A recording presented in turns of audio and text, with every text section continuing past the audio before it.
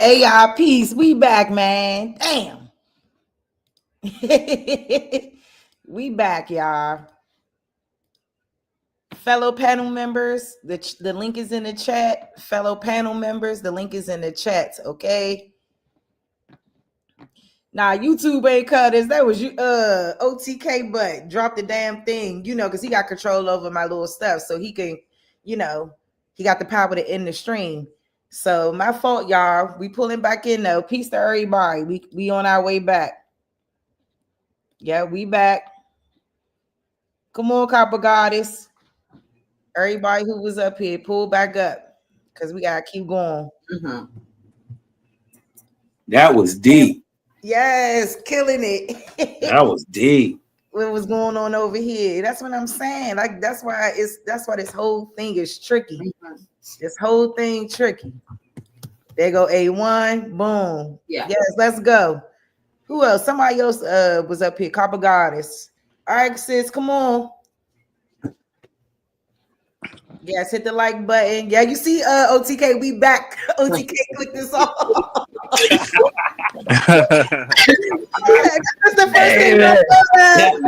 Hey, I was going to grab the damn remote, man. I thought, if so, I have to click on the post a comment when I go to type, or I have to when I click myself on mute.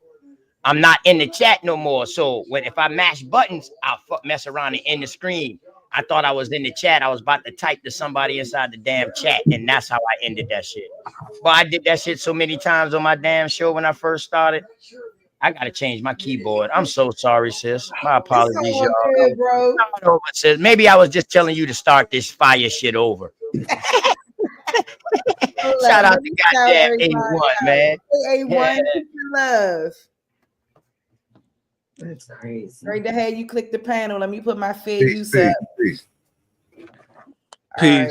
Yes, come on back, everybody. Come back, y'all. Tell them come on back too. Hit the like button on the way in. Like, share, subscribe. We got A1, the God of the gods up here on this grand Sunday. All right, hey, Rob, Weezy, what it do, boy? it's Rod Will, and I just want Copper Goddess. Come on, sis. Peace to God. Man, peace to the God. Look, and I gotta say man, peace to God. Shit. That's a beautiful mulatto sister y'all got on the screen right there. Beautiful blonde mulatto. Seriously. Here you go. Nah, memory. Hey, real. She perpetrating fraud. No. You say you want to say something, A1, real quick? Yeah, you got your man back at that mulatto man. But peace to the out South. I just want to look. I ain't really got a lot of time. I just wanted to say one thing, and I'm out. But I'm gonna be listening. You going in and out a little bit, A1. Mic check. You going in and out, hey, we. That's them tunnels. That's them tunnels when you driving through them tunnels on that road, boy. That Jersey Turnpike. You mean New Jonesy? New Jonesy. Jonesy. So this is proof of what Cosmon been saying the whole time. You can turn a black man into a white man in one generation. I think it took 3 for her, but I get your point. I told y'all it came out of the albino. No. Try to tell you. Her mama was a white girl. That's why you didn't know. That's why you didn't know. They was already white. Still buffering on my end. Okay, you back now, A1. You back now, A1. Go out and come back in. Now we can hear you good. Go ahead. No. I know he said it was buffering on his end. Oh, okay. Well, if he will do whatever's at your discretion, A1. We go out and come back in. But we heard you. This beautiful footage, please. This shit Yeah, hard. shout out to the chat. Hey, y'all. Yeah, pull back up, everybody. Peace to the family. Peace to all the tribes. Peace to everybody, man. Peace to your lineage. Peace to knowing who you are. And peace to standing on it. When it's all said. Like no matter how people may look at it or whatever, Share this. you know, we're here to clear up misconceptions. But that colorism bill, this colorism bill, that's what this is about. Because a lot of that stuff is going to come out because I think a lot of us don't realize how we look at each other and how we judge one another and Right. what we judge each other based on. Right. We can't, we just can't do that. Let me hold No, on. there's a lot of people going to get deported for fraud. Yeah, they over here perpetrating a fraud. Hey, Hawkeye, peace and love. I'm about to get the boys up out of here on January 6th. All right, now we got A1 back in the joint. Mic check A1. If you want to go ahead before we play the video, I mean, I'm sure you saw a little bit of it, but we want to, get it back going for everybody that's just coming back in. But of course, I want you to speak and have the floor. Yeah, peace. Can y'all hear me? Crystal clear. Oh, all right, okay, because it was buffering when I was on the first time. I think I just closed a couple of things out on my end. But I got to spin real quick. I just want to say one thing, man. Shout out to all the guys, all the goddesses. Shout out to the Aborigines, North, South, Central, and the conjoining islands, man. And I definitely, like I said, to keep this mission going, we always need people to join into this fight. Because this ain't just about no personal YouTube shit, or about no views or no subscribers. This shit is about this about a disservice that been done to our people and how our people been classified as African and all these other terminologies that pretty much keep us in confusion, right? I like to shout out to you brothers and sisters that's continuing this fight. I don't have it every day to come up here and do a build. You know what I'm saying? I'm real selective when I do builds because I don't have the time to really do builds, but I'm definitely glad that you brothers and sisters are continuing to fight. And I definitely tip my hat, and I definitely appreciate y'all for coming out here and taking your time to do this. You know what I'm saying? So definitely, like I said, peace to guys, peace to the goddesses, right? With that being said, just on our end, right? I think that we always need to be on the same page when it comes to a lot of this shit, right? Because this thing right here is about us getting back into our original status, right? Do you guys agree? You guys and you girls, you agree with that? Yeah. Yes, sir. Okay. So this ain't about For sure. This ain't about no personal YouTube accomplishments or to say, oh, I'm getting this many views. This is about a disservice that's been done to our people. And until we all get back to where we originally was, then a lot of this shit don't really mean nothing. You know what I'm saying? That's why we put the information out here, and that's why we try to convince our people that we're not Africans, we're not fucking slaves. You know what I'm saying? We are the American Aborigines. And when I say Aborigine, I only mean first from time of existence. So whatever terminology that goes under Aborigine, that's all good. You know what I'm saying? That's all cool. So, like I said, as far as the status, as far as you pretty much telling these people who you are, because remember, these people are our trustees and our servants. The government is our servants. The government are not no fucking celebrities or people we put on a high pedestal. These people supposed to be carrying out what we tell them to do. We're like the ventriloquists, right? And and the government is our puppets. So as far as our situation and how we've been falsely classified, we supposed to be making declarations, and declarations is not begging them, asking them, can we be part of none of these nations? Because even our whole history has been convoluted with this fucking fake ass tribal shit. Niggas running around here with feathers and all this shit. Man, we've been past that for millenniums. We weren't running around here with no feathers and all this shit that they show us for millenniums. That all that shit is ancient history. The new history is what the world is doing today, wearing clothes and looking civilized. You understand what I'm saying? And they got us thinking that, okay, well, when we address our people, some of the Native American culture is our shit, which none of that shit is ours. You know what I'm saying? Our people are the leader in technical advancements. We are the gods and the goddesses that created all this shit. The buildings, the bricks, limestone, whatever other type of brick matter that we use, you know, and all of that, and all of the other technology that comes along with it, lights and all that. So I always, my thing is, you know, going into every year is for everybody to try to get in their status, whether or not you don't know what nation that you belong to, right? The fact that you did your genealogy and the fact that you proved that your people been here from before the 1800s, and if you can go back further than that, then that's all cool.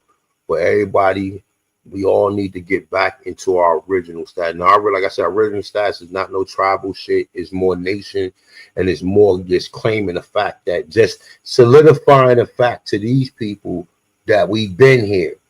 And we ain't no Africans, and we ain't no slaves, and you motherfuckers is occupying our land. And we not asking y'all to give us nothing. We telling y'all what we deserve and what y'all need to start the wheels turning for us to get back to who we were. So peace to the guys, man. Peace to guys. So I just wanted to come up here and say that or whatever. And shout out to everybody in the chat room or whatever. And definitely, like I said, I tip my hat to brothers and sisters that continue this movement and continue to do what they're doing, man. So definitely peace to y'all. Peace. Thank you, A1. Appreciate you, A1. Appreciate you, dog. I'm one of the ones that really appreciate you, dog. Appreciate you. Who's that? Who's that saying? Hey, I'm gonna tell y'all something crazy, right? My sister texted me and said, "Hey, call K Glover L. Tell K Glover L come up." K Glover L was already on the stage. Right. I like that. What's up, K Glover? Can I say something to my sister K Glover L? Because I sent you an email when Brother Richard made his transition. I didn't get a chance to talk to you. I'm sorry for your loss. Definitely sorry. I'm deeply sorry for your loss. Like I said, the time that I knew my brother Richard Bay, he always been a stand-up guy. He always came with love and light. You know what I'm saying? And I understand that there's a lot of brothers and sisters, you know what I'm saying, in this community, you know, because their lack of information on the Morris terminology, that it caused a lot of confusion, and it also caused a lot of contentions among us as Aboriginal people. You know what I'm saying? So I definitely want to tell I'm sorry for your loss. I don't know if you got my email, but I emailed you. Hello? Mic check.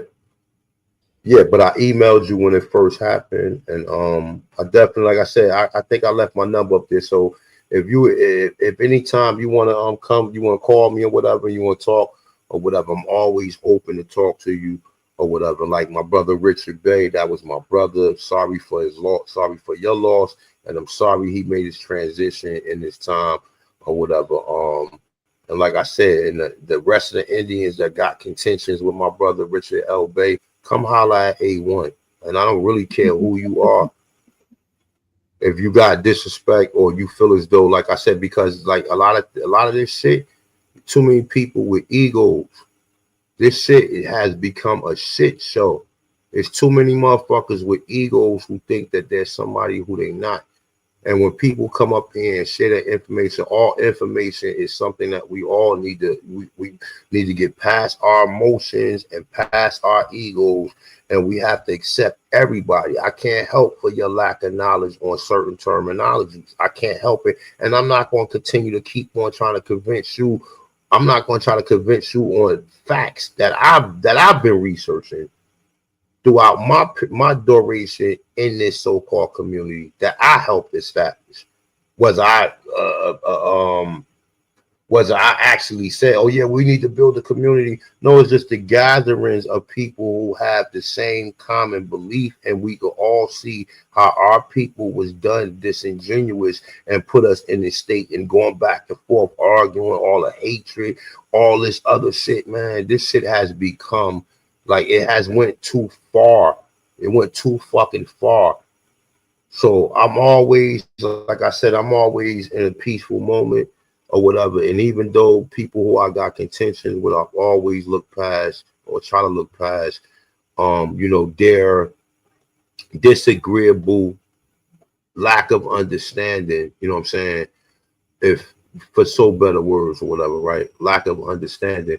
But like I said, at the end of the day, this shit ain't about the sharing of information and awakening the people up and giving the people confidence that we are Aboriginal. A lot of people don't have confidence because they see these mongoloids and they see that even the stories, the Cherokee had slaves. The Cherokee are us. So how the fuck they had slaves? What slaves they had? Oh, they had white slaves. The Chickasaw had slaves. Oh, well, the Chickasaw is us. Well, what slaves they had? Oh, they had white slaves too. You understand what I'm saying? So it's like when you really get to an understanding, and even amongst a lot of our people, we have all of these bullshit contention points among our own people. Everybody want to be an Indian, but nobody wants to be a fucking chief. I mean, everybody want to be a chief, but nobody want to be an Indian. Too many people put themselves in these high pedestals for nothing. I did this shit for the people. I felt as though, even with the information and our people being regarded as Africans, I seen that we wasn't Africans. So I did my part in this shit to wake people up so people can have the confidence to claim who the fuck they are. So, you know what I'm saying? A lot of this nonsense back and forth or whatever, this shit got to go away, man. So, I'm definitely glad y'all up here building. And like I said, and all the brothers and sisters that have these rational bills that's waking the people up. Shout out to everybody, man. So with that being said, man, I'm about to mute up though, but I will be listening, man. Peace of God, peace of Aborigines, North, South, Central, and the conjoining islands, man. Peace. Peace, A1, peace, gratitude. peace. Yes. Go ahead. Peace to Auntie God. Definitely, A1. I put my number in the back chat as well. So you can grab my number, you can call me. But thank you for that. I'm just getting out of teaching a Sunday school class, and I saw my niece Sharice on, so I said, let me jump on the panel and just build and listen to the discussion. But thank you, all of y'all. A shout out to Copper Goddess, Nate in the chat. But honest to each and every one of you all who have shared your condolences, who's been just holding me up in your love and light, in your prayers, your meditations. It is not it's not an easy situation. And everybody know, my husband was always about bringing people together, bringing peace amongst the people. A1, he always called you the professor. He would say the professor on now. Everybody, it's time to learn. But yeah, definitely shout out to all of y'all. I'm just getting in and listening to the bill. But honors OTK. I was like, dang, I need to see if OTK is going to be doing a live stream today. And here it is. Sharice is already on here on the live stream. So yeah, you fell asleep the other.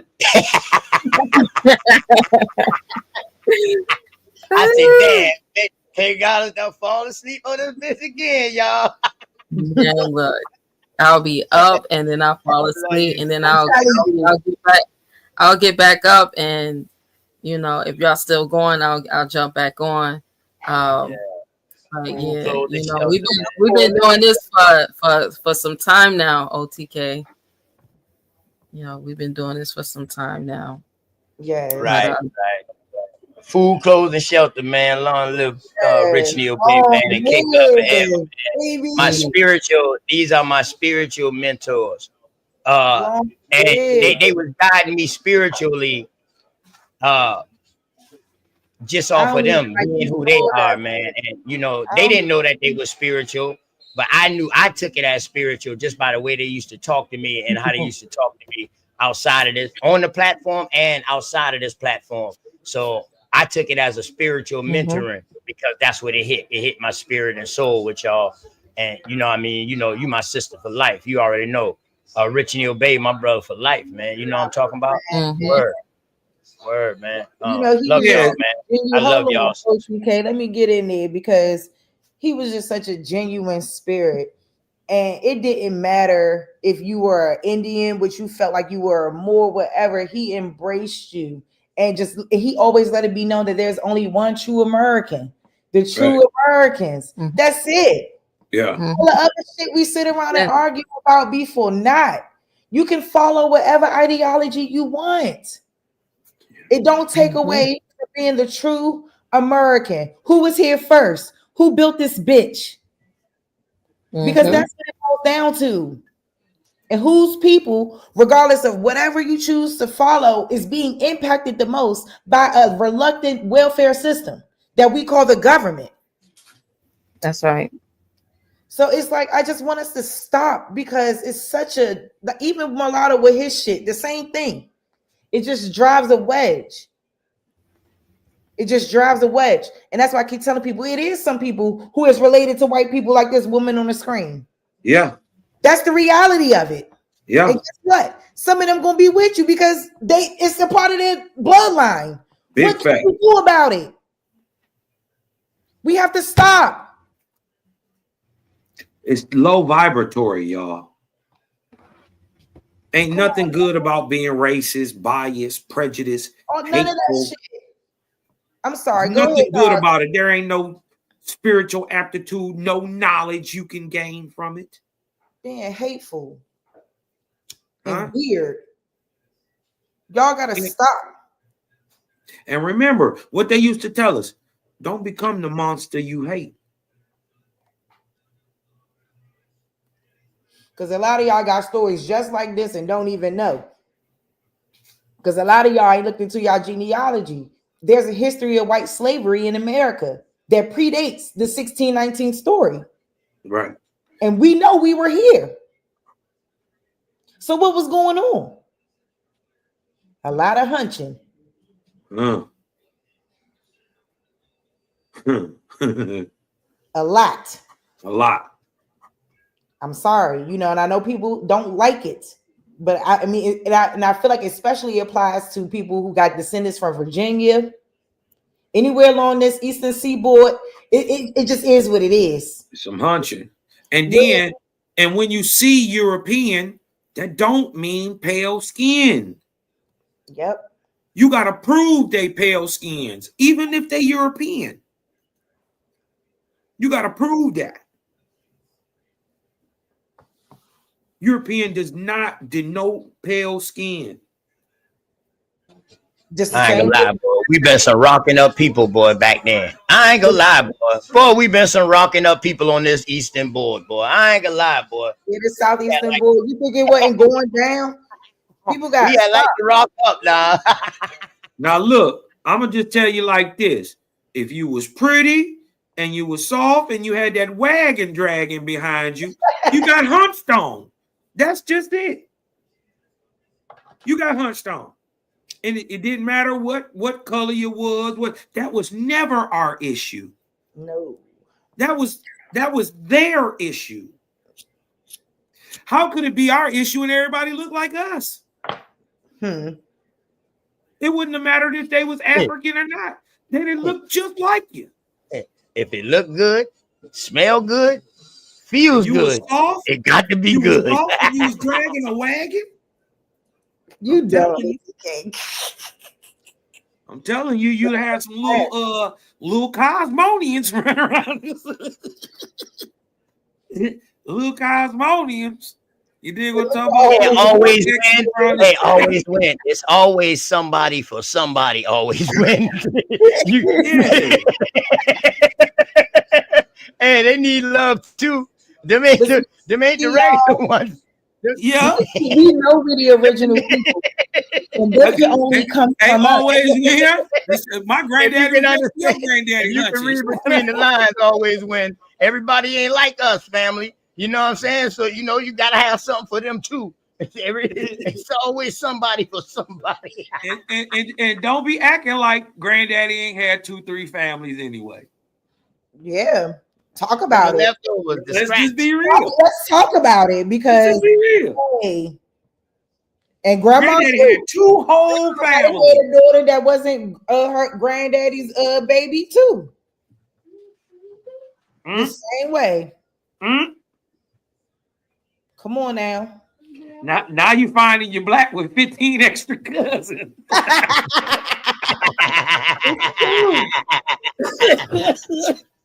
Look, I know it to be true in Virginia, man. I know it to be true.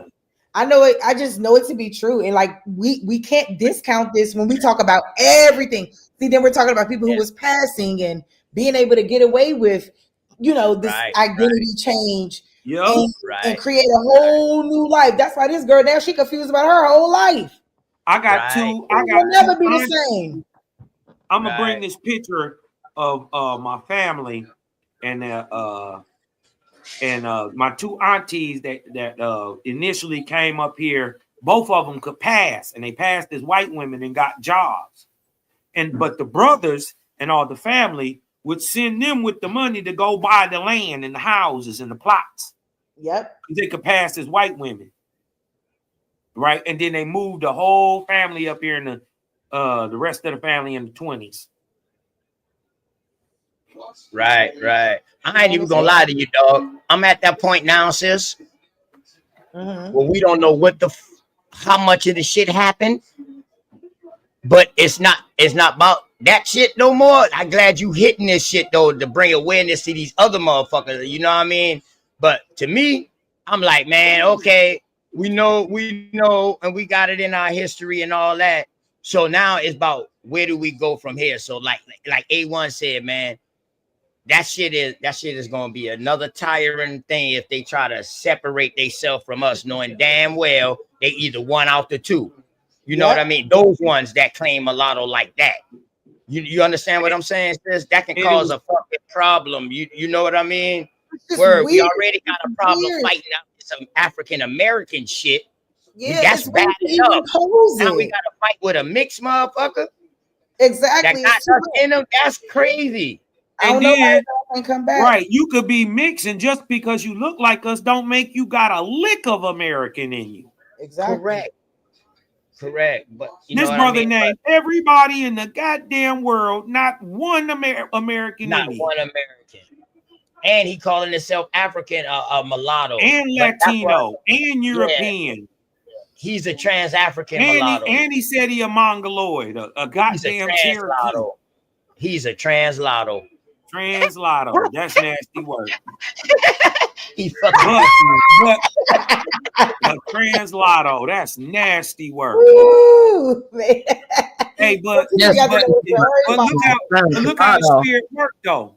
But look how the spirit worked though. Because the sister put the thing up on colorism. The first one coming up here trying to preach and teach and tell us we wrong is the nigga who's suffering from colorism.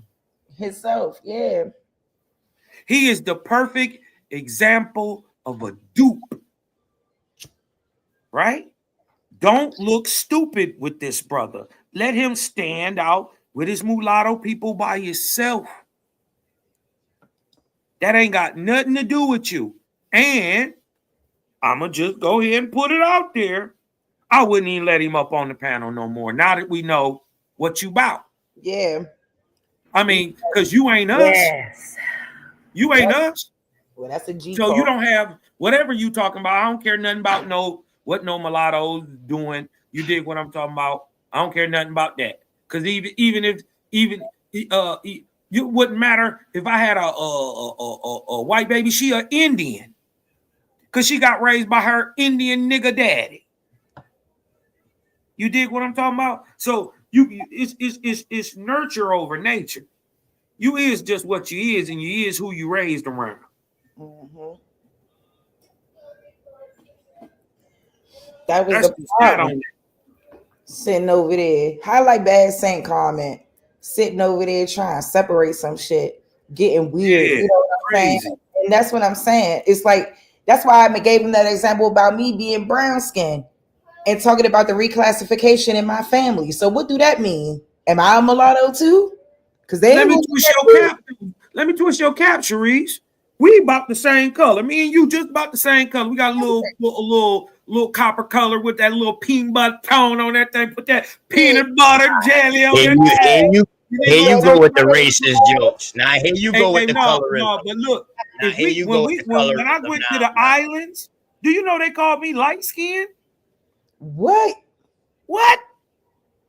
They was saying, but you're light skinned. No, nigga, you just a little more melanated, but nigga, I'm not, because where I'm from, they call me dark. Mm-hmm. They call me dark. Hey, I listen, go let me down ask there by y'all a some people question that though. got even more melanin than the richer tone of melanin than me. They calling me light skinned. Man. Hey, Cosmon, you be up on that science shit. So, you know, when I want to get on that science shit, I come to you and I talk to you about it. You know what I mean? Because you well studied in a lot of fields. You know what I mean? So check this out, my brother. Let me ask you this. If your people's been here since the beginning of time, now I'm talking about us, since the beginning of time. Hey. Oh, go ahead, Brother sis. Go ahead, sis. up. Go ahead. Peace and blessings to everyone. Yeah. I did share this too. Hey, Cos, y'all make sure y'all share this to y'all community page too. Yeah, that's how people be finding you know what I mean, can find sis too. I can't share. So, I got that strike. I can't go live. I can't share. No, you going live. Oh, you can put it on your community tab. No, you can't. On your No, I community can't. wall. They Right. won't let me do shit, bro. Hey, Smoke Signal, you about to find out who the white broad is on the screen. Smoke Signal, this gonna fuck you up. You know you like me some white girl smoke. Yeah. Hey, but check it out though, Cos. So check it, right? So I'm just saying. if we goddamn American Indian from beginning to the time that they come. Now we talk about fucking hundreds and hundreds, thousands, you know, years of nothing but American Indian. Right. Now this one motherfucking European come and breed with one of us. Now they are mulatto? No. I don't even think because that's only one out of four sides. You feel me? So okay, now let's go in the science way, right? We going the science route with this as far as numbers. Yeah. All right. So ain't no way that one time breeding in there with any other thing in your bloodline that shit is gonna wipe out all of that American Indian off of one breed. That's impossible. It might deal with the characteristics, the phenotype. That might change, but the bloodline, that shit don't. No, man. Ain't no way, man. Ain't no way my family could be goddamn American Indian all they goddamn years, and then all of a sudden the European come here in the fucking 1600s and have a kid, and now they fucking mulatto. Like that European blood just take over the goddamn American Indian blood. No, that motherfucker still would be considered American Indian, correct? Yeah, by percentages, the blood is dominant. Correct? The blood is dominant, period. Oh man. The blood is dominant, period. It shows in the skin, it shows in the epigenetics, it shows in the phenotype. Correct. So now if that mulatto goes right back into another full-blood American Indian, what would that next baby be then? It's in there. Oh, okay. So how many generations of breeding or inbreeding or constantly mulatto breeding would you have to do to now be a mulatto? All the way, you would have to mix out for probably a century. Constantly mixing, but mixing in the same bloodlines.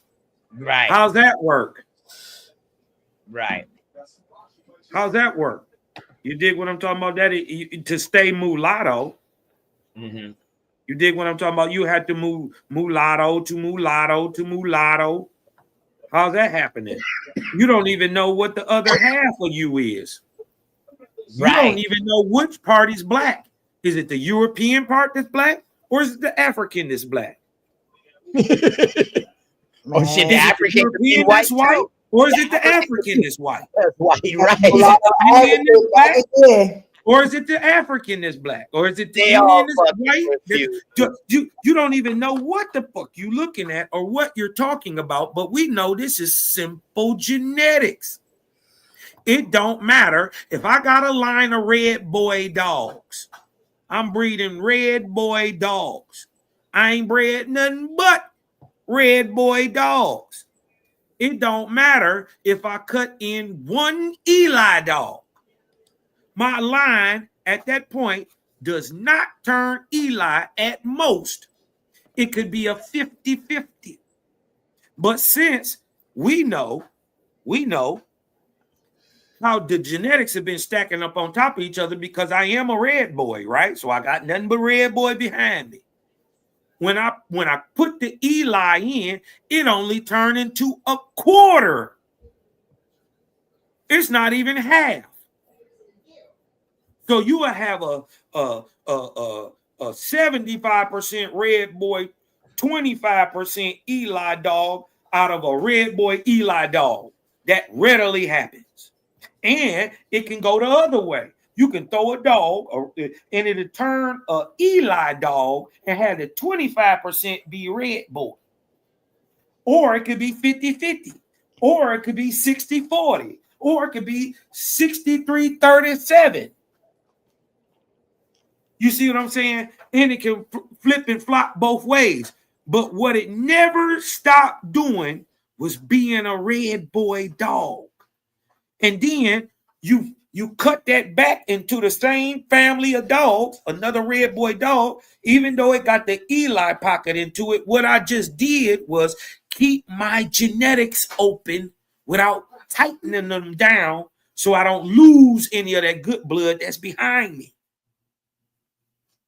Y'all got to get past this. The simple fact is you can only breed with a white person or an African or an Asian because they're humans just like you.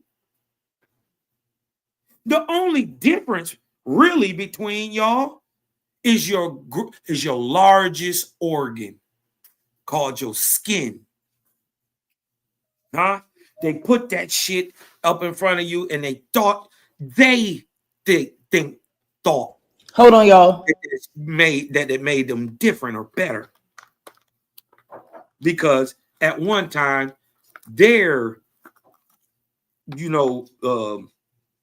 skin tone was tied with mediocrity, slave ship, barbarism, heathenistic practices. You dig what I'm talking about? So, when you don't have a history and you see the greatest people in the world and you living right next to them, you dig what I'm talking about? It's only so long that you're going to keep knocking on the door and they ain't letting you in.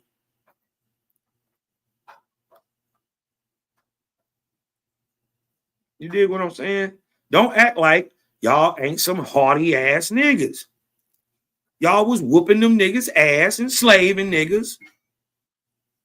Right?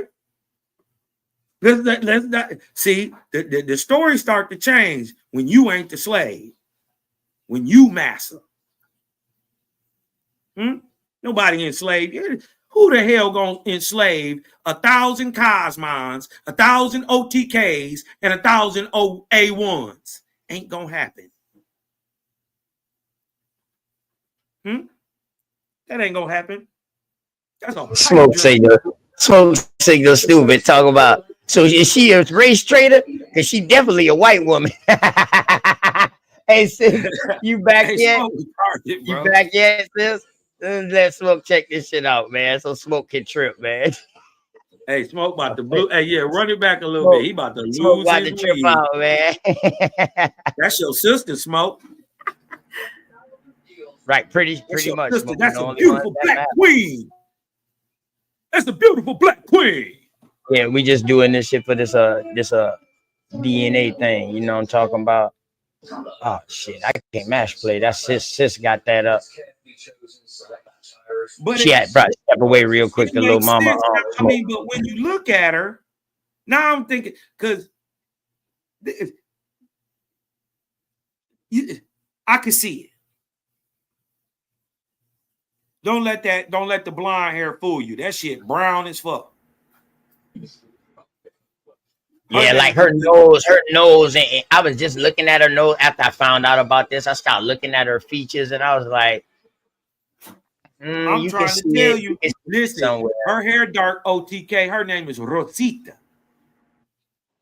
That's a beautiful mulatto woman right there. Really, I'm curious to see what she got to say. I want to hear her talk. I thought he wasn't allowed up here anymore.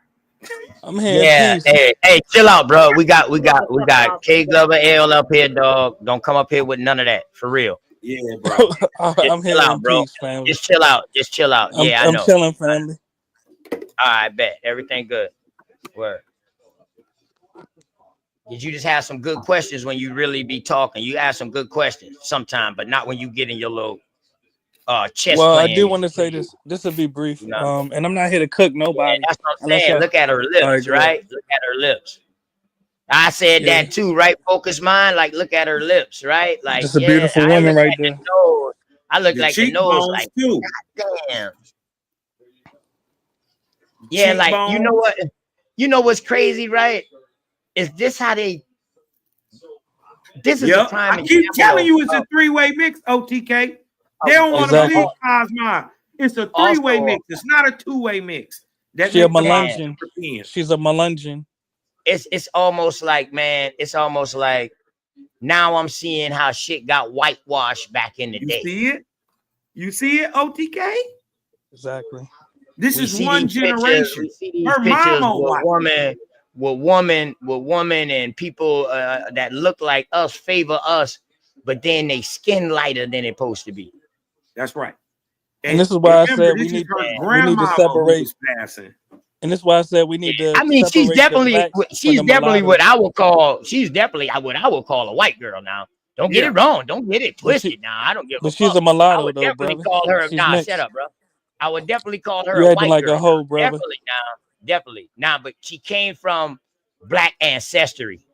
Clearly, brother. That means she's not white. She came from American Indian ancestry or black ancestry. I don't know. Clearly. Or African ancestry or something in her family. I don't know for sure. I haven't seen all the stories yet of it. Yeah. I missed it. Well, just mute up and just let's press play. I wait for sis to come up. Why don't you tell me mute up, nigga? You pay just anything? Mute up, brother. Respectfully. You shut the hell. Do you pay anything? Put you in the respectfully, brother. I mean, we put you in the back, boy. You respect me, nigga. I'm your daddy. Checkmate. My father mulatto. You mulatto, right? You mulatto, my right? father mulatto. Checkmate. I'm the American Indian. That's your daddy. And my father's mulatto. Checkmate. Yeah. I'm your daddy. Got you there. Got you there. I'm your daddy's daddy, boy. I'm the future of your family. Checkmate. I'm the future of your family. Checkmate. Granddaddy, boy. You my old bastard child that your I threw out. grandkids gonna be mulattoes. You my old bastard be mulattoes, brother. I threw out because I didn't bring back with my American. Yeah, your grandkids gonna be mulattoes. Threw your ass out, nigga. Now you coming back. God damn it, you just like your goddamn daddy. What do you mean? Your grandkids gonna look like the woman on the screen. Checkmate. What is he talking about? Checkmate. Your grandkids gonna look like the woman on the screen. Checkmate. Checkmate. Let's talk about it. Your grandkids gonna look like the woman on the screen. Checkmate. She came from a black granddaddy. Checkmate. Look at the woman on the screen. Not she my came from a black granddaddy. Checkmate. She came from a white granddaddy. I don't know. That's OTK granddaddy. That's his grandchild. Checkmate. No. That's OTK granddaughter. Hey, listen. Checkmate. And I told you not to come up here and try to make no rabbit ass scene with all that chest. Y'all sent shots at me first, bro. I'm here. Respect my female elder up there, K Glover L. I'm here in peace. You don't want to talk regular, Talk regular. Stop talking. I'm here with the regular. Y'all took shots at me. You can't handle the clapback. Hey, just why y'all can't handle the clapback though? He not even for the people. He's not for the people. I'm here for the people, family. And actually, I really just let you up. I really just let you up because Sister Sharice not up here, and I wanted me and Cosmon to beat up on you for a I know you're getting cooked right now. It backfired on you. You're getting cooked. What y'all know how to cook with? What y'all cook with? You getting y'all put on the cook with? grill right now. You're an What Aboriginal did y'all- shish kebab. What grill? You're an Aboriginal shish grill? kebab. When Checkmate. did y'all learn how to cook? When did y'all learn how to cook y'all food? When our ancestors taught us, checkmate. How? What was that? All What right, we food had. did y'all cook? What food All right, did let's y'all talk cook? about it. We made Don't you name no cornbread. American Indian We shit. made Bullshit. macaroni We didn't and make no cheese. cornbread. We made Macaroni and jambalaya. cheese. Spanish I'm people naming all do the not make mulatto food. cornbread. Africans I'm do naming all the not mulatto make signal. food. cornbread. Smoke Latinos signal. do not make I'm naming cornbread. all the Mulatto- mulatto food. No, Mulatto, nigga. mulatto is I'm a naming all race the. step. Hey, he's a race stealer. He's Yeah, an man. identity You theft. The definition you're for that is a pretendian. pretending. That's the definition for that. Yeah. A race That's jumper, why them a mulattoes need to go handle race their own shifter. business. That is the real pretendian. Somebody pretending to be something that they ain't. Yeah, man. This Y'all, hey, motherfucker look, say tell the him to go get some mulattoes business. came up Tell him with to go find some macaroni. mulattoes children to play with. God damn. Got my cousin back here laughing like a motherfucker, boy, when he hear that shit. Like, what? Because he always talking that mulatto shit. Ain't no mulattoes. Let's just get that understood. There is no such thing as a mulatto. Let's get that understood. That is a pseudo racist scientific term and is outdated and even not even used today. So for a child like this boy who was born in the 2000s, y'all gonna take advice from a child born in the 2000s? He was in elementary school in the 2000s. Y'all gonna take advice from this nigga about who you are? Then learning our information. Talk about macaroni. That motherfucker knew he hear that shit from somebody around here. Ain't nobody And I in tell here y'all, made no these macaroni. niggas be taking our info and be going back inside their community. Like, yeah, look what this mulattoes did. Yeah. Hey, if you a mulatto like you is, if you a translotto, hey, listen, if you a translotto like you say you is, how many generations your family intermix? You can't even read. I'm a multi-generational mulatto, bro. No, you a translotto. You're a transsexual. Checkmate. You're a transsexual. Translotto. You think that you're a transsexual. Checkmate. You think that supposed But to hurt let me answer your question though. Let me you answer think your that supposed question. to hurt? Translotto. You proud to be gay? That's Is that what it is? You proud to be a tranny? Translotto is nasty work. All right, but my family for at least 3 generations, all of my grandparents is mulatto. Both my parents is mulattoes. All 4 of my grandparents is mulattoes. All 8 of my great grandparents is mulattoos. But So the you white right now? So is you white right now? No, I'm a mulatto right now. Checkmate. No. Turn your camera on. No. My bad, Like y'all. My you, grandmother had to hit me up, man. My sis bad. back. What up, grandma? much love, sis. Much love to you, Sister Sharice. Hey, listen. So that's inbreeding. Yo, mama. So and is your dad family mulatto. inbreeding because they black and black Your and black? granddaddy and your grandmama mulatto. Your great grandmama and great grandmama mulatto. Mm-hmm. Thank you. That's another way of answering my question. How much incest family been So is your family inbred because they all black? Check. Bad. Is your family all? Is your family inbred because they all black? How you know my family all black? Checkmate. My family ain't black. My family American Indian. Crazy. So they're inbred. Checkmate. If they all American Aboriginal, are they inbred? Do you know how much other American Indian? No, it's called line bread. We're not inbred. We're line bread. I got you there, brother. Hey, don't you know? Don't you know that South Carolina? I got you there. You don't know the difference between line bread and inbred. And then after you say this, can I address the host? Listen, man. Listen. All right, go ahead, King. Don't you know that South Carolina, when it was first seen, had the most of the American Indian chieftains, different tribes, or whatever? No.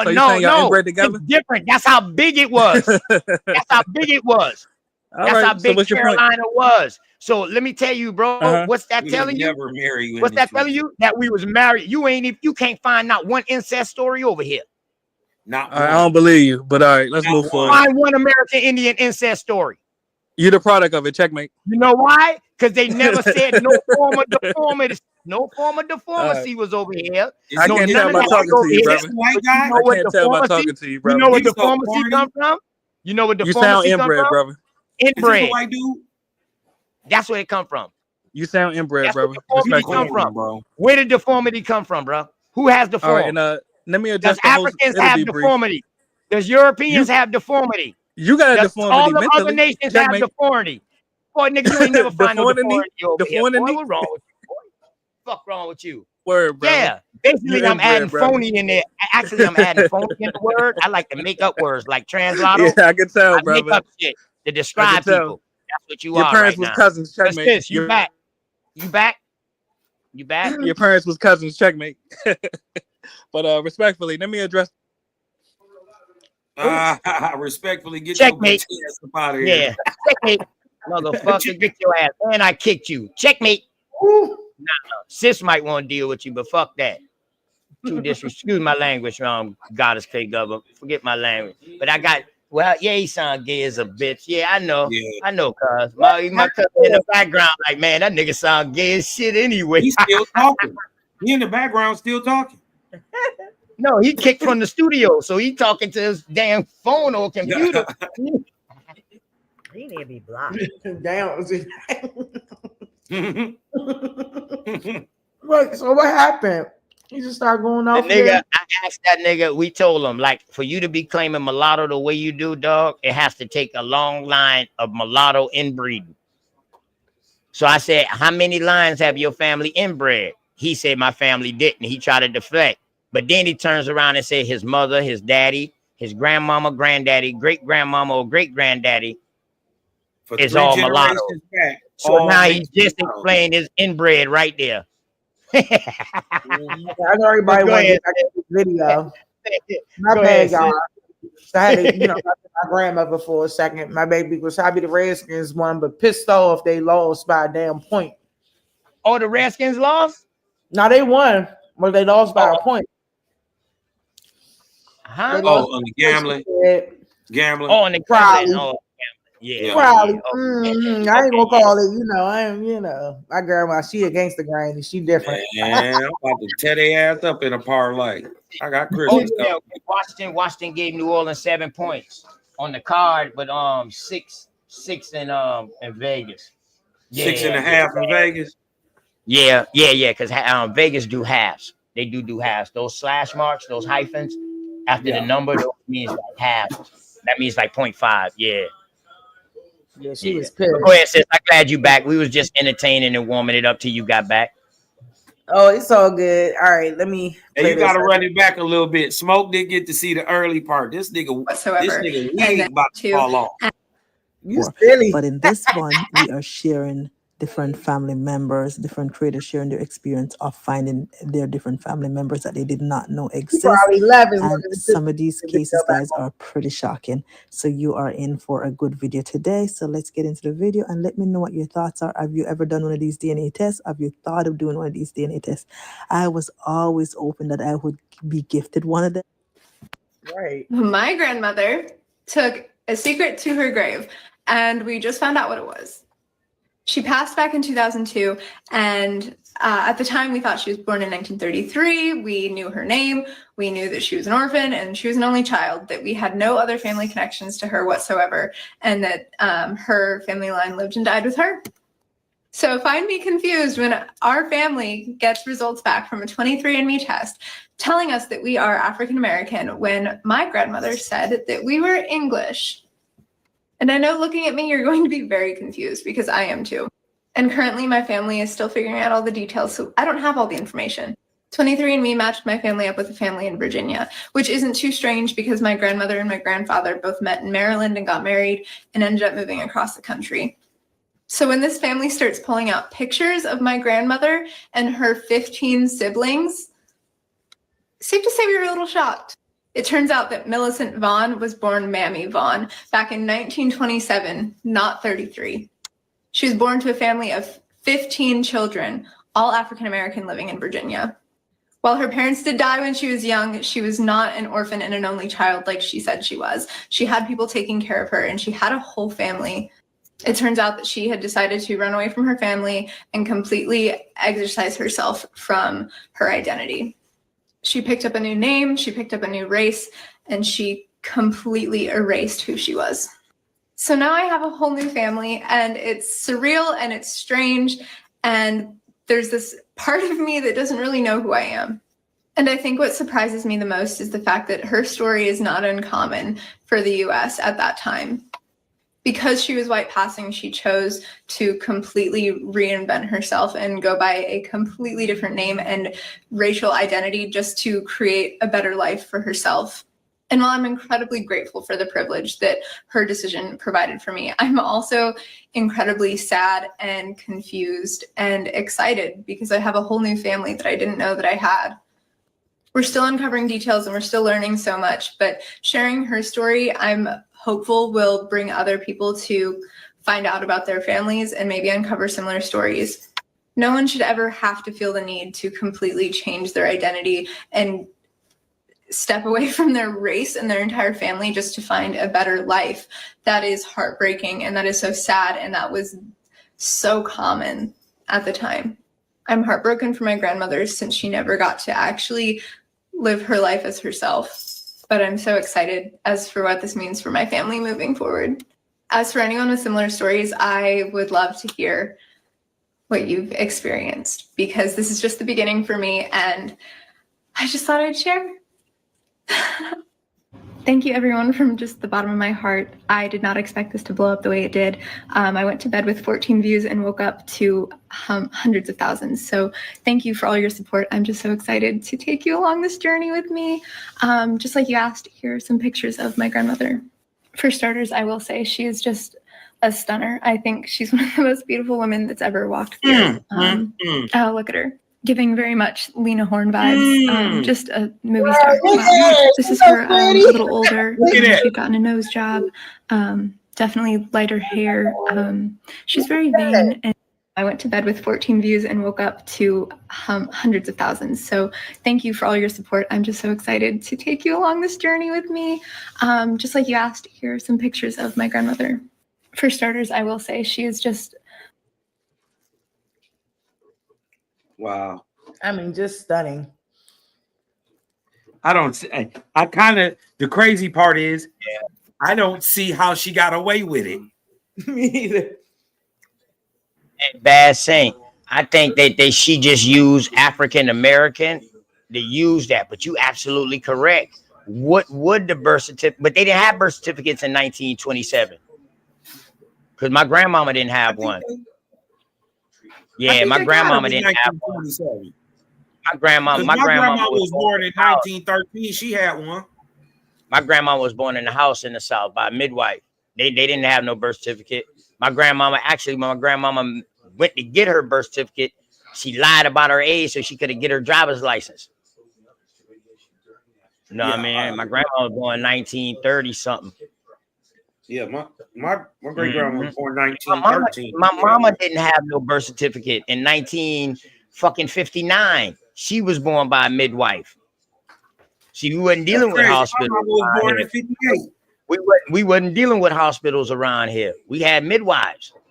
We had, you know what I mean? We had that around here, dog. That's why I said, dog, this is a self-sustained fucking community environment. For real. We had literally everything right here, dog. Rice fields on every road, big ass rice gardens. You know what I'm saying?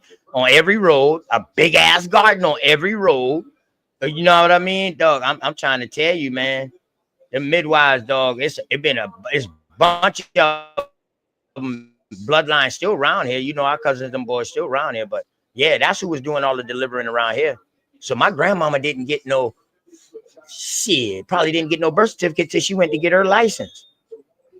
So you figure 18. So you talk about like 1940 something, probably. Yup, like 1940 something, I think.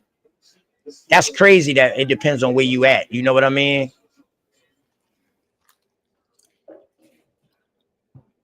Yeah. I'm looking at your sister. They had, listen, they just wanted these people to pass. Hey, listen. I wonder who was the American Indian. Was it her mother or her father? Ain't no telling. That's where I was like, whoa, what if she went back? I wonder how far she went back from there. It's one of the two. Siblings is crazy. 15 siblings. That's her grandmother. This is her grandmother. So her grandmother had babies with a white man and produced her mama. That's her mama's mama.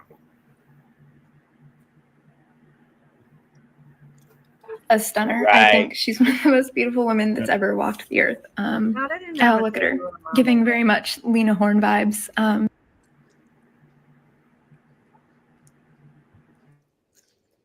What She y'all look think? like she could be Sicilian.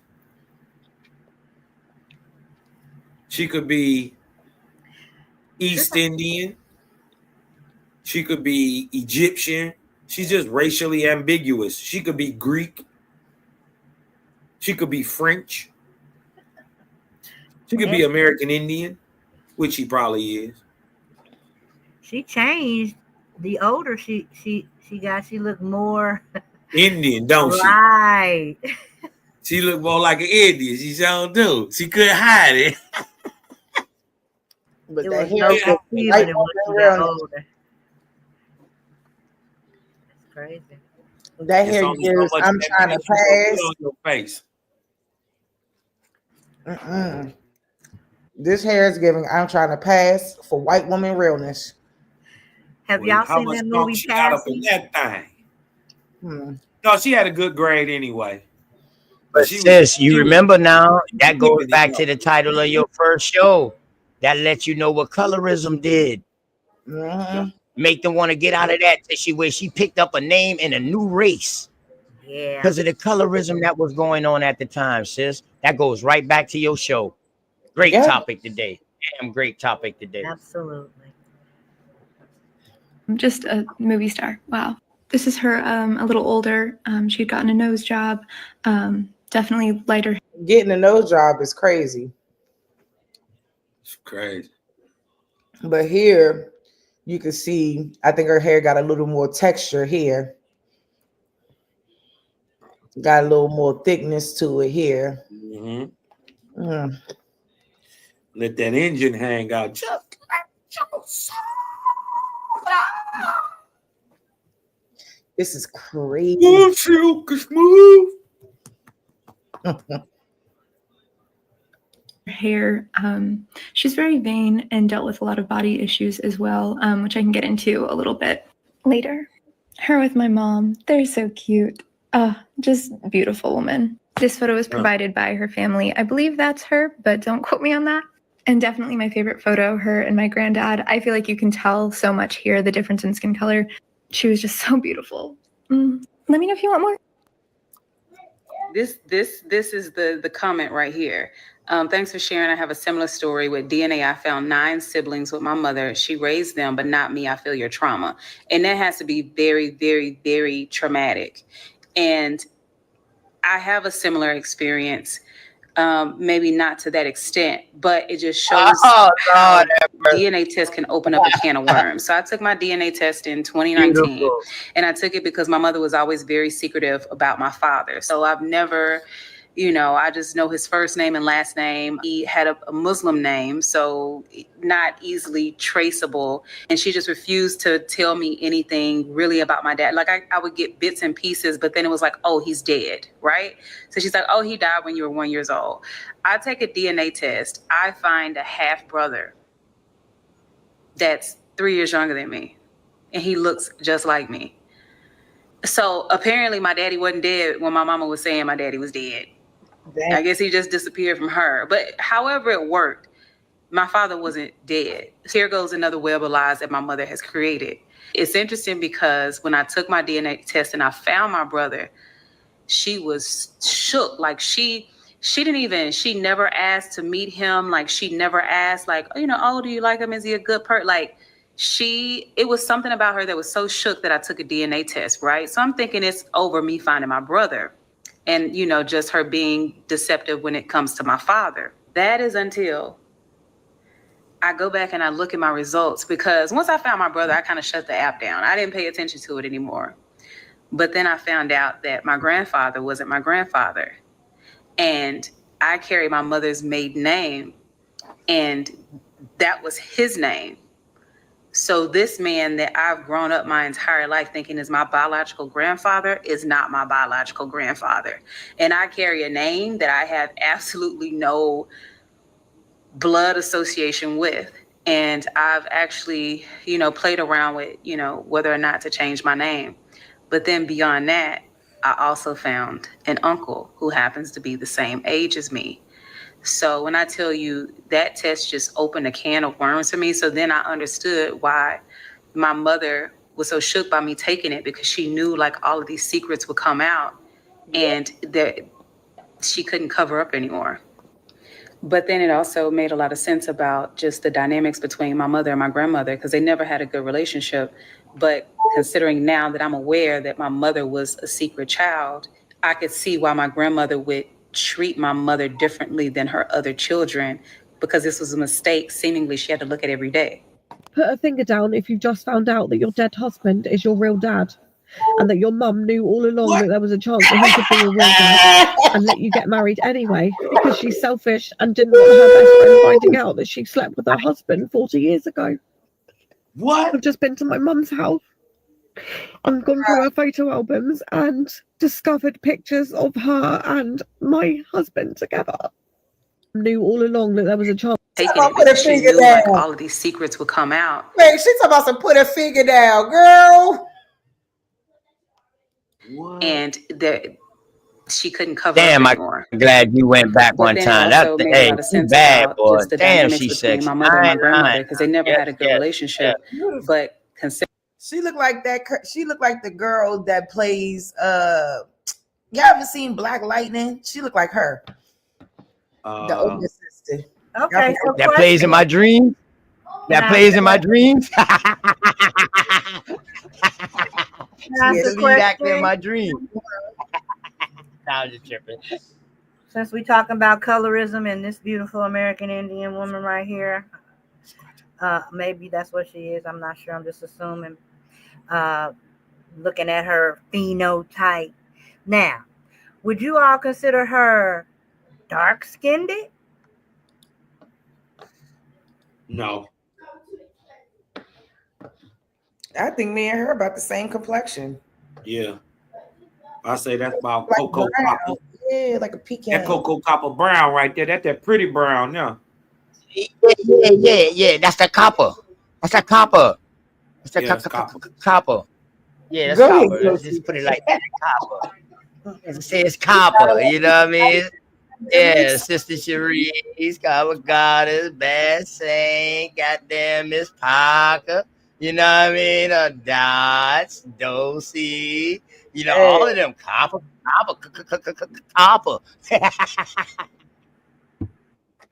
But that's how this stuff be happening too. That's why when you take that DNA test, beyond trying to find people in quote Africa, you be opening up a can of worms to some other BS. You like, God damn, family drama, secrets coming out. They finding out they got a whole white family. I mean, a whole nother side of family that's black. Shoot, this is some crazy stuff. Aware that my mother was a secret child, I could see why my grandmother would treat my mother differently than her other children, because this was a mistake seemingly she had to look at every day.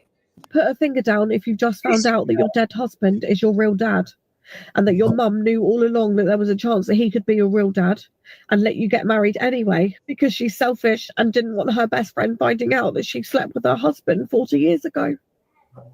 I've just been to my mum's house and gone through her photo albums and discovered pictures of her and my husband together. Intimate photos. It's pathetic.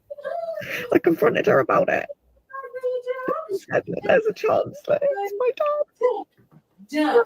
She didn't want to tell me. She just thought I would never ever find out, and she let me get married to him. Girl. Hell no. Sorry. It's been a lot. Now the only way I'll ever find out the truth is if I dig up my husband's dead body to get like DNA test results. Oh my God. I'm gonna have a panic attack. I'm so confused right now. I got my 23andMe results. Hold up. It is so off to Hold what up. I thought. First of all, Like you see weird ass. the Wait a total minute. difference Her between husband the was first her white daddy. girl and her was her Her fucking daddy. husband was Sis her is daddy. crazy. Sis be finding the Bruh. crazy shit. Shout out to sis. Sis Her be going off husband was her the daddy, boy. and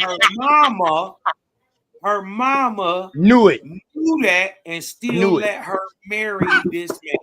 But if she knew, that didn't mean that he knew too. He was gonna go get married to her and knowing he was with the mother at some point. Do they got kids? Right. She the kid. She the kid. No, do they got kids? Other kids, I don't know. With I mean, mama. with Oh, his you talking daughter. about the daddy? You talking about the daddy and the daughter? You talking about the daddy and the daughter? Yeah. Oh, I don't know. Do they got kids, sis, too? Oh God, I hope not. He didn't mention Oh that. Lord. The daddy and the daughter. But look They at the difference, though. But listen, though. Look at the difference between her and the other white girl. Yeah, the makeup might be different, but just look at the phenotype. Like, her mama would do some shit like that. Her mama might have been incest. And her daddy. Yeah, that's weird. Go ahead, sis. This shit is crazy as shit. That's diabolical. Like the boy said, that's diabolical. Crazy work. Yeah, it That's is. crazy. I never heard that. I'm so confused right now. I got my 23andMe results. It is so off to what I thought. I told my mom, like, let's both do it. She insisted not to because it's a scam or whatever she said. I still got it. She got mad at me because I did it, but these are my results. That shit was telling me a bunch of stuff about like Filipino and it's a scam or whatever she said. Move it all I still fast. got it. She got mad at me because I did it, but these are my results. So y'all see his results. Filipino, Chinese, South, East, Southern Chinese, Taiwanese, Southern Chinese. He fully Asian. So let's and then shit. Shit. That nigga Yeah. fully Asian. Hey, sis. You know what's also crazy, right? She say she seen her daddy and her mom in a picture 40 years ago. What the fuck you? What? So he watched you for 40 years? Just think about. I'm just saying now. What you doing bumping into the same man 40 years later? Wait a minute, though. But this crazy. is a Filipino, Right, Southern Taiwanese, Southern Chinese looking like his name is Dwayne Jenkins. He about to get into it. Oh, he about to get into it. Shit was telling me a bunch of stuff about like Filipino and other countries, but my family's Mexican. Like on the results, nothing says Mexico or nothing like that. Like my grandma, all of them are like Mexicans. Y'all not Mexicans. Yo. So that's what but see, people was getting mad at me when I said that they was offsprings of Spaniards, and I was saying that. I said and those Portuguese people mixed and all that. I'm not lying. Yo, they Southeast Asians, man. Yeah. So what's happening, Cosmo? Is this the result of the Pacific trade, and then they got pushed down into Mexico, and they thinking that they originally from Mexico? I think they came over here looking like that. Damn, that's crazy. I think they came over here looking like that and mixed with different Aboriginals and Africans and Europeans and all that. But they was looking just like bro is right from Southeast Asia. He look Filipino to me. That nigga Mexican. Hey, Hans. Hey, orderly. Right. Orderly, Hans. Right. She knows the Indians. Right. She knows the Indians. Correct. Yeah. That is definitely baby joking. Okay, stop. No more like doors. Paco, ese. No, Leroy, I'm bilingual. It's a difference. Baby, what's it called? I was scared of him. What you call him? Like F's. Like, Scared of that nigga. He did not want Correct. no Mestizos. yeah. Look, mestizo, straight Hola, from ¿cómo South, está East. usted, That's how he señor? found his family, though. That's how he found his family. That's Juan. Oh yeah, Juan said the same thing. Yup, the Pacific slaves. Right, Yep. right. Because The we know that they Chinos. came into California. They was bringing them into California and parts of Mexico.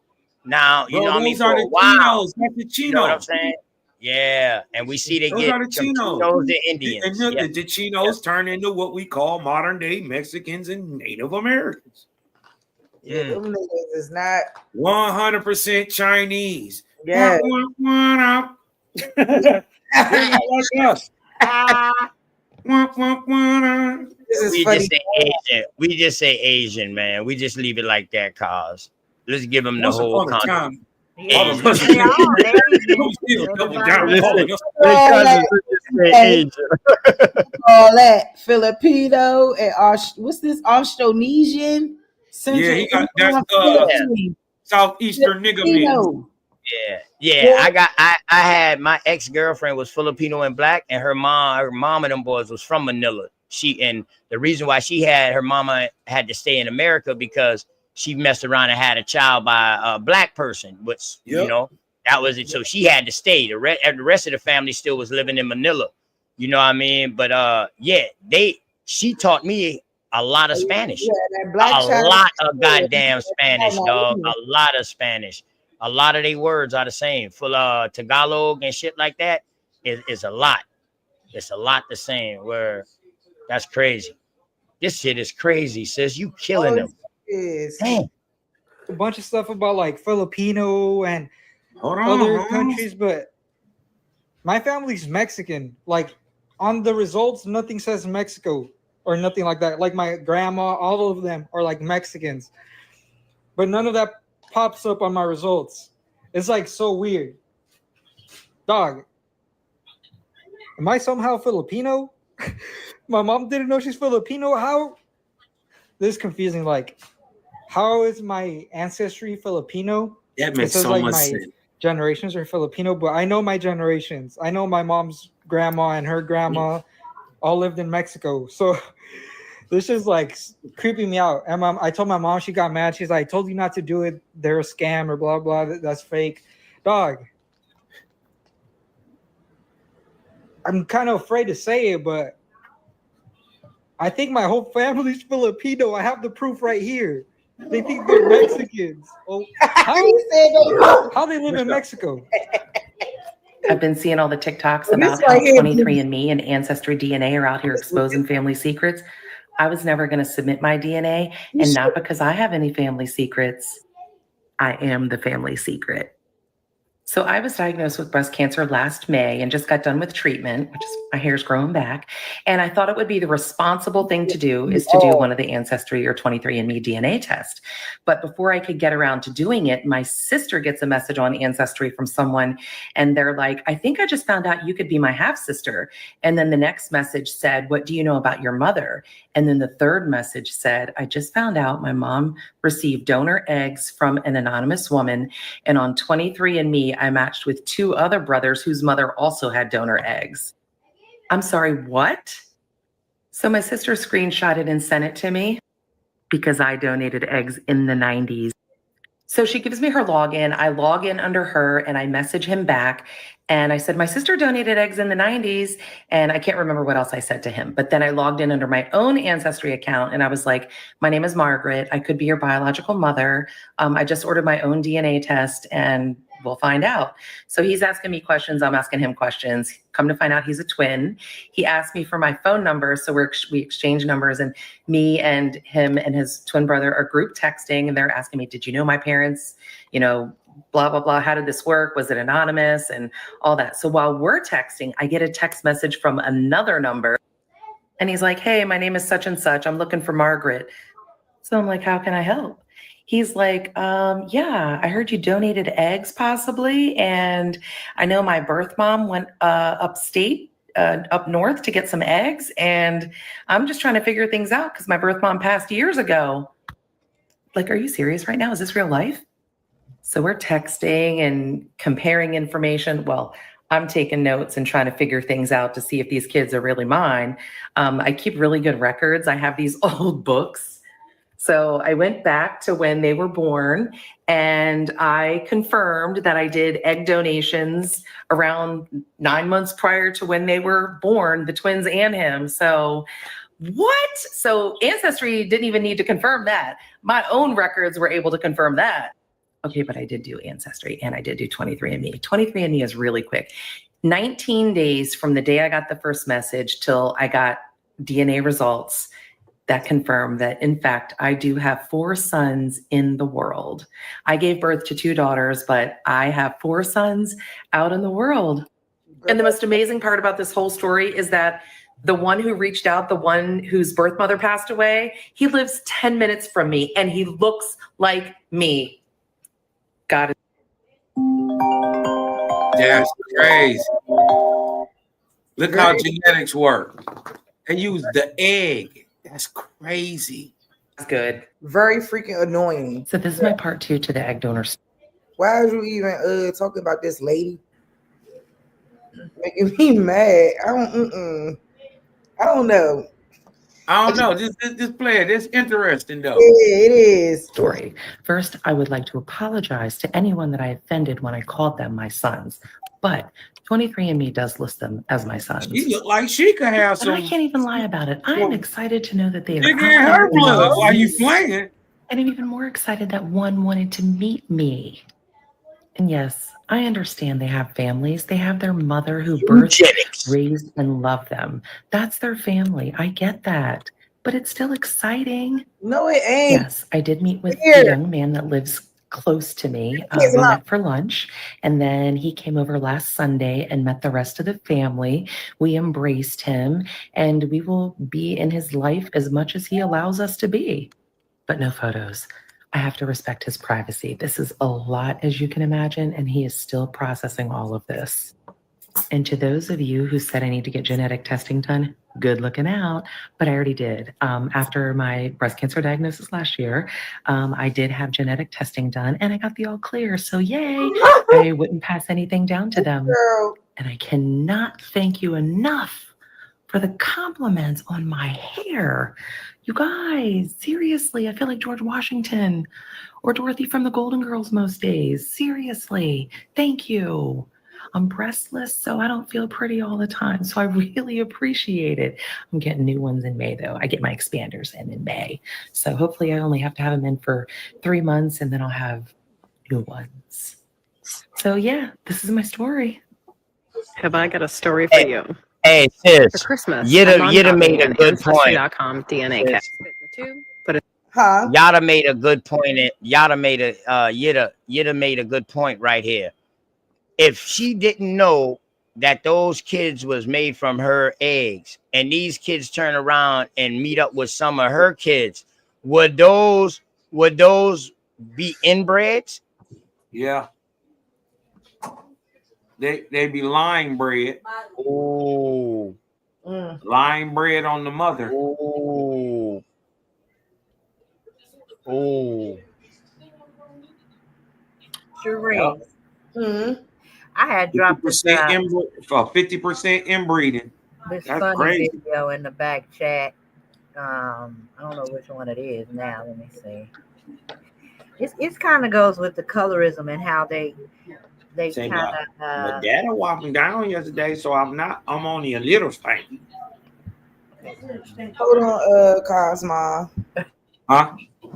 Go ahead, Goddess. What you say? Which one? The each one teach one? Who is each one teach one, boo? where? I don't see that. I do. This is the video you shared in the back, right? Hold up. Let me just show it real quick. Well, one of them is about that lady I was telling y'all about. That was the woman that was in the UNIA that Marcus Garvey had assassinated. Oh yeah. Oh, And you the found other it. video is about the topic, but it's a little humor from, we all grew up with Dr. Seuss, so it kind of That's the last one on that genealogy stuff. Cause that's fire. I like the genealogy stuff. Yeah, that's fire. Okay, sis, this is from earlier, sis Sharice. I think you had stepped out for a minute. We was talking about Garvey, them boys and stuff. That's why she went and found it. Good. Yeah, that's Rob Bourne. Rob Bourne from New York. But yeah, she was just letting you know she got it queued up in the back. You know what I mean? Yeah. But go ahead. And Yeah, I the got it queued up on the other one is funny, and it really has something to do. In my eye, I kind of put it in a perspective of colorism and how we got tricked into, you know, stepping on those who weren't, you know, you lighter, you darker type of thing. So you less than, you see. But let's finish some of this up and we can move right to that. Dang. In the box, mailed it off, and a month later, I got my results today. I immediately had to call my mom because the results that I got were kind of shocking. We ended up solving 2 mysteries and uncovering a third.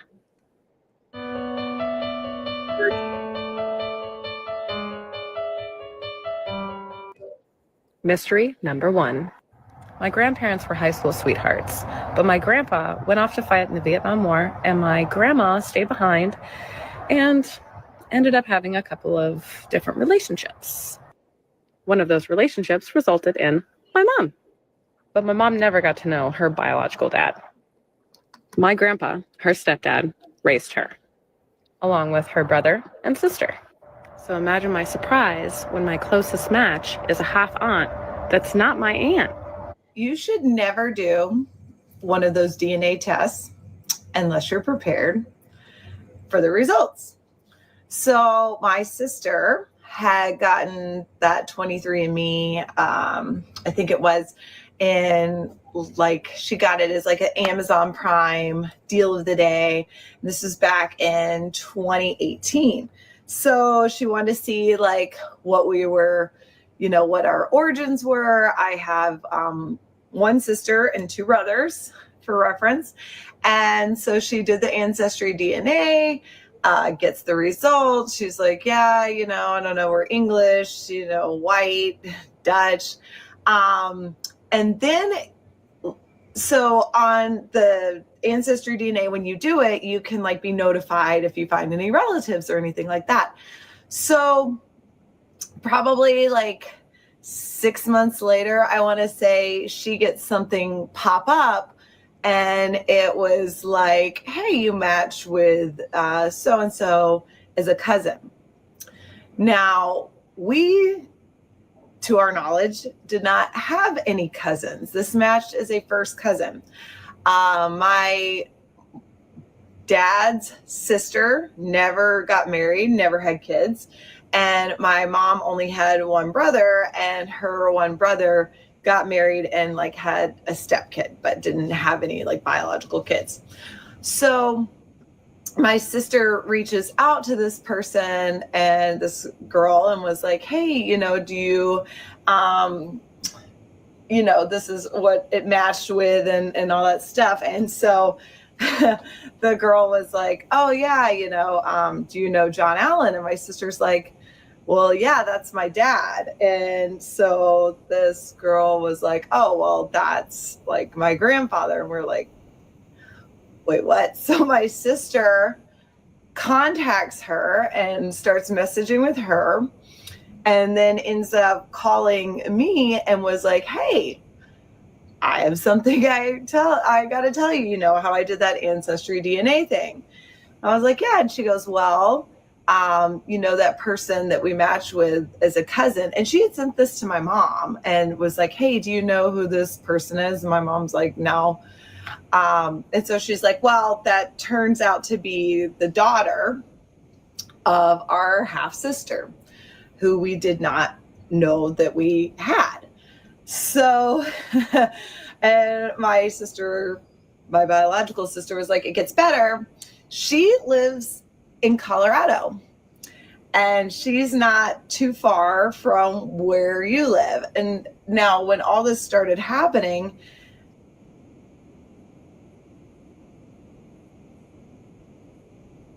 my sister was like, do you want me to like put you in touch? You know, is that going to be awkward? And I was like, no, you know, I'd love to like talk with her, meet with her, So she sent me her information, I think on Facebook or something like that. So we message each other. My sister put us in touch. So we message each other and we come up with a time. Well, we were like getting ready to move. So there was like one day and just a small window of time that was going to work for us. So we decide to meet up at a Starbucks. And prior to this meetup, I'm like, okay, so what should I bring photos of my dad? Like, had she met him? And we found out she was older than us. And we're like, you know, like she was apparently given up for adoption. Like, had she even met my dad? Did she know who he was and all this stuff? So I'm trying to like look for photos of my dad from when he was younger to take to her and, you know, and all this stuff.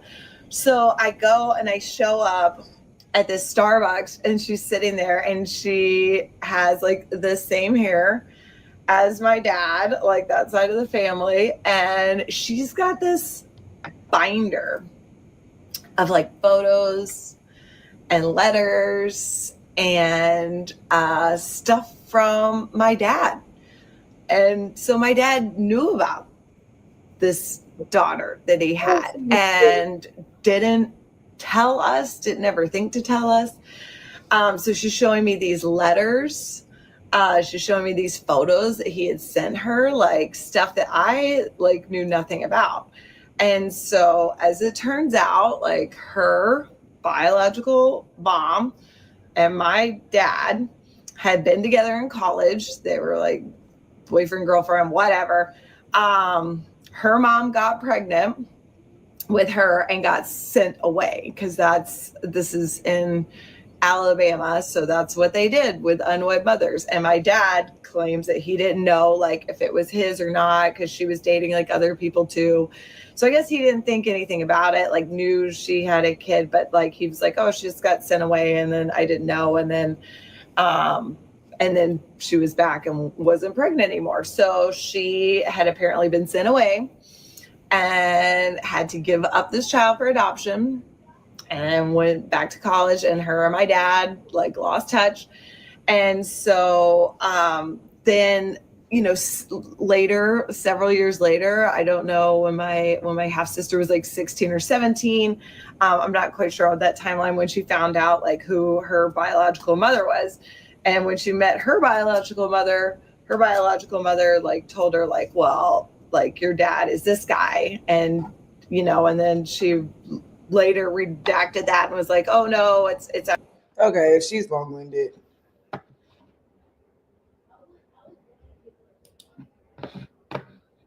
For anyone. I'm actually kind of nervous to talk about this. Like I'm literally shaking. So I don't know if I'm going to end up posting this. I'm recording this on Thanksgiving. So we'll just see what happens. But back in 2020, I was given a Christmas gift. So this would actually be Christmas of 2019. I was given this gift. It was a 23andMe kit. Why am I so nervous? And after you send in your spit, it creates an account for you, and then it starts telling you about your ancestry, and then it'll also connect you to anyone that you might share DNA with. So you have to actually toggle that option, or at the time you did, I don't know if it's still the same now, but you had to toggle that option to agree to connect you with people who shared your DNA. So right off the bat, it showed me a bunch of names I didn't recognize, but it was all like you share 0.07% or whatever. You know, it was all fractions of a percent. I didn't recognize the names, but I wasn't really surprised by that. So anyway, I send in my tube, I get my results back. I don't recognize many of the names, whatever. I just go on with my life. And then like 6 months later that summer, I got an email from 23andMe saying, we've found new relatives, new DNA relatives. And it also says that I had a message, like an unread message through the website, 23andMe. So I open it up and it says, if you'd like, it's from somebody named Christy that I didn't recognize, but it says, if you want to know more about your genetic relationship to me, my phone number is this and my email is this. And I look and I'm like, what is our genetic relationship? So I go and I look at the family tree, and the top three are names that I don't recognize. One is Christy, one's Nicole, one's John, all different last names and all different locations. But next to their names, it says half brother, half sister, half sister. And I'm like, what the heck is going on? And in my naive mind, like my brain, I'm a smart person, but in my brain, I was like, well, maybe we just share a common type of DNA. Like, you guys, I have a true crime podcast. I talk about DNA all the time. Like, I knew better. It just, in my mind, I think I was just not wanting to accept what they were trying to tell me. So I tell my husband, like, hey, I just got this message from this person saying that we share the same father. And it's showing up that, like, the three of us all share the same father. And I didn't know what any of it meant. So my husband, being the skeptical, was like, it's probably a scam. This is what people do to scam people. But in my mind, I was like, I don't think you can scam though, because you actually have to send in your DNA to even create an account and to even connect with people. So it's not like they could just find me through the website. They had to have DNA to do it. So just for some context, my mom passed away in 2014, and I'm pretty open about this, but she struggled heavily with addiction. And like, I come from a really good family. Like, it was, very hard for our family to go through, but she passed away in 2014. So it's not like I could really ask her what happened. And I didn't think I should ask my family yet, because I was like, what if they don't even know what I'm talking about? And so I wanted to find out more information before I really ran with it. However, I will say that my brother and I, we were 12 months apart and look nothing alike. And we would always joke that he got like the genes in my family, and that I was maybe the product of the mailman. Like, we literally made these jokes because my parents both had blue eyes when I was growing up. I clearly have brown, and I have a dimple on my cheek, and no one else has a dimple on their cheek in my family. But my mom's best friend was shot and killed before I was born. She was a police officer. It was really tragic, but I was named after her, and she had blonde hair, brown eyes, and a dimple on one cheek. So I always just thought, oh, maybe I just look like my namesake. And that's just kind of how I went through life. Like, I never questioned it. I just thought it was kind of like a miracle from God, because I look like my namesake, and that's it. So I reach out to Christy, and I'm like trying to get some more information, and they were all kind of shocked also, because what I found out was that Christy, John, and Nicole are all siblings with the same parents. But they knew that their dad was kind of a player growing up, and that there was a chance that if they did one of these 23andMe things, they might find like a half sibling they didn't know about. So, we're on the phone, and she's like, have you ever questioned your genetic relationship? Like, have you ever known that your biological dad was someone different? Like, is this new information? And I was like, yeah, it's pretty new information. And so I told her, though, that, growing up, we did always kind of wonder why I had brown eyes and a dimple when no one else in my family did. I just never thought to look into it more. And I really should have known. Like, looking back, I'm like, I probably should have been a little smarter about that. But anyway, I told her that, I don't look like my parents because I have brown eyes and a big dimple on my left cheek. And she said, our dad is known for his brown eyes and his big dimple on his left cheek. And one of the biggest mind fucks was when she said that they looked me up on Facebook before they even reached out to me. And when they came across my profile, which there are multiple profiles with my name across the country naturally, and they saw my picture and they were like, that's her. She has the last name Jeans. And when they said that to me, I was just kind of blown away by that, because to think that someone was looking me up and they knew that this was going on before I even knew what was going on is really eerie. Then they send me pictures of my biological father, and I look exactly like him. I'm too shaky for this. Be right back. Jump scare. I went ahead and dried my hair, but we're gonna go ahead and straighten it. So anyway, I left off where I look exactly like my biological dad, and then I had to think about what to do with that, all of this information. I literally joined genealogy groups on Facebook just to have people confirm that this was true, because I just was in such denial about it. And then when I finally did come to terms with the fact that this is true, I found out too that my biological father had passed away. So now both of my biological parents are gone, but I didn't know about it until after they were already gone. So I'll never know exactly what happened. I can only assume. But my mom had her own struggles, and it sounds like this guy was a little bit of a playboy. So I think I can safely assume what I am the product of, which is probably a one-night stand. I've never actually used this comb thing. We're gonna see how it goes. But anyway, I then had to decide what to do with this information. Do I tell my family? Do I tell my dad? the dad that raised me, like, how is he going to react? Does he already know? What if he already knows and was keeping this a secret because of the damage it could have done? Like, all of these thoughts going through my head, right? So I finally made the decision to go ahead and tell him, and he took it very well. You have to understand, this is a man who raised me as his own since the day I was born, never knowing any different, never second guessing why I didn't really look like him, nothing. Paid for my college. I mean, like, this man raised me. And then to find out after his ex-wife has passed that she cheated on him during their marriage, I'm sure had to be incredibly painful. And so, I'm trying to decide if I tell him that. And I ultimately did, because I felt like he deserved to know. And his reaction was so sweet. He just wanted to know if I still loved him. And I was like, of course I love you. You're my dad. I'm not going to cry. Another thing that was really hard to cope with was that my half-sibling's biological mom was pretty upset to find out about me, and without knowing anything about me, just was upset that I even existed, because I was further proof of what her husband did to her when they were together. And so that was a really hard thing to cope with also, that, I'm the product of two people's very bad decision, thoughtless, selfish decision. And like, I'm a walking, breathing reminder of that. And so that was like a really hard thing to cope with. So anyway, that is my spiel on why you should not be. So what y'all think? Oh my God. Ooh. Sound like 23. Yeah, messy. A lot of things been going on, right? Is the new Maury. Yes. Yeah, letting all them skeletons out the closet. Ooh. In your closet. That's all it's doing. And the hinges coming up off that motherfucker. Spilling all the family tea. That's what I'm like, that's kind of bad for. I was like, dang, that's sad. Yeah, it is. And then how she affecting someone else's family, because the lady, she got to keep reliving it now because her husband wasn't shit. Mm-hmm. Girl, that's bad work right there. It is. Woo. That's what I said. That shouldn't connected nobody to Africa. It's connecting people to drama. All this good over them skeletons. That's it. It is.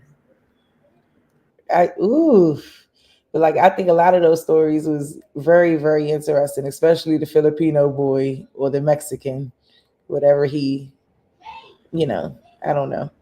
But I thought that was crazy. Yeah, that probably got a bunch of Mexicans doing it and not talking now. Hell no.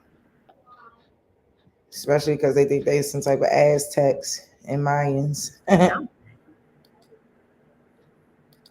All right. Hold on. I think I have yours on the screen. Did you have a timestamp that you wanted to go to? I didn't. But you don't have to play it. Oh, okay. I was just sharing it because it is long. And it, if the family wants to look at it, they can. I just found it interesting that maybe I could just like give you a briefing on what her actual story is, though, because I did see her on Wikipedia. Mm-hmm. So let's go there. Let's see.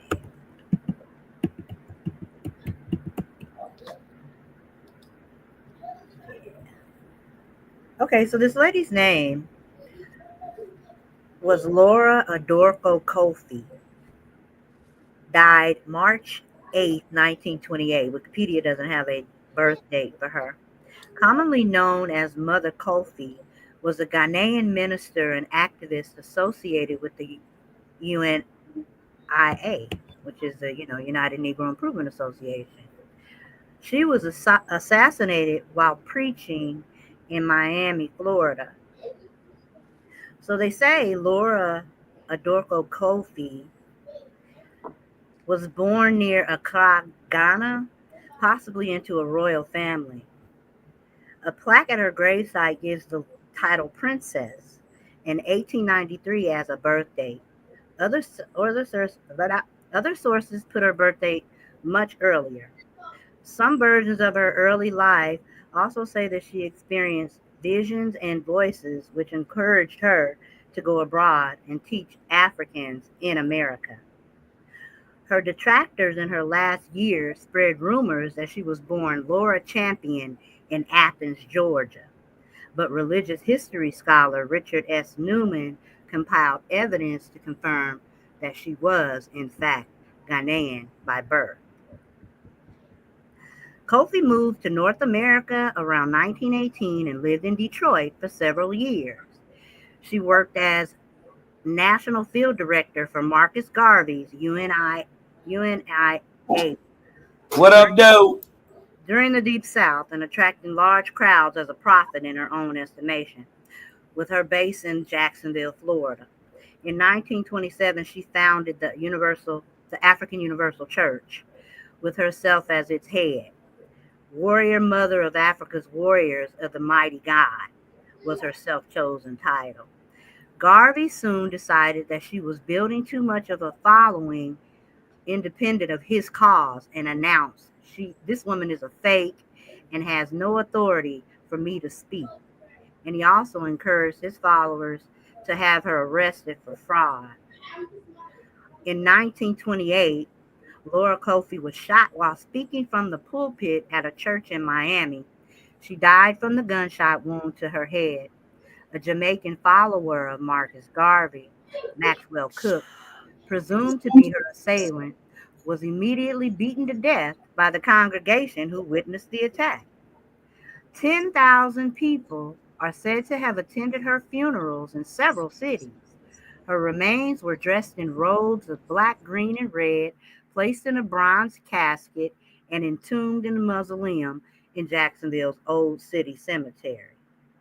So I don't know if you all have ever heard of her story, but I found it interesting that Marcus Garvey had a woman on his panel that was representing him, and then all of a sudden he wanted to diminish her character and defame her, and what her mission was. So that video really gets into what she was doing and some of the things she was teaching people here when she supposedly came across the country, across the waters.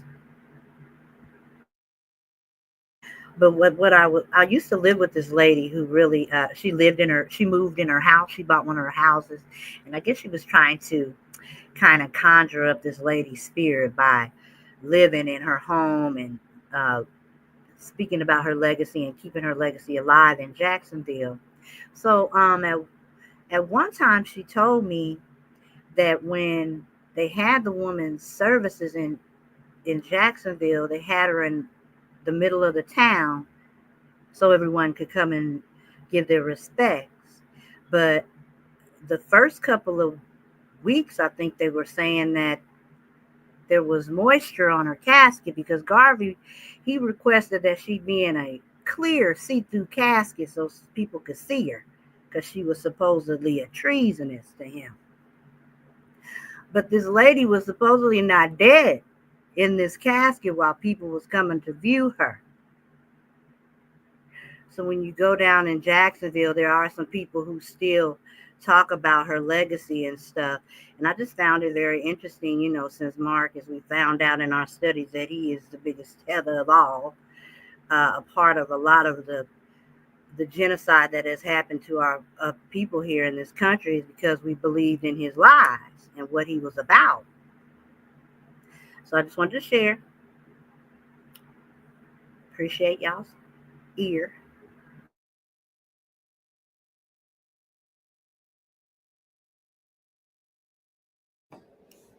Yes. So what's this about? That was dope. They say you learn something new every day. I didn't know that. I love it. I love to learn something new every day. It's absolutely good. Well, this is kind of in the colorism category.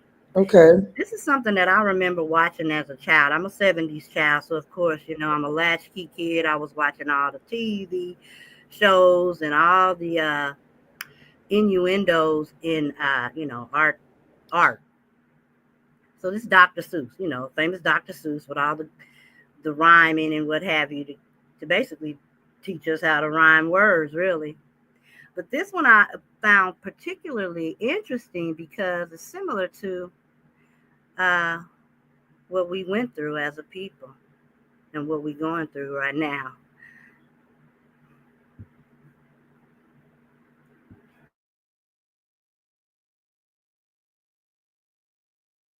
I'm just trying to think if I should play it. I think it'd be all right though. They I they don't know how YouTube does. It is a YouTube video, but I don't know what they do because they just struck me out. I'm out of there. Unless I make another, Yes, they don't plan. They be ready. They full of shit. Looking for tea. Want to get on all our truth searchers, seekers out there. Yeah, or they to try and preach on that truth. Yeah, Yep. OTK, when you type, it's gonna come up as me. Like when I type in your chat, it's gonna come up as you. You gotta open your Discord back up. We could have movie night and everything over there with no distractions, no strikes, none of that bullshit. I'm telling you. Cause this is whack. They always they strike you for stuff that's like been proven now. Mm-hmm. I share a lot of stuff that legislation, has already come down on, and they still strike me for it. And it's just crazy work. It just lets you know that they're all behind censoring us. Yep. Cabacadas, you said something about movie night. So what's the first movie we gonna watch? We gonna set a date and then get back to everybody and then set up a movie night? Because I would love that. We're gonna watch Roots. No. Hell no. Oh my God. Cosmon. We're gonna put off the pan and talk about watching Roots. I had a whole spiel with Alibaba about how I couldn't take no slave shit when I was growing up. I couldn't watch none of that shit and still don't want to watch it, okay? Hell nah. But if people want to join us and do something, we're gonna set a date. We need to nominate some movies. Whatever's the, hey, we'll nominate 5 good ones and then narrow it down and we'll choose one. And I guess whatever the top 5 is, we'll watch them, week after week. We'll figure out a little game plan to do that. But that would be fun because we need to do more things that bring camaraderie and bring friendship and laughter. You know what I'm saying? No matter where you are. So, oh, yes. Yeah, but this video is funny and it relates to colorism. I'm not, if YouTube gonna strike you, I don't want you to play it, but check it out, y'all. Y'all see what I'm talking about when you watch it. It's crazy work. Hell yeah. Let me see what else I got for the people. Hold up. Let me pull up a little. Fair use. Yeah, is that all we gotta say when we play something? Is fair use? I mean, you gotta post that up. We put it up to be on the safe side. Hold up. But if it's on YouTube, they'll still strike you. That don't make sense. That's why Big Dog Philly OG going in the other day about that and say, boy, if y'all strike me, I'm gonna sue y'all. Them boys strike them, but as soon as they strike them, they gave it right back. Word. But we tired of that, man. How you gonna let it already be shown on YouTube and re-show it? We get a strike for showing it. Now you saying it's misinformation. Just like when Sharice had did the stuff with the nursing thing. When she did it and got her first strike. How you gonna knock her for something that she already seen that was already on there? That's crazy. That absolutely makes no sense. Yeah, doing too much. YouTube be ready, man. They be. I'm like, dang, me and my little baby. Go ahead with all of that. It's way more stuff that they need to be worried about. Petty. It don't even matter no more. I done already left StreamYard. And YouTube ain't no better. So I'm about to do what the young kids doing. Get me one of them what they got now. Discord, Twitch. Yep, I'm streaming you on Twitch right now. Shout out to Sharice the Realist. That's right, Twitch. We in this house, American Indian business, standing on 10 of them toes. All right now. Shout out to everybody over there on Twitch. Hey y'all. Y'all already know what time it is. That's right. Y'all know what your was asking for the leak again, OTK. Yeah, leave that nigga in the back. He need to go link with his mulatto. Go man. link with some mulattoes. What is he doing here? I don't know, honey. It don't even matter, bro. It don't even matter. So I mean, don't entertain the foolishness. If you don't want the dumb shit around, don't let it in your house.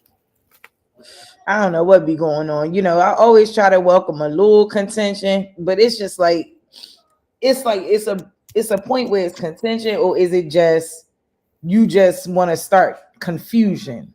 Is it ignorance? Yeah, you know, like I try to fill people out and try to see like what's going on.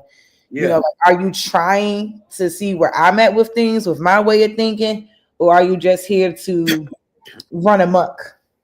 Yeah. Be As a degenerate. Mama D says, you're not going to run amok in the palace, baby. So and you just can't be a loser and a degenerate all your goddamn life. You got to just stop sometimes.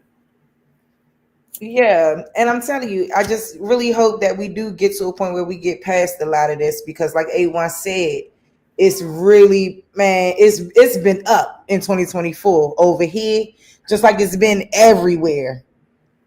It's been up, and the year is coming to a close. It's December 15th. And a lot has transpired, man. You do the Discord stuff, yeah, because see, I'm not, I didn't, even though I grew up in the computer era and I know how to work computers, I'm computer savvy, I'm just not a computer guy. So I like simple stuff and just the boop, boop, boop, boop, boop, boop, boop, let's go live. Cerise already got a dag blasted Discord. We just need to join it. It's not hard, baby. It's self-explanatory. I got my new little streaming service. I can stream to different places. I can go to like Twitch, Discord, Facebook, IG, and all the rest of the little joints all at one time. Yeah. And I got Discord. I got Discord too, man. Discord, all right. When we first started Discord, they just had start. I haven't been on it lately, man, but they used to have little glitches in it sometimes, like when you try to share your screen and stuff. But I'm pretty sure now the way it done took off, I'm pretty sure they done fixed any kind of kinks in that now. Yeah. So yeah, Discord, all right too. And it can only be for us, and you got to be approved, and we got to see what you look like all that good shit. Like, you just got to have certain precaution, because the Discord is supposed to be more of to me, in my opinion, a more intimate setting. So yeah, that's how me and Dosey, them boy, used to connect when we first started out first studying. Myself, y'all, hold on. Let me I gotta download that motherfucker back. I got mad at it. Why you got mad, sis?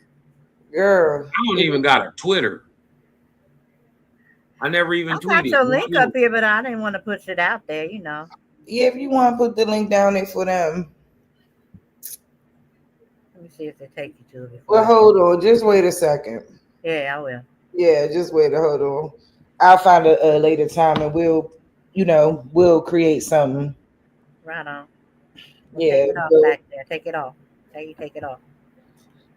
Oh, it's in the private chat? Oh, if it's in the private chat, okay, just leave it there. Only we can see it right there. Don't that fool keep coming up in here? Oh, yeah, that's true. Shit, I need to download that shit on this computer because I only got it on my tablet. You know what? No, because you gotta get accepted though. I've never even been on a Discord before. I gotta check this out. Hush up. I'm about to say, what the hell? And I think they got it now. You can go live off of Discord and share it to your other. Go feed that dog. That little nigga, this nigga act he got a bowl full of food. He over here showing up. Want some tension. Oh, King James, what you talking about? King James. Talking about the female dog. That protecting the house, holding it down. I think. All right, let's see what's good. Let me see what I can pull up. Or either he behind in the show because I see he said, he want this white lady to beat us so bad. No, sir. Yeah, so he might be catching up. He might be catching up. I think, yeah. Hell yeah, shoot. We don't want her to be us. It's just, you know, you just can't deny. I don't care what is these fools talking I about? think he talking about mulatto, and I think he's saying like, nah, Kalman, that nigga your bitch or some shit like that. I guess that's what I'm getting out of it, because I think he's behind from the comments, because ain't nobody say nothing about humans in the last goddamn, and ain't nobody say nothing about no humans. Yeah, watch your mouth, bitch. Yeah, I think he behind. I think he behind. Yeah, watch your mouth. Yeah, because we're gonna be streaming from Discord. You know, we could be doing some big things. So once I figure out what's going on with this damn situation, I'm gonna get it back going, and we'll get that started. And whoever want to pull up, y'all can pull up, and we can do things in the Discord that is not feasible on said YouTube. Yeah, we need to boycott that bitch ass, because most of the good scholars, they can't even get on here no more. Because they didn't fucking got too many strikes. Like, I'm on my second strike, so I got they got to tell me 2 weeks. Me too. I can't do anything, whatever. And I'm like, okay, well, whatever. I don't even know this share news, so I don't know what the fuck. I see some of the grossest stuff on YouTube, but they don't censor that. It's crazy. I know it's crazy. Shout out to everybody that's subscribing to the channel. I appreciate you out there. Every day. Ooh. Hush up. He talking about some. I mean, we discriminate against mulattoes, and you a mulatto. Shut the fuck up, multi-generation. Yeah, I fuck with Rumble. It's crazy, Mo. That's another one too that I need to get up on. Baltimore, but you better stop what you doing, because boy, ain't no damn. They can't stay away from us. You could tell. King James, who said we come from white woman? That was mulatto, not us. Who said that, King James? Because I'm wondering what you're saying now. No one's saying that we come from white women. No, King J. Where was you at? He got to be late as a motherfucker in the show, and he thinking he caught up, and he just now responding. And we had to restart the show too, so you missed the whole colorism part.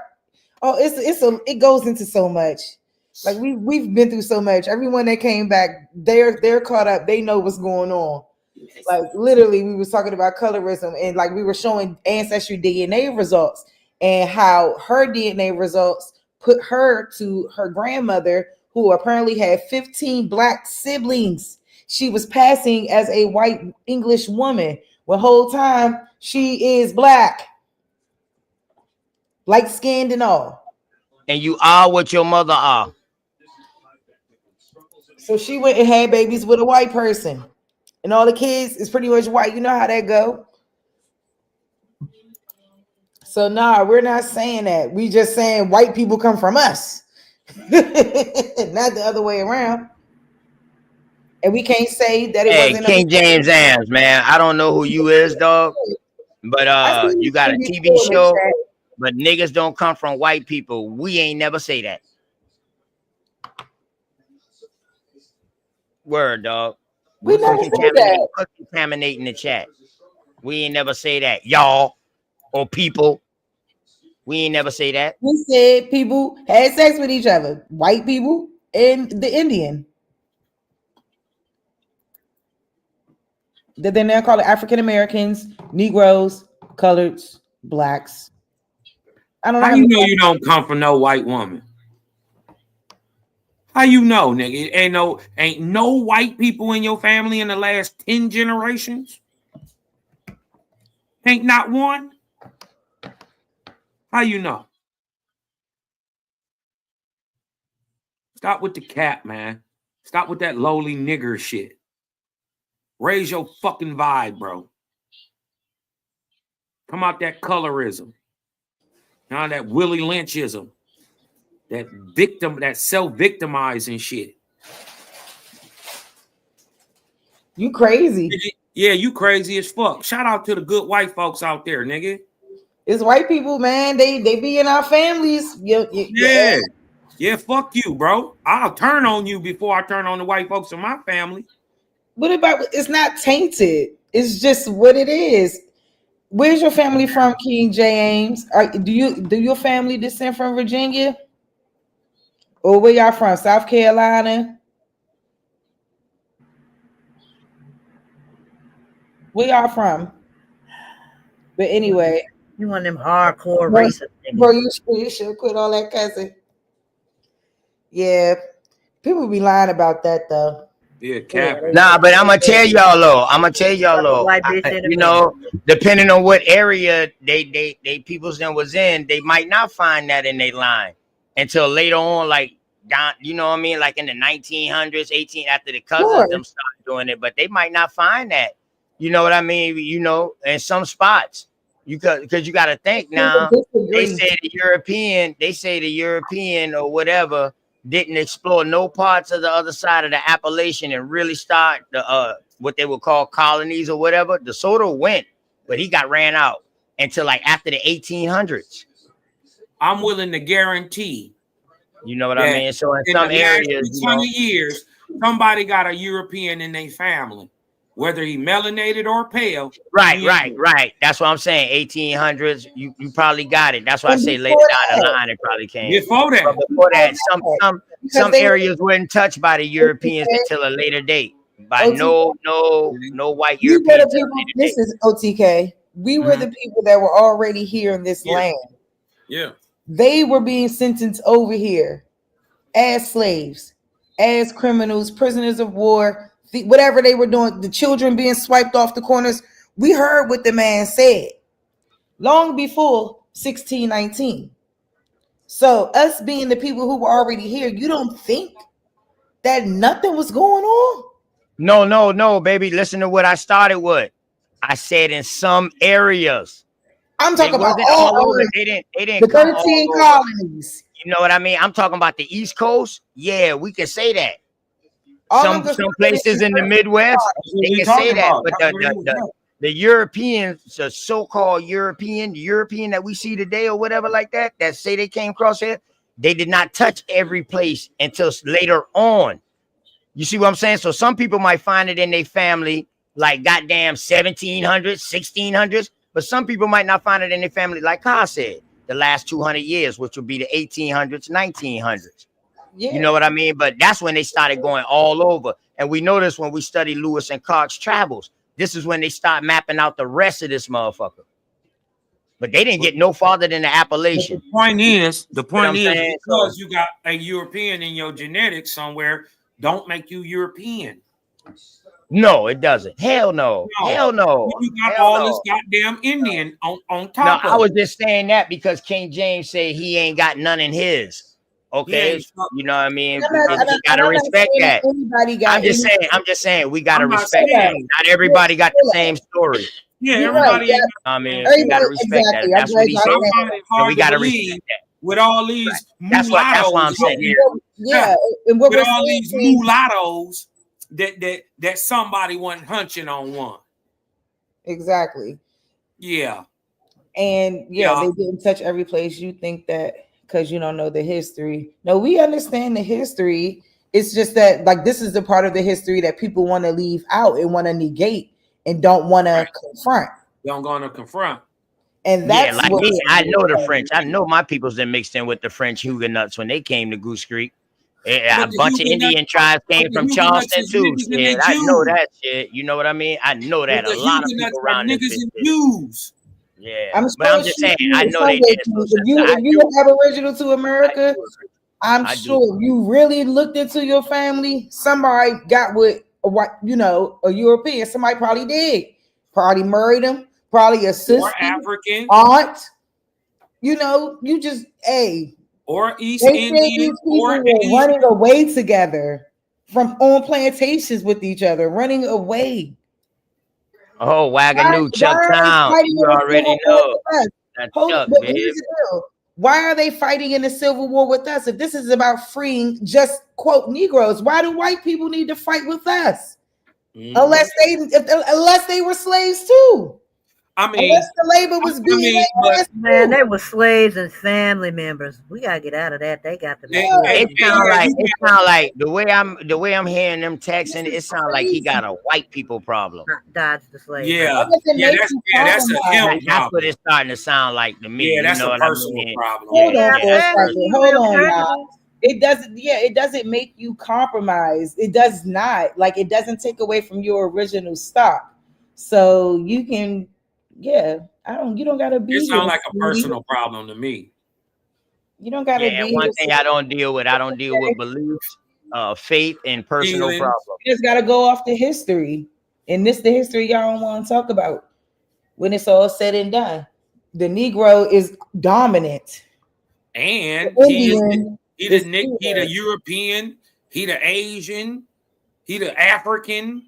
There's Like brown people in every one of them. He come out the Middle East, brown as fuck. Persia, brown. You dig what I'm talking about? So when you say European and you say these other things, man, these could be niggas. You dig what I'm talking about? And so many of them are niggas coming back home from over here first. Just coming back home. You know what I mean? We know what a Portuguese is. How you know they wasn't making no kids? Man, motherfuckers was raping people. Shut up. Yeah, man, they just no kids is made by them. Okay. All right. That's just denial there. You know. Yeah, whatever. Yeah, that's just crazy. Yeah, it's sad to me though, but it's how it is. And you know, and I get it, you know, because when you want to claim being true to the land, you don't want to believe there's anything else in your bloodline. But the truth is, it's called cognitive dissonance. Yep. Shit. You want them? That's law in your generation of the family, but shit, it may not have always been like that. You ain't got. He might be religious though. Or he just a racist, he's a biased, racist. low vibratory ass nigga. Right. You know what I mean? He could be just one of them too, a nothing ass nigga. You dig what I'm talking about? Full of racist. Damn, I'm trying to make shit good. I'm trying to make it good. And my cousin laughing like a motherfucker, like, boy, this nigga here trying to do everything he can to try to sugarcoat this shit. Boy, yeah, cost coming back every time you come in. Oh, this nigga just a low grade, nigga. I mean, yeah. I mean, I'm just saying, leave the nigga in the pits. You dig what I'm talking about? He want to be down there in the shithole. Leave him there. What was done? Man, Leave I know him a lot there, of evil American But- Indians. Everybody who are Indian ain't your people. Everybody who are Indian don't have your best interests at heart. They don't have your child's best interests at heart. That part. Many of these people talk about, oh, white folks this, white folks that. Your grandfather is the first turncoat. The very first coon, nigga. Y'all forget about that. We have a bunch of It was mulattoes. many of our own people who turned on us. Yeah, you know, man. But you know what's crazy though? As he said that they love them evil motherfuckers. They forgot that shit that they did. But the crazy shit is, right? You don't want us to forget. You don't want us to forget. Good white boy for an evil nigga any day. The thing is, Give me we don't two good forget. white boys. We just over forgive. 20 of you funky niggas. Yeah. Damn. But that's the thing, Cosmon. They keep trying to throw that deflection at us, like, yo, don't trust the white man. Oh, yeah, hey, Mr. White Man. It was y'all, you know what I mean? Don't trust the white man. But then we took our eyes off the motherfucker that looked like us. And they hit us over the head. And they caused more damage than the white man. Yep. Make that make sense. Yeah, come up here talking about I'm mulatto now. Nigga, you a colonizer. Let's just be real with this shit, bro. Let's be real with it. These They people don't ain't got our best interest at bad heart. saint. That head don't think. Remember, I told y'all a story. What's the difference between a red ant and a black ant? A black ant always won't fight against each other, but the red ant gets together and build. And every time the red ant get together and build something, who come on their property? The damn black man. Well, the black ant, not the black man, but the black ant. That's crazy as fuck, Just to man. my It's crazy, understanding, y'all. just reading Sagittarius Jones' statement, he said that shit killed me when a nigga call another nigga racist. do y'all just believe that people with brown skin are above the possibility of racism? Anybody? I don't. I have racism within my family. Yeah, I was racist. I was at one time too. That's when I read. Yeah, when I read those comments like that, it just makes me feel ashamed how I used to spew that same rhetoric, and I have to every time just talk to the ancestors about, wow, I'm so glad I came up out of that defeated, pity party mentality. Yeah. And to find out that most of this stuff didn't even happen. It was in reverse. Right. They did a whole psychological Shazam on our motherfucking ass, man. Man. Woo. A bad dude. Cookies with that pen. Uh-oh.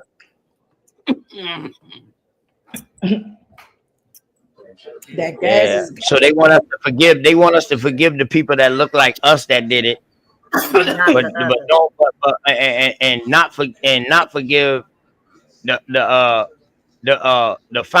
promoters of these people. That's crazy. Right. I forgive both of them, but I don't forget shit they did. All of them. All of them. Hey, let me ask you what? It ain't about that. I ain't gonna let that stagnate me from what we got going on moving forward. Let me ask y'all this question then. Let me ask y'all this question. What is your past? You ain't gonna get to the future. We just study the past. Go ahead, Kyle. Right. So with that being the idea of having the past, being able to pull it up or talk about it or do anything we wanted to do, the yays and the nays, the lies and all that. So should we get rid of the critical race theory stuff, the 1619 stuff, get rid of all of it? Or should we keep it all and then sort through it and put our own little thing together, using only the parts that suit our narrative? Oh, yeah. But see, the thing is, the whole narrative is good. We don't need to throw away shit because we know how to concern it. We know how to discern it. You feel me? And listen, we need everything that the motherfuckers wrote. We don't need to throw out nothing because that's how we're gonna find out what we can consider true or what we was or when we see what they start writing themselves in the stories. That's what we need, all these stories to compare, because as sooner or later, we're gonna start running into stories that's interlacting with the same timeline. And these motherfuckers like a state away from shit. You see what I'm saying? That's what research does. It's gonna take you deeper. It's gonna take you into shit. And when we start seeing what one motherfucker was talking about the other motherfucker, ain't none of this shit was written for us to read or understand any fucking way. They was writing this shit right themselves in the history and for themselves. So we finding out what they did, how they was acting with one another, but that ain't gonna stop us from what the hell we got going on. We just want to know how it happened and shit like that. So maybe it could be a way that we can use that same system right back on them, but in a good way. In a legal way where we can't get in trouble. Correct. Or just put the stories in its proper perspective. You dig what I'm talking about? We ain't got to throw away 1619, but we got to explain it properly that these people that were signing these indentures were in fact chattel slavery, and the story in and of itself is false. So we ain't got to throw it away. We can use it as a teaching lesson. You right about that, OTK. Shit, I feel like that shit need to be thrown away. See, that's why I asked though. All of it, because all it does is just distort the facts around slavery and us as people and what is really going on. It's like it's almost, some of it's teaching just two different sides of things. I guess obviously one is teaching to make one race feel bad for what happened, but like the truth is they were slaves too. So how can they be made to feel bad about something that happened to them too? But it's just not being put in its proper context. And so I do agree, like on both ends of it, because it's kind of like they need to get rid of that shit. It's because of certain aspects to it that I don't really like. And yeah, like the 1619 story is false. So that shit just needs to go. Yeah. So it's like So what they need to get rid of is they need to get rid of that goddamn phony ass transatlantic slave story about how many people they brought over here. Yeah, And they need to put it in it like Carl said and like you said, sis. They need to put their shit in the right order. You know what I mean? Because they just got that shit all over the place. And I felt like they did that to keep a motherfucker confused. It about seemed like who this shit was really happening to, motherfucker. Right. It's like they was in a competition with each other. The French, the British, the Dutch, you know, the Portuguese. You know what I mean? It's like they was in a competition with each other. You feel me? So they was writing themselves into greatness, but at the same time, they was robbing us for our goddamn riches and building up their country. So now they did that shit, like they said, they had it in play for so long to where the plan could unfold. So once the plan unfolded, they was able to support themselves. And now you see Europe being a great nation now. Okay. So out of starvation, poverty, diseases, all of this shit right here.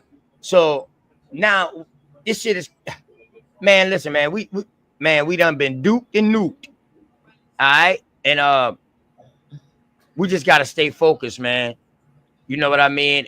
Everything is up for grabs right now, dog. And every day that we study, we find more and more. And more. Like, goddamn. That's why I got antennas when I heard about Trump talking about he was going to take that CRT out, change the education curriculum. I'm like, okay, we gonna change it to the truth. And that's the question. What the hell? Let's go. What you gonna change it to? Yeah, you ain't got the old one right. That's what I said. I was like, okay, well, does he need some help? Have they been listening to us studying here on these forums and getting their new books together for us, or what here? We gotta do something. They gotta do something because this is crazy. And it's like it's just too misleading. And like I said, like y'all, like everybody said, this shit is in reverse for real, like for real. And it's like, dang, you start to uncover all this stuff, and it's like, damn, I can see why they wouldn't want motherfuckers to think that was them.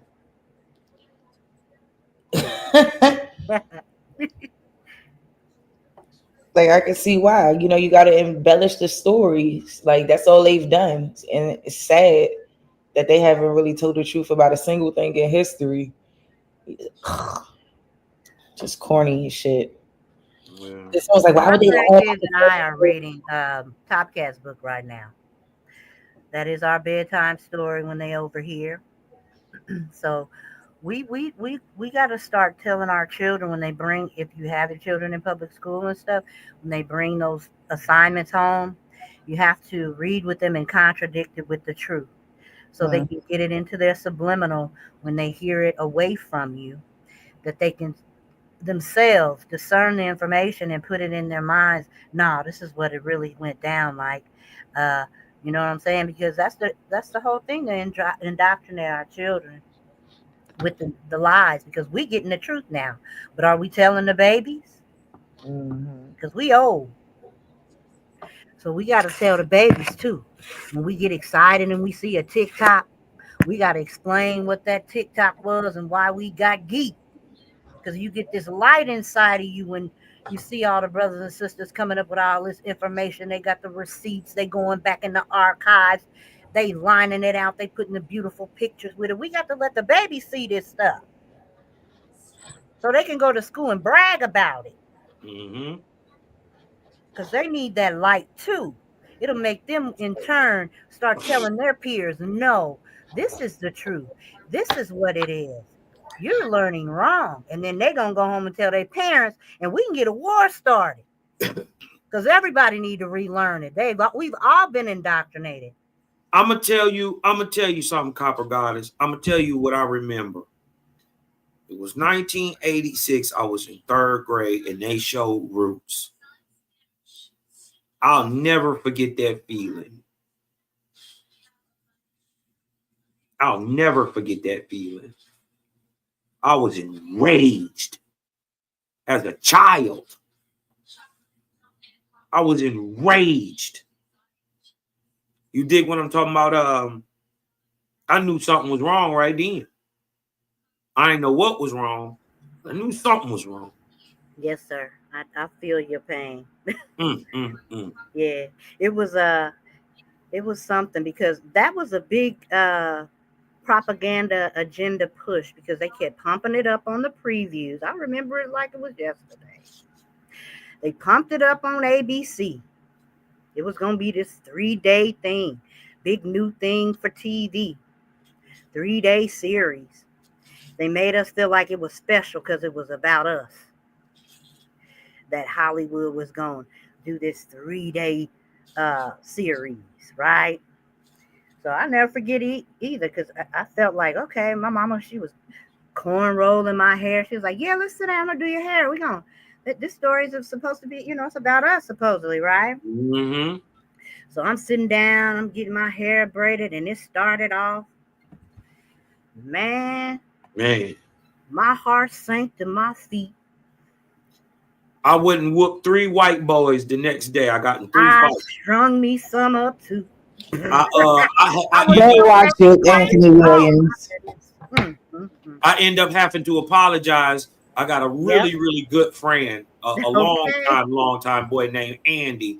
But when we was in school, I whooped on Andy after I seen that Roots that night. Yes. I couldn't take that.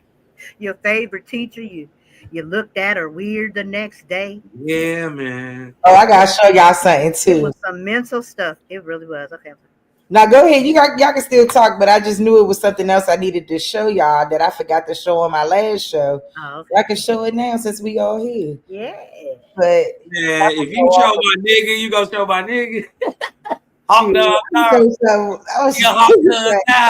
Now, Cosmine, that's when we was not calling each other nigga around each other for a minute. It took something out of us right there. Yeah. We stopped because in the 70s it was happy. What's up, dude? Then when Roots came on, that changed the whole dynamic of the word nigga toward one another. Yeah. And now we went 360, and now we back to it where it's we say it in front of folk and it whatever. Yeah. But I remember music brought it back. It took a toll on us to say it in front of. We wouldn't do it. We wouldn't embarrass ourselves. We would not.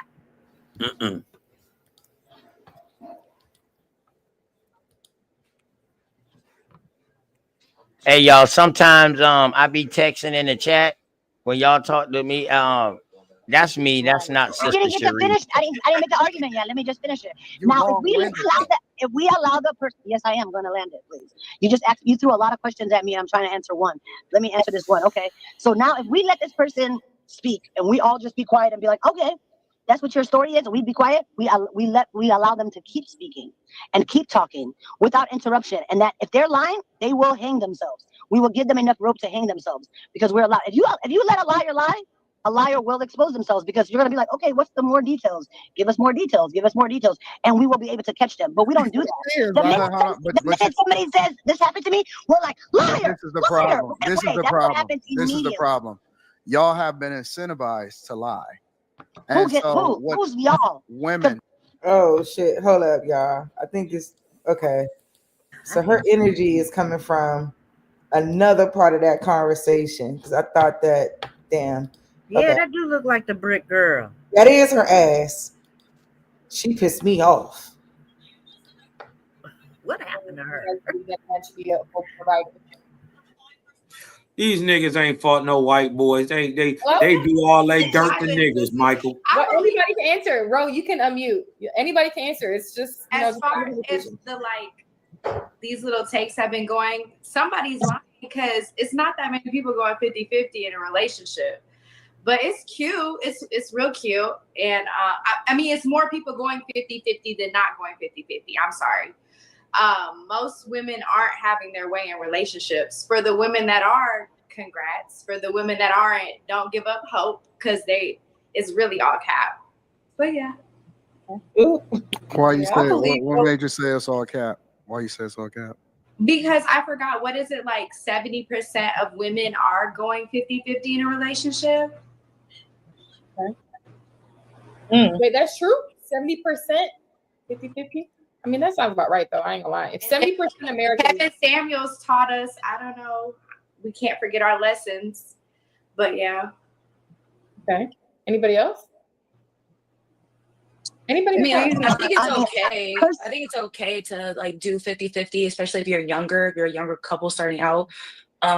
Every woman and couple gonna want their own thing, but I feel like the end goal should be that at least majority of it, the man, like if a woman has a part-time job because you have to, because in this economy we like have to work, but you know, I feel like it should be a goal that the husband is the main provider. But if you want to go 50-50, you can. I think 50-50. If you're not married, you shouldn't be looking for a man to be all in. You're not his wife. You can be gone tomorrow. He's only renting you for the moment.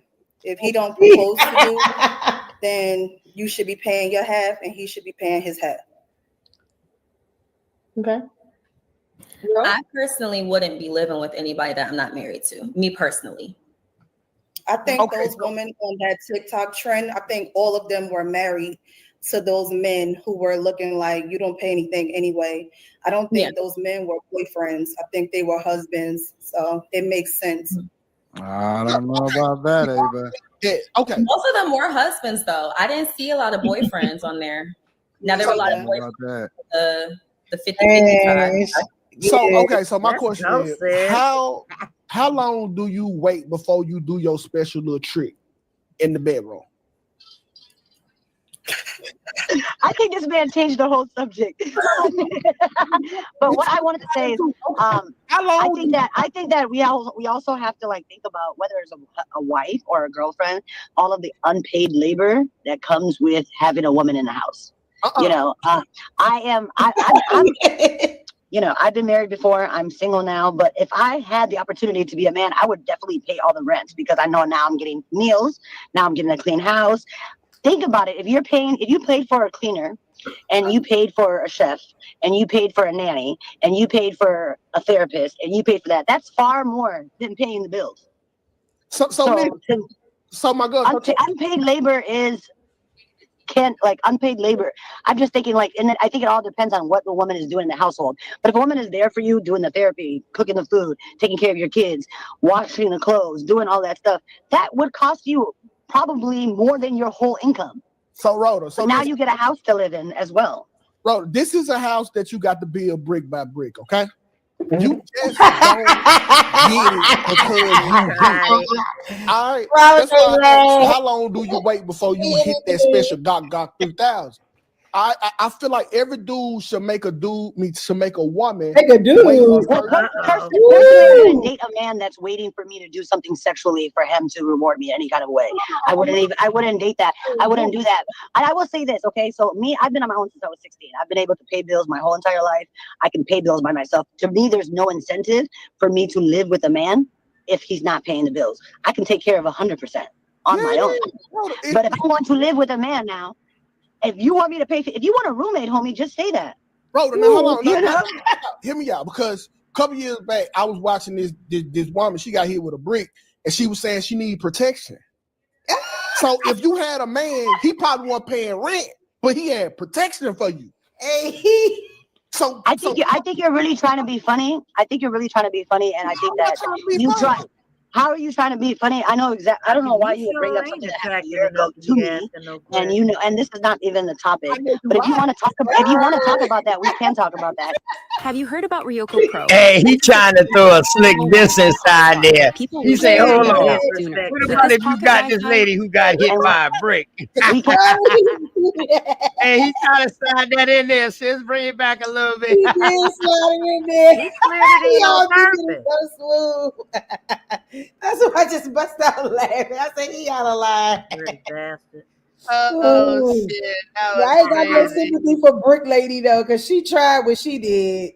That was funny. I remember. So you don't know what she did. I know she got hit in the face with a brick. Girl, she was lying. She was lying. You lying. She do look. Wait a minute. Is that the Brick Lady? It is her down there.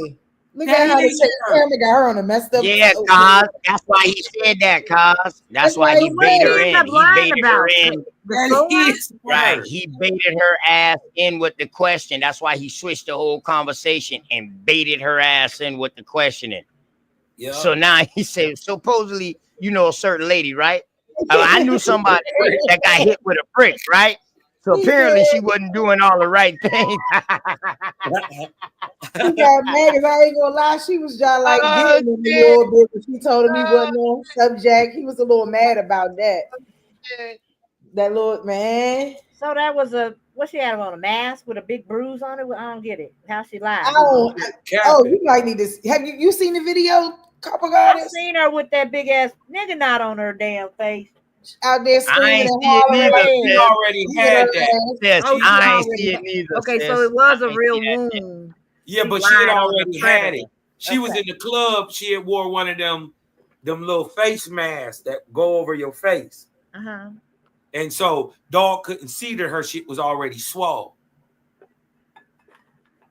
She was in there scamming. She was swole from. She was trying to hit a lick. Oh. Okay. That was funny. Now it is her. Hey, run it back a little bit for me, Sharice. That's a cold piece of work. Is now wanted by Houston police. This story got national attention after that woman live streamed. Yeah, that's what I saw. The aftermath on Instagram and started a GoFundMe. Only KPRC2's Bryce Newberry is talking with the prosecutor on this case tonight. He joins us live near the Galleria with the latest. Bryce. These are terrible. Daniela, Houston police got called to this street in September, and when they arrived, the woman seen in that viral video told them that an Uber driver threw a brick at her head and then tried to kidnap her. But tonight, she has become the focus of this criminal investigation because Houston police say the surveillance footage captured by cameras on this street doesn't match her story. Yo, this man just hit me in my face with a brick, and all these black men just watched. This video with more than 1 million likes on the Shade Room's Instagram page captured the moments after what appeared to be a brutal attack in West Houston. Y'all gonna let a man hit me in my face? The woman is 33-year-old Rhoda Osman. What have I ever done to anybody in my life to deserve this? Seen here in tears in a hospital gown. She told the detective that responded that she was hit in the head with a brick after she refused to give her phone number to a guy on the street. And was that verified by any of the evidence that detectives looked at? No, that was not verified. Harris County prosecutor Keith Houston says surveillance videos from that early September morning show Osman hitting a man first. So she's the one she was the aggressor. She was the aggressor, yes. And it was a water bottle that hit her, not a brick? He did have a water bottle in his hand, and we think that's what left the mark. According to court documents, she asked someone else to launch this GoFundMe for her recovery, raising more than $42,000. But as the story went viral, a blogger on TikTok called police, alerting them to this 2020 GoFundMe, which claimed a vicious assault by a security guard in Minneapolis. Detective Thornton verified with Minneapolis police that there was no assault done at that time. It was completely fictional. Prosecutors allege theft by deception and believe she would have received all that money had the campaign not been shut down. The violence that I have suffered since September 3rd is just unbelievable. I can't even believe I'm here. They try to leave me for dead. In an Instagram story posted Wednesday, Osman addressed those who have doubted her. I actually have things going on in my life. I actually have real ways to make money. I don't have to get a GoFundMe for money. I actually can earn income because I'm actually educated and I actually am talented. And tonight, a spokesperson for GoFundMe telling KPRC2 GoFundMe has... So y'all get the point. Y'all get the point. Oh, don't fall for the slickness. That's not an American Negro at all. Somali woman. Mm-hmm. Dang. How are you trying to be funny? I know exactly. I don't know why you would bring up something that happened a year ago to me, and and this is not even the topic. But yeah, because a couple years back, I was watching this woman. She got hit with a brick, and she was saying she needed protection. Oh, girl, get off the screen. You had to get off the screen. Hey, that's what I would have. So I think you're really trying to be funny. Go back to what he with a man said. now. Yeah, I saw this lady. If you want me to pay, if you want a roommate, homie, just say that. Bro, now hold on. You know? Hear me out, because a couple years back, I was watching this woman. She got hit with a brick, and she was saying she need protection. So if you had a man, he probably wasn't paying rent, but he had protection for you. So I think you're really trying to be funny. I think you're really trying to be funny. How are you trying to be funny? I know exactly. I don't know why you would bring up something that happened a year ago to me, and you know. And if you want to talk about that, we can talk about that. But I don't want to. It's about to go downhill from here on. They got 2 clips of this shit. It's about to go downhill from here on. He gonna try and get them together, but woo! I just was laughing because I said, "Damn!" I said, "You can't be playing with people, man. People know the truth. People gonna always try to verify your shit." He threw the little jab out there first. He threw the whole question off at first. You have to do that. Get her started like that. He knew she was gonna get mad. Get that girl with that Hadouken. That's crazy. That was a big Hadouken. Crazy. All right. Come and take over. But I think that making jokes and laughs about violence is just not funny. It's never going to be funny. It's never a place for. There's never a place for that. That had to happen first. Them girls trying to hold they laughing bad. My household pain. Way I would have fucking laughed. Hey, the boy would laugh so bad, man. The way I would have fucking laughed with no holds barred. She had to turn her head down here. Down here, she turned her face. Look at my girl right here. Look at older woman. Her. She put her mouth. She swallowed her mouth. Put both her lips in. Crystal got her hands up. Her mouth. Hey, you got a smile right here. Look at her. She's got her hand on her head. Boy, let me get out this camera. Hold on. They was cooking up here. It's just not funny. It's never going to be funny. It's never a place for. There's never a place for that. That had to happen first. That didn't happen. What does a man in my household paying bills have anything to do with a violent random man on the street? Whether I have a husband paying my rent or not, every woman is susceptible to be around a violent man. Those two. If you're gonna have a conversation, you're gonna have to be cohesive, and you're gonna have to learn how to follow the conversation.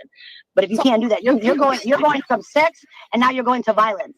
And maybe sex and violence are the only 2 things that you're able to think about. You think I have somebody I love in the bricks, in the projects? You think I'm gonna have my girl in the bricks? Again, I cannot follow somebody who has trouble with cohesive sentences. You went from sex to a scandal to protection, and now you're talking about the projects. I'm trying to try to stay on topic, honey, and then I will try to follow you. So I have a question, 2K. 2K. From CTE. 2K, to take it back, do you think that men should step up more? Absolutely. Okay. Every man should step in the way of a woman that's getting a brick thrown in front of her. Paying mortgages. Paying mortgages. Yes. The thing is, I think that you're trying to get a moment off of something that was very violent, and also I think you think that you're funny, but you're not. And I also think that you can hurt my feelings, sweetheart. What I've dealt with, you cannot hurt my feelings with these basic lame jokes. These are lame jokes, and they're pathetic. And you're like getting off the topic, and you're wasting the productivity level here. I'm gonna tell you something, honey. I got hit by a brick. I got globally brutalized. I got criminalized. And guess what? I'm still here looking better than you and doing better than you and still intellectual and still fine. Got hit with the head and still fine. I'm not struggling with cohesiveness. Let me tell you something. You cannot hurt my feelings. So that's what you're trying to do? Stop, because you can't. All you do is remind me how strong I am and how resilient I am and how dope I am. But thank you for that reminder, because today I forgot that I was a bad bitch. Still, thank you for the reminder. Want to simplify entry into the federal market?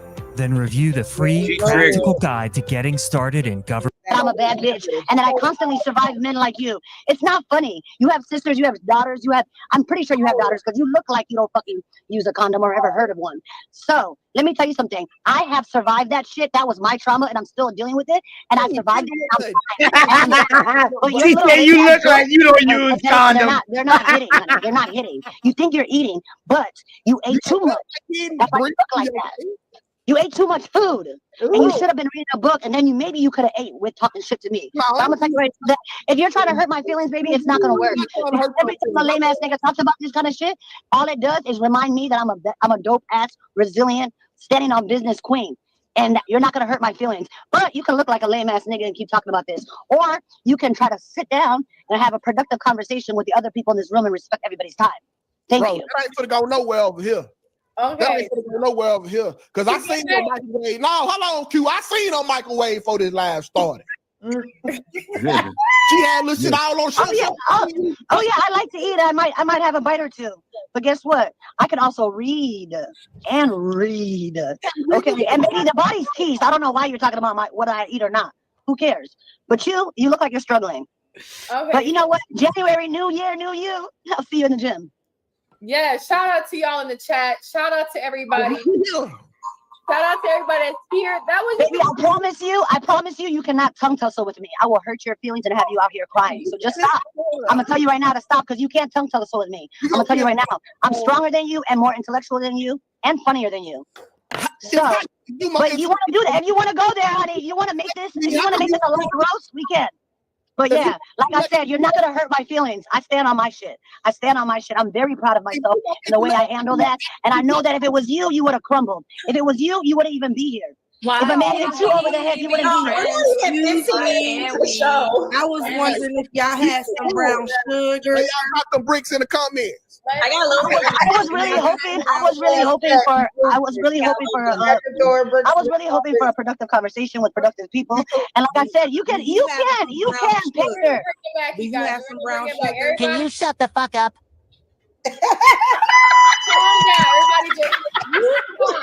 Okay. I trusted Island Girl and her page. I don't know what kind of people you affiliate yourself with, and I don't care who's on the chat. But like I said, the people who are trying to brutalize me are the most. You know who they are. You know the kind of men who are making fun of the brick situation are the kind of men who would have sold you in Africa into slavery. That's the kind of man who thinks that is enjoyable. The kind of men who are relishing and abusing women online and making fun of all this violence and using white supremacist tactics and all this stuff. Those are the men who would have sold you in slavery. Those are the men who would have been working for the FBI when you were fucking down with the Black Panthers. Those are the fucking worst of the worst of our community. So if that's who you want to pander to, I understand. But I would implore you to elevate just a little bit. Because I feel like you have some other people in this room that might be able to teach you something. So how about you just close your mouth and let more intellectual people speak? Okay, thank you. I apologize. I'm sorry. Have some brown sugar. Let's start with the first topic, y'all. Can I apologize? Okay. Baby, he got enough sugar in his tank. He got a lot of sugar in his tank. He's sassy as hell. He over there trying to pander to the men in the comments. I can't see the comments. Is there a way for me to see it? But if there is, he's over there looking at the comments like, how can I pander to these men? Baby, they're not going to buy you a Burger King. Calm down. I'm sorry. Let's get back on topic. Let's go. Okay. No, because she a real brick house as a woman. I agree. Okay. Let's get back on the first topic. Welcome to the show, you guys. That was a little icebreaker. Wait, we didn't even talk about it. Right. No. We're done. No, I want to talk about that. I really do. You know what's so funny? I never meet men like this in real life. All the men I really meet in real life that I'm in community with are amazing. But it's always when they get behind a little mic and they see this other man, they get all, baby, go back to the freaking mother's basement you came from. Is my mic on? It wasn't okay, thank you. Shit. Remember that lie you told? You said it wasn't no amazing man around, right? What lie did I tell? What lie did I tell? The mic 2K. Can we talk about the topic? Y'all crashing out. If you want to talk to me about that situation, honey, I have all the evidence. I didn't lie about shit. That's a whole fucking, the lie is the fucking men who would have sold your ass into slavery. They lied. They lied. But anyways, don't worry. Y'all gonna make me some money. Y'all gonna make a bitch retired rich. We already made you money. How much did you get from the founder? I got $0 from that, honey. No, zero. You don't have the information. You should stop talking about things that you don't have the information for. You didn't get no money. I didn't lie. Honey, you're reading headlines. You're reading headlines from bloggers who are exploiting me. And you're acting like the police have never ever got it wrong. The police have always fucking charged the right people. Shit, baby, you don't know what you're talking about. You don't know what you're talking about. You don't have the information. You don't know what you're talking about. You're reading headlines. You're pandering to other fucking misogynist men, and you're pathetic right now, baby. Like I said, you're not on my level. You want, honey, you don't know what you're talking about. Get the books out there. If you want to know the truth, it's out there. I didn't come here for this. I didn't come here to talk to ladies who don't know what's going on. Hold on. And like I said, you don't stress me out. Hold on. Let me ask you a question. Is it Ro? Can I call you Ro? Yes, sir. Okay. Let me ask you a question. Do you think that most men are misogynistic? I think most people are misogynistic, women and men included, because we're all socialized to be that way. In this country, especially in America or Western countries, we are all socialized to be anti-Black and to be misogynist. Women have to do the work, just like men, to decolonize and fuck with, even women have to do the work to do anti-misogyny work, to become a girl's girl, to decenter, to care about women. What makes us misogynistic in your opinion? I think, like I said, I think we're socialized to be that way. Everything in our country, we're constantly being fed things that are anti-women. No. I mean, not according to what you think is being socialized, but as far as what makes me misogynistic? I know that misogyny in a lot of people's instances are attached to masculinity, right? I see terms thrown out like toxic masculinity. So, do you want to answer that question? Can men and women both be misogynists?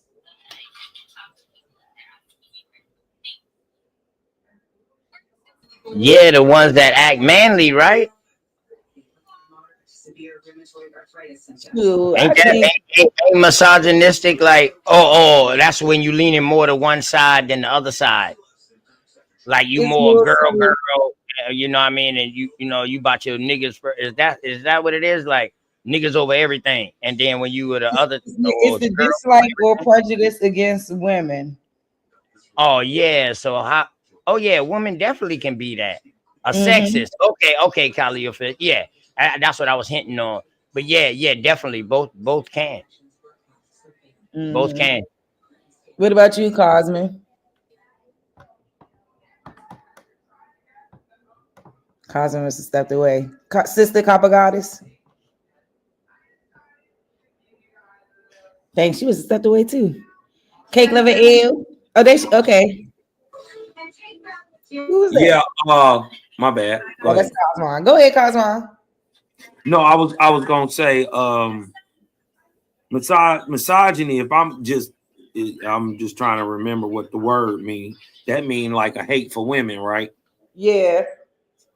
Can men and women be misogynistic? Yes. I agree.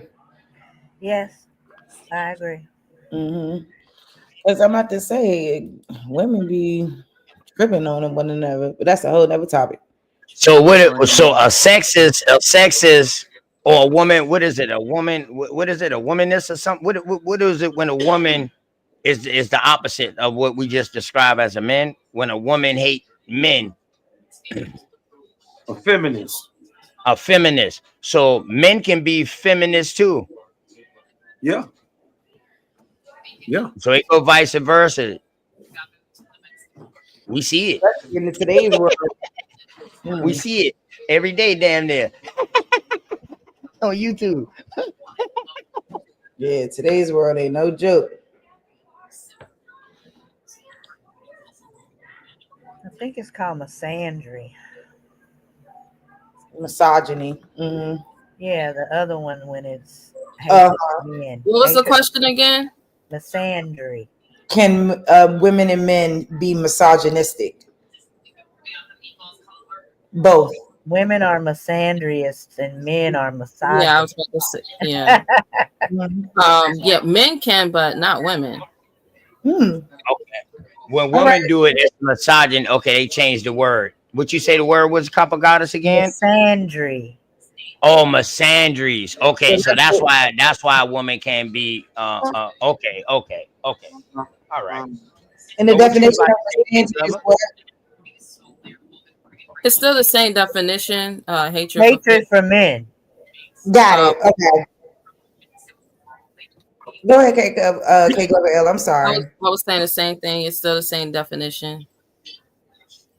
Got it. Just different words. So what you say, sis? You say they both you know what I mean? Both can be. Because I've seen how. Yeah, we can definitely be prejudiced towards one another for sure. And depending on it could be for different reasons, but definitely.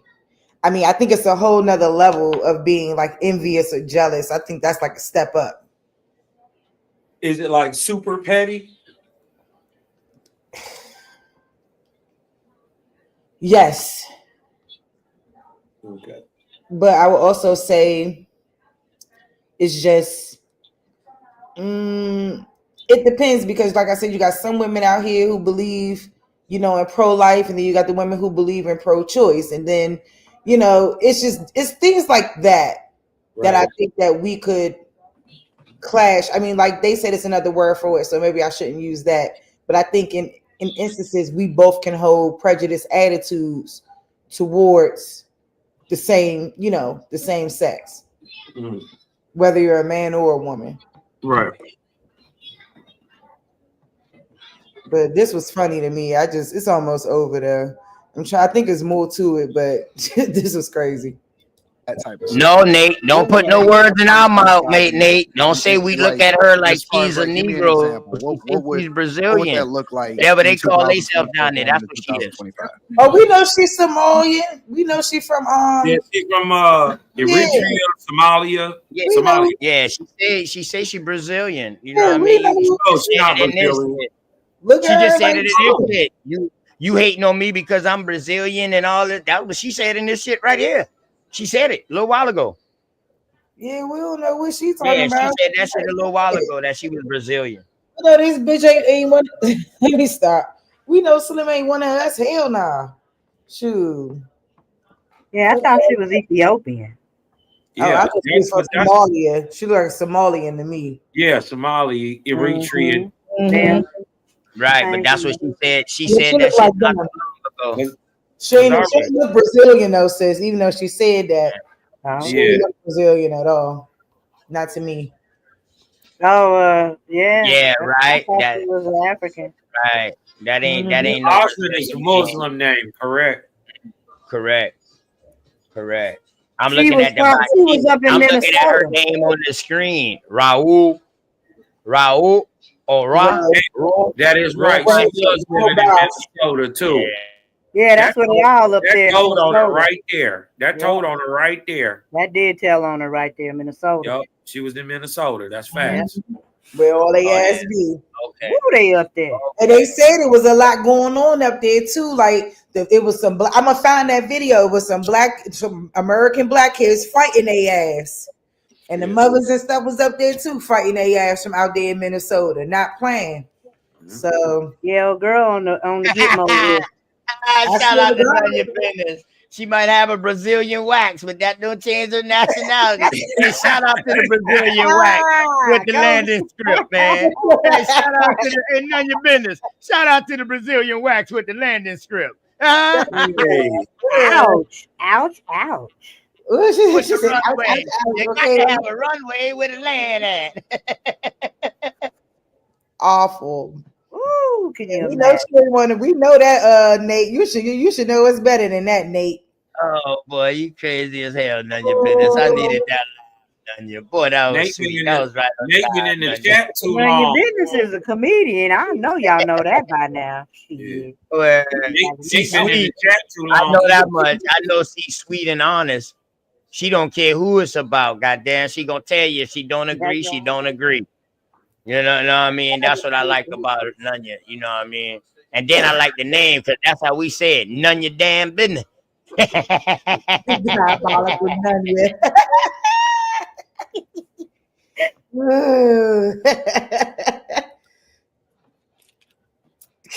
Talking about Cosmo, don't stop. So none your business. You mean to tell me when you go get your Brazilian wax, you don't leave a landing strip? Hey, OTK. My bad, Goddess K Gabrielle. My bad. I don't think My bad. My apologies to you. Nah, you good. Keep up, baby. I don't want to hear about no damn landing strip. This goes out to you, girl. That's a Groucho Marx. Disgusting. It's a thought process. It's the lens that you see the world in. And if you see the world in a lens where you think that women don't, if you're following the Western world and how you're going to see it, you're going to be misogynist. Even me, myself, as a person who has a doctorate in women and gender studies, when I was in the program, thinking that I was already, that's like I got 2 extra UVO lamps for free with my pack of 3. It took just 15 minutes to clear out mold. You got a doctorate. Hold on. You're going to see it. You're going to be misogynist. Even me, myself, as a person who has a doctorate in women and gender studies, when I was in the program. Look at sis next to her. Look how she looking. Like, you know you lying. That's crazy. Yeah, look at sis at the top. Ooh, girl, what? A doctorate is crazy. All right, she might. I don't know, honey. They be getting that free schooling. They do. They definitely get that. Get to open up the store in the corner and everything just because they a little chocolate. Yep. You're going to see it. You're going to be misogynist. Even me, myself, as a person who has a doctorate in women and gender studies, when I was in the program, thinking that I was already, like, I thought I was decolonized. Doctorates? Hold on. Yeah, you got a doctorate? They was on her tail. Let her cook. A doctorate, not a doctorate. A doctorate. Yeah, what's that? I said, let it cook. Yeah.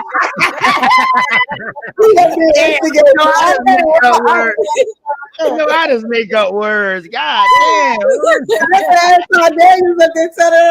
her cook. Nah. Like, bitch, what you got? That shit made her turn around, bitch. What? You got a doctorate. Patty said, let it cook. Don't you do that. Is that a doctorate only for females? I mean, like what? A doctorate. A doctor of studies degree, a PhD. That's the highest degree you could get. Yeah. He's talking about she a doctor. Child, you out here a doctor talking the way you was and getting hit by bricks and lying about it. That was capping. Girl, they done took that degree. Revoke. Like what? I think it's an ideology, right? It's a thought process. It's the lens that you see the world in. And if you see the world in a lens where you think that women don't, if you're following the Western world and how you're going to see it, you're going to be misogynist. Even me, myself, as a person who has a doctorate in women and gender studies, when I was in the program, thinking that I was already, like, I thought I was decolonized. Doctorates? Hold on. Yeah, Let her cook. Go ahead. I thought that when I entered that space, I was 28 years old, and I really thought I've been a girl's girl forever. I've always had women's back. I advocate for women. I advocate for black people. But when I started reading those books and stuff like that, there was work that I had to do to undo stuff. I didn't realize that there was stuff that I was still doing that's participating in misogyny. And I think that there's still. Shout out to this pretty girl, Jazz Noel, on this corner. She's so pretty. She's just sitting there so quiet. Both of the girls. Work to do. I think it's a constant reflexivity, a constant looking at yourself in the way that you're handling things. I just like like a couple of months ago, a black woman on TikTok had said something about me, and I made a video in response to her, and that was misogyny because I didn't make no video responses for knuckleheads like him.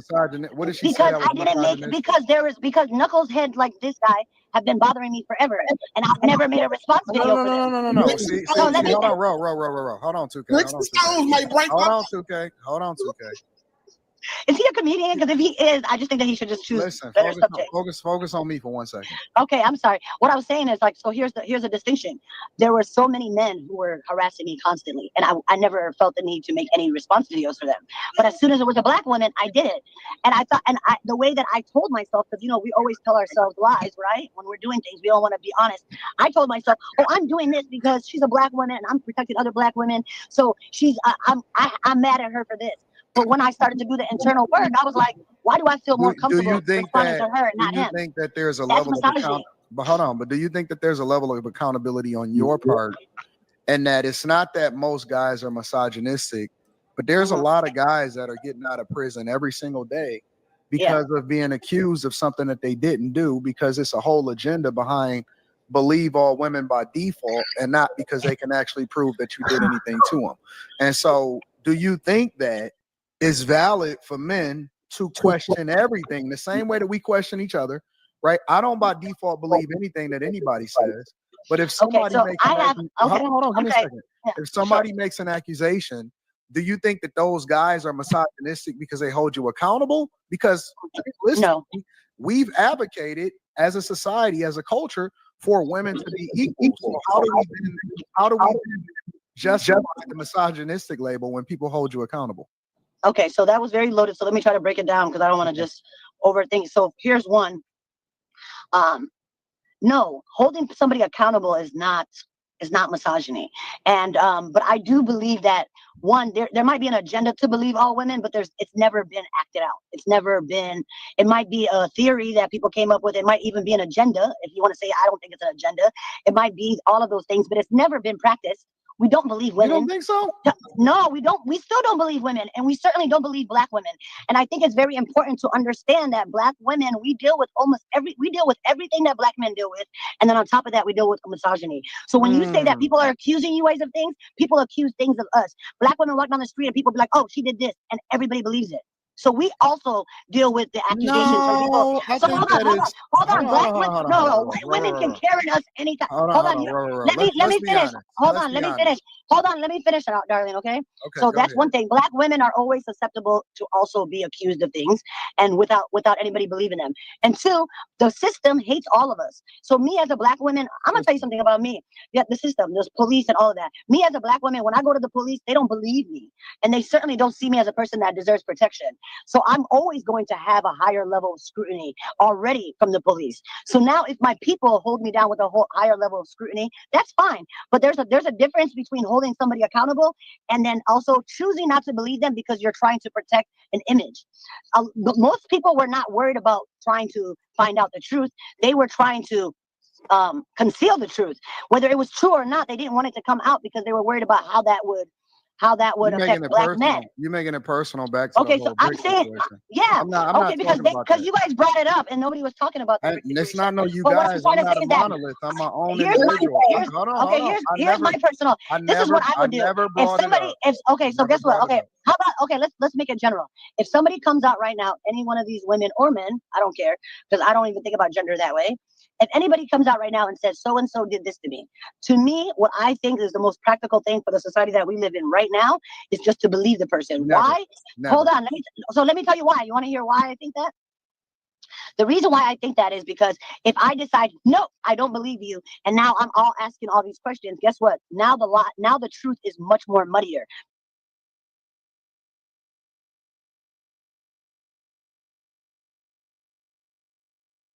Who is that guy? I'm misogyny. Yeah, that's Anton Daniels, that little bald-head dude. Yeah. Was he a pastor or something? No. He's just a content like Republican kind of NBC, like he be on those channels sometimes doing like answering questions and doing interviews and shit. But he got his own YouTube space. Yeah, he's supposed to be a real estate agent in the D. Oh yeah. Yeah, right. I don't know too much about the man. I just thought I came across this and this is crazy. Yeah, I don't know. Yeah, a doctorate is real crazy. She know damn well Anybody find that yet? That's a doctrine only for women? No, only for a her. doctrine on the study of women. No, it's only for her. She got the brick face doctrine. That's crazy. Oh, so you got to get hit by a brick, do all this other shit in order to have your. Oh, okay. She coming up with her own education then, her own degree. Okay. All right. Now I'm understanding. There's a little more to it too. She was really rambling. Because everybody is putting in a theory and all that. Hold on, listen. Okay, so you're not letting me finish a complete thought. I'm trying to finish a complete thought. No, hold on. No, listen. But listen, let me tell you what's wrong with your I argument. didn't get to finish. I didn't make an argument yet. Let me just finish. Now, if we allow the person, yes, I am going to land it, please. You threw a lot of questions at me. She's single because she talked too Let me much. answer this one. Okay, so now if we let this person speak and we all just be quiet and be like, okay, that's what your story is. We be quiet. We allow them to keep speaking and keep talking without interruption. And that if they're lying, they will hang themselves. We will give them enough rope to hang themselves because we're allowed. If you let a liar lie, a liar will expose themselves because you're gonna be like, okay, what's the more details? Give us more details. Give us more details, and we will be able to catch them. But we don't do that. The minute somebody says this happened to me, we're like, liar. This is the problem. This is the problem. Y'all have been incentivized to lie. Who's y'all? Women. Because black women don't get to participate in that. Yes, black women don't have. Yes, no, black women don't. There are black men every single day, and you really need to look up the statistics with regard to. No, I actually know. I have a woman in gender studies. I know this. That you didn't hear what I was about to say. You didn't hear what I was about to say. Black women don't have that. You didn't hear what I was about to say. Sure. You really need to look up the statistics with regard to the Innocence Project. And with regard to the Innocence Project, there are men every single day that either cop out or they're just now being freed because the technology that we have today has just caught up to where we can actually test to realize that there are a lot of people that were incentivized to lie on men, whether it be because, like, I'll give you an example. I'll give you an example. And I always like to cite this example because this is the antithesis of what you're preaching. The woman that accused the Duke lacrosse team of raping them, she was lying. She lied beautifully. And here's the worst part about it. Nobody came back and apologized to the lacrosse team. And all of those guys' reputations were ruined. They got kicked out of school. It's men that get arrested, removed from their job because they have no retribution. Nobody ever gives the consequences to these people that are lying. And it doesn't mean that it's not things that happen to people. But I don't like it when people then generalize and say to believe all women, because that would mean to automatically demonize somebody else. Because no, we don't. The way that the justice system is supposed to work is that it's innocent until proven guilty. But when you say believe all women, if women was believable, we wouldn't have to preach it. That's the fact. We wouldn't have to preach it. But how come? I see women lie every single day. Every day. People. I see men lie every single day. People lie. People but lie. I am never going to give. Okay, so what space do you create for a victim? What space do you create for a victim? So what do you think a victim should? What can a victim do? Because guess what? I said that I got hit. Everybody called me a liar, and guess what? That man said he got hit, and I'm still being called a liar. Listen. He hit me on 3 different platforms. Listen. So I'm just saying, what do you do about the people? Because it was brought up. I didn't bring it up. I don't talk about that. I don't talk about that. Bringing up this situation, and I'm telling you, it was brought up. No, I didn't bring it up. I'm talking to you. That he is a different person. I didn't bring that up. You keep bringing it up in order to justify your argument. Do you have a sister or a daughter? I got 3 brothers, and I have 1 daughter. Okay. I also will agree. Here's my thing. As a person who has experience, it's hard not to speak from experience. I do think that when women are, I do think that there's a way. I think that especially a black woman should never go to social media. If you've been assaulted, don't ever go to social media. Never, ever, ever do that. I totally agree with that. Like, but the system doesn't advocate for women too. Like, if a black woman walked into a police station I and think says, that you are bitter and you are scorned. I'm not bitter and I'm not scorned. I am deeply heartbroken. I'm deeply heartbroken because what happened to me was brutal. And to happen to your own community, it was brutal. Because guess what? I'm a person who has advocated for our black community forever. I've been to all the protests. I think that you everything I've done honestly, around. you need to do some self-searching. You don't know me, sweetheart, and you don't know what I'm trying to do.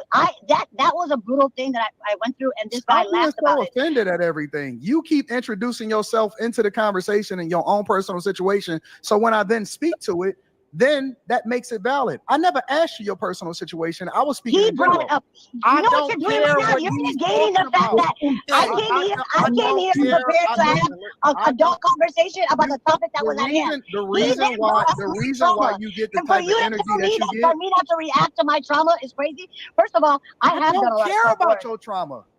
I can tell that you don't care. I don't care about your trauma. And what you don't, I can tell you don't care. Hold on. I can tell you don't care. To it, y'all. I but we're not going to act like I came here to have a conversation about the topic that you guys want to have and to add an intellectual level. I don't have a problem. You don't know what problems I have. You don't know me. I know it because I'm paying attention to what you interacting with me right now. I'm speaking on what my personal interaction with you in this short amount of time is. What you're negating was that somebody. Okay, so let me talk about the worst thing that ever happened to you. Laugh about it, and then when you react to it, be like, "Oh, you know what? This is the problem that you have. You're negating what he did." Okay, I can tell that you don't care. I can tell you don't care. Bringing it up. I didn't bring it up. He brought it up. And now that you bring it up, you can't act like it didn't happen. I don't care about what the fuck you think about your situation. If you want to address that. I am a lawyer. I'm a project manager. I'm a civil and environmental engineer. With him separately, offline. I don't think that anybody, I don't think that you or him have the range to have that conversation with me. I'm having it with you right now. You don't need no range for the paperwork. Stop 2K. Stop 2K. Give me 1 second. Your problem, and give me a second. You don't know what my problems are. You have no idea You're free to respond. I'm trying not to mute you because I want to make sure that we had this conversation. You introduced yourself into the conversation with me. You keep introducing your own personal situation when I was talking in general. Your problem, and this is the problem of a lot of women that's out here, is that you bring this type of energy on you. I know women that ain't never had a problem with a man in their life. I know women that ain't never been assaulted. I know women that ain't never had. So now you're saying that I bring that kind of energy to myself. Stop. I'm gonna give you an opportunity to speak, but I keep trying to tell you that your femininity is your secret weapon. That's the thing that you have as a trump card. You talk too much. You too aggressive. You masculine. It ain't that we think I'm masculine. We can identify when a woman want to act like a man and we treat you as such. No, I do not. First of all, the men I'm in community with, if you want to have that type of energy, like this. I gotta mute you because you're not gonna keep interrupting me. If you gonna have that type of energy, cool. Listen, ladies, let them run. Let them run. Could we slow play? Hold on, and I just want to say this. Damn. I want to say this really quickly because I never ever and it ain't a person up here that could say that I was offensive. It ain't a person up here that could say I called her out of her name. It ain't a person up here that could say that I said anything negative to her whatsoever. She introduced herself into this conversation. She got met with aggression. And I would implore every guy to stand 10 toes down and stop letting these chicks bully you just because she a woman. She can't bully nobody up here. And I tried to offer her grace by being the intercessor between her and 2K. But the reality of it is that type of woman, the personification of her and any woman that's like her are going to have problems for their entire life with men, with society, with the police, with labels. And they always gonna be a victim. Those type of women are always gonna be a victim. And the problem, here's the other part of that problem, is that women, y'all gonna be the ones that get labeled as angry black women because she is going to be your representative. It's always the loudest ones in the room that's gonna paint a picture, and it don't matter how feminine you are, you basically gonna have to go in there. You know how they say that you got to go in there? A lot of times we got to go into the workplace, or we got to go into the classrooms, and we got to perform 10 times harder. It's not because society is racist. It's because they then represent you, and then they create a personification in other people's minds, and y'all got to go out there and fight the fight for them because y'all don't hold them accountable. If y'all keep letting them type of woman get away and paint the picture, and y'all keep supporting them in the name of black women, guess what? I don't believe that most black women are like that. I tend to believe, through my own personal experience in real life, that most black women are feminine, they cool, they dope. Even if they have a difference of opinion with you, they then lean to their femininity because they truly are that. They can't avoid what it is that God made them. But if y'all keep letting these fuck chicks come up here and embarrass y'all, and I ain't just talking about on this panel, I'm talking about in life. If y'all keep letting these women keep embarrassing y'all, then y'all can't complain about how y'all looked at as society, because she is the very definition of an angry black woman, and she wouldn't even let nobody else speak. She act like this is her panel. True. I knew she was gonna shit a brick when she got on here. But you started my language. You started the shit. It was gonna happen regardless if she said something. It don't matter. She was ready to go to war when she was first got ready. up. She was gonna be turned. I never said nothing about it, and she was coming at me. I met her with cool.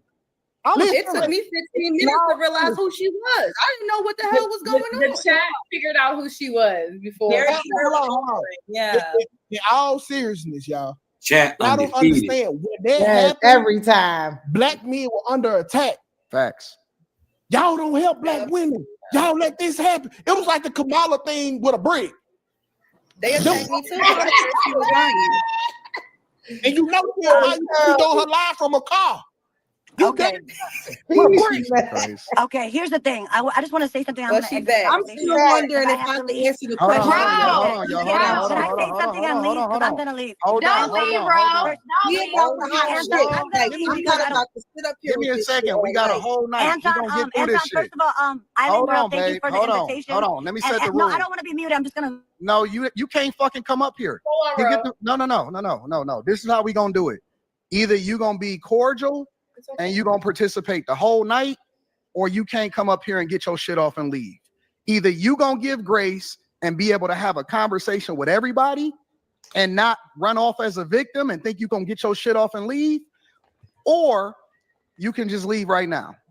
Because everybody got to get into this, and we're gonna have a conducive conversation. We're gonna go over multiple different subjects, and you not gonna be the highlight, you not gonna be the victim, and we not gonna bring up your situation no more. If you want to stick around and chill, then that's cool. You're gonna wait your turn like everybody else. We're gonna have a great conversation, or you can leave right now. But I'm not about to let you come up here, get your shit off, and leave. You can unmute. Have some respect. Are you leaving, bro? Are you leaving? Because we're going to. You're muted. You muted. You got to unmute yourself. You got to unmute.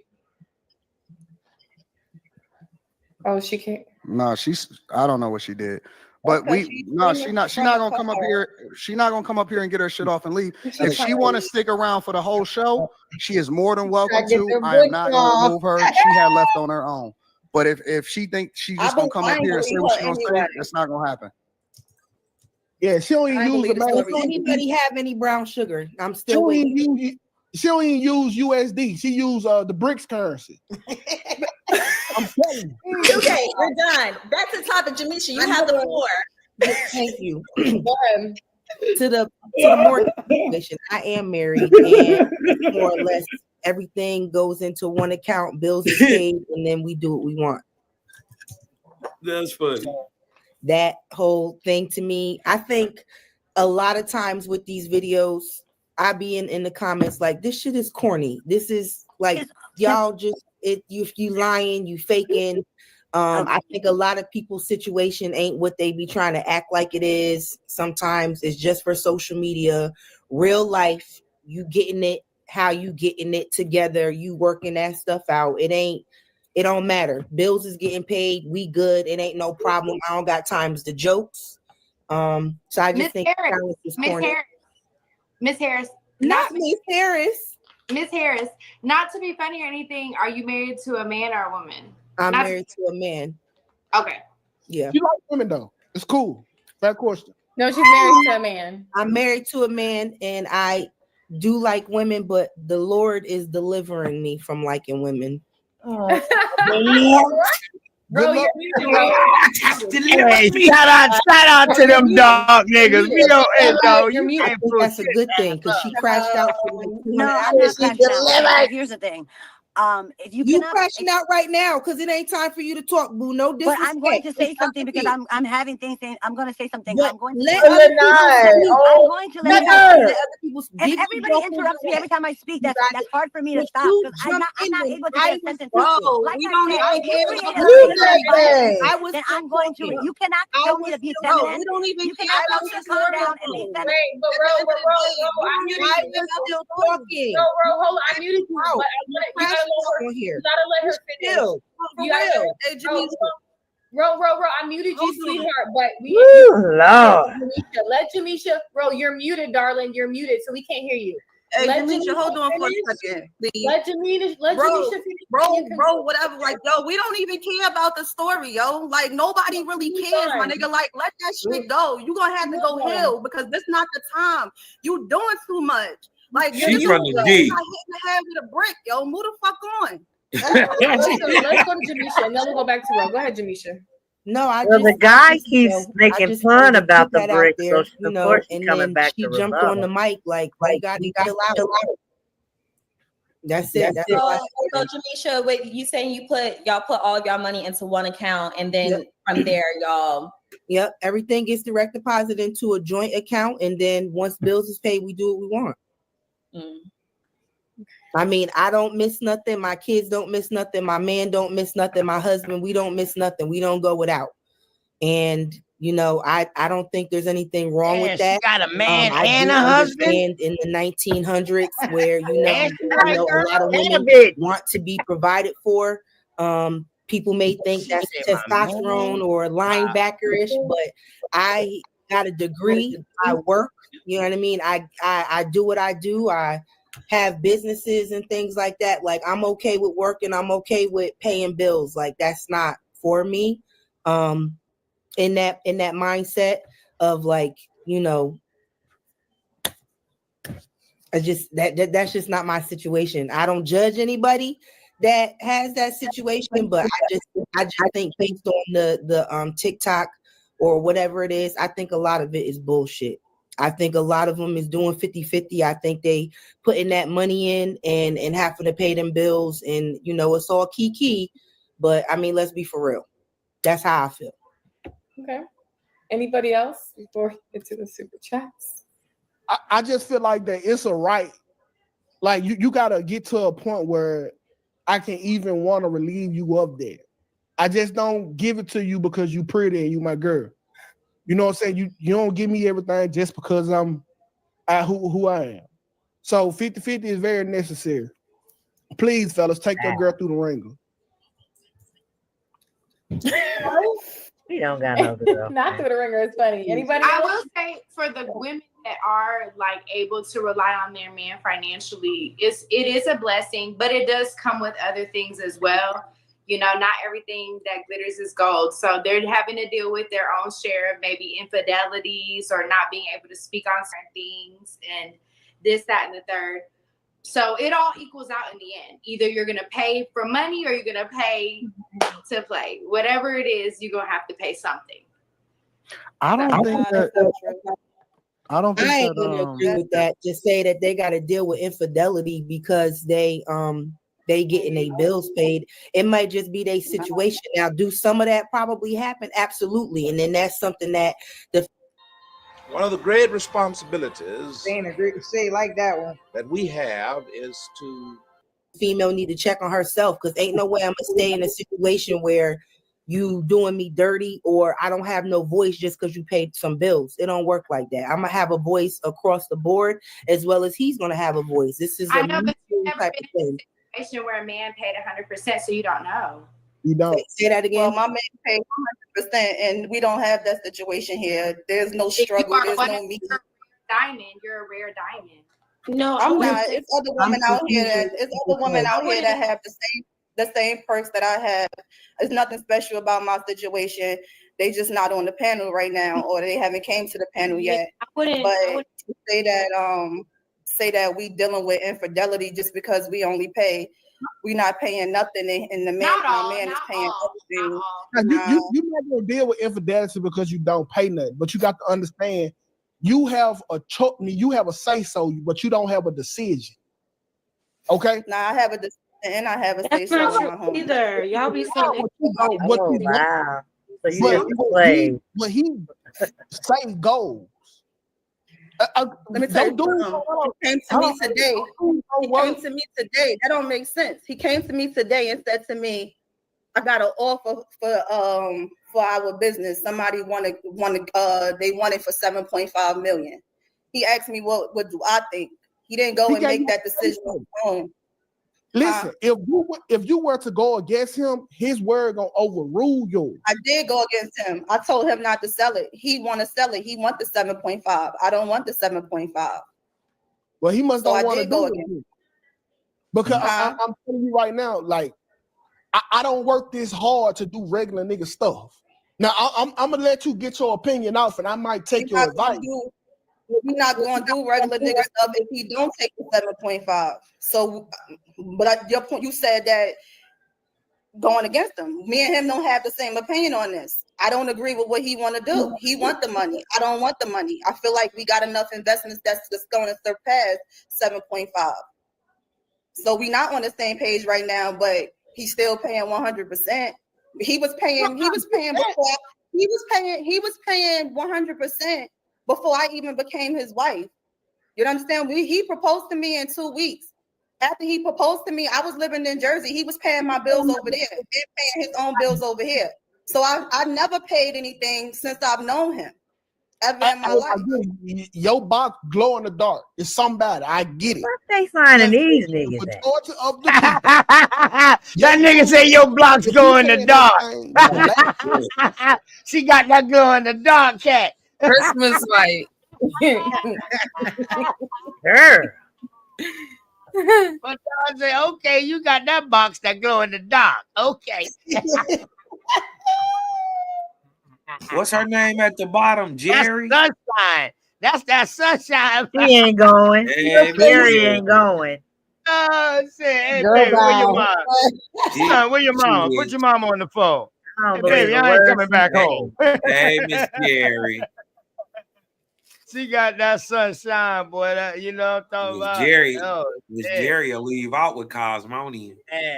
Her mama taught her that pocketbook is a pocketbook. That's pocketbook of gold, boy. And she used it. Dang. Let's go. His decision goes with him. These are facts. I'm not saying I'm going to on you. We gotta figure it out together. Now, if his ideas surpass mine, if what he thinking it surpasses me, then as a woman, I know how to throw the card in. But if what I'm thinking surpasses what he thinking, then he understand like, damn, she can't be right on this one. So it's not about if he want it and I don't want it, but because he's the breadwinner in the situation, he make the decision. Nah, we just sit it out. Like, look, it's a lot of times in our situations where I'm right and he wrong. It's a lot of times where I'm wrong and he right. You know what I'm saying? So we put the cards down. Who make more sense? You understand? That's what it's all about. Who's gonna make more sense at the end of the day? At the end of the day, I feel like I make more. Right now, I feel like I make more sense because I'm like, yo, we check put this too much out. money into. That's an even flow relationship with respect from both sides. Hey, And- hold on. Hey, I'm gonna just leave you with this. When you met him, he was rich. Yeah. He was making his own decisions. If you choose to leave him, he's still gonna be rich. His decisions. But he Yeah, didn't but I'm ask here to now. marry no mute. He asked to marry her, and she has her opinion. The difference is I'm here now. So once I entered the chat, things change. Now I'm gonna respect his opinion no matter what, and I ain't gonna fight him on it if he feel like that's the right thing. But he's still gonna honor and respect my opinion. And if we put the cards down and he feel like, yo, she might be right on this shit, then he not gonna fuck with it. And if I feel like he right on this shit, then I'm gonna be like, you know what? All right, go ahead, do that. Right now, I feel like I'm right. because he want the 7.5. I don't think we need it right now, but I don't know. I might bow out after he explained it a little bit more to me. Or he might push the button without you. I mean, it doesn't take anything away from a man when he goes to his woman to ask her opinion about something that's mutually beneficial for their family. It takes nothing away. I think sometimes some men just are so led by their ego that damn, I've been waiting for her to talk, boy. I have to make decisions, or else What's it's her like name? relax. Because if you have a wife, Yeah, you chose her for a yeah. reason. You chose She her got because that she golden complimented nugget you. 2 weeks. You chose I'm her because proposing. you know if you had a question, you can come to her and she'll help you gain clarity on it. How would you know, Dad? It takes nothing. We're having a conversation. How would you know? How would you know? I'm married. How would you? But are you? Look at your left finger. It doesn't. What's on it? 2K. This is not a personal attack. This is what I'm saying. Y'all have to. Listen, okay, but why are you making it? Relax. Like, come on. Are you married to a woman with a voice or someone you manipulate? But my thing is, why does it even matter? My thing is, why does it even matter? Why are you asking me about me and mine? I'm just sitting here saying that it's okay for a man of me. Propaganda. You telling these women that some that ain't true. That is not no. You can't see beyond your own point of view, 2K. You think you have this egotistical mindset on what a woman should be and what a man should be. There are women sitting on this panel right now who are well taken care of by their men, and their men still come to them when it's time to make decisions. They consider their thoughts and opinions because they compliment them. You make it seem like if a man asks a woman anything, somehow that's taken away from his manhood. That somehow that's taking something away from his provision. It's okay for a man to ask his woman a question about a decision for the family. I don't understand why there's so much pushback on that. Good point. I didn't say that. First of all, so what are you saying? What are you saying?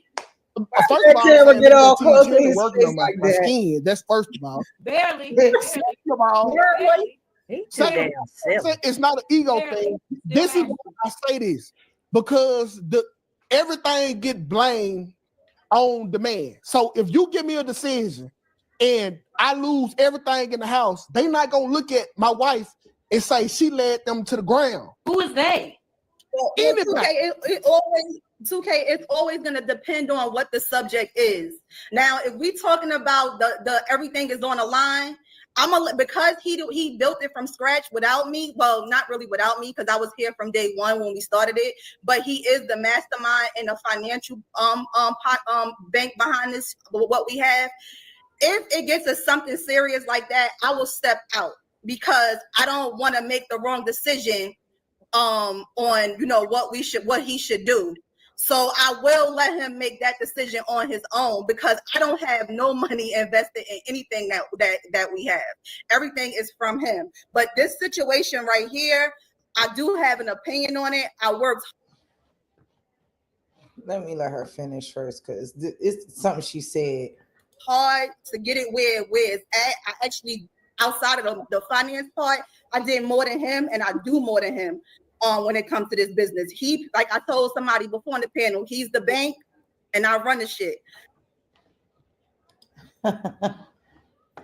That's when brains and bronze come together. Right. She was up there with no jokes, okay? Okay, so men on the panel, do you guys believe in 50-50? No. I don't believe in that. Okay, Cosmon. What's that? Do you believe in 50-50 in your relationship with your lady? Yeah, if she cool with it, yeah. We got a 50-50 relationship now.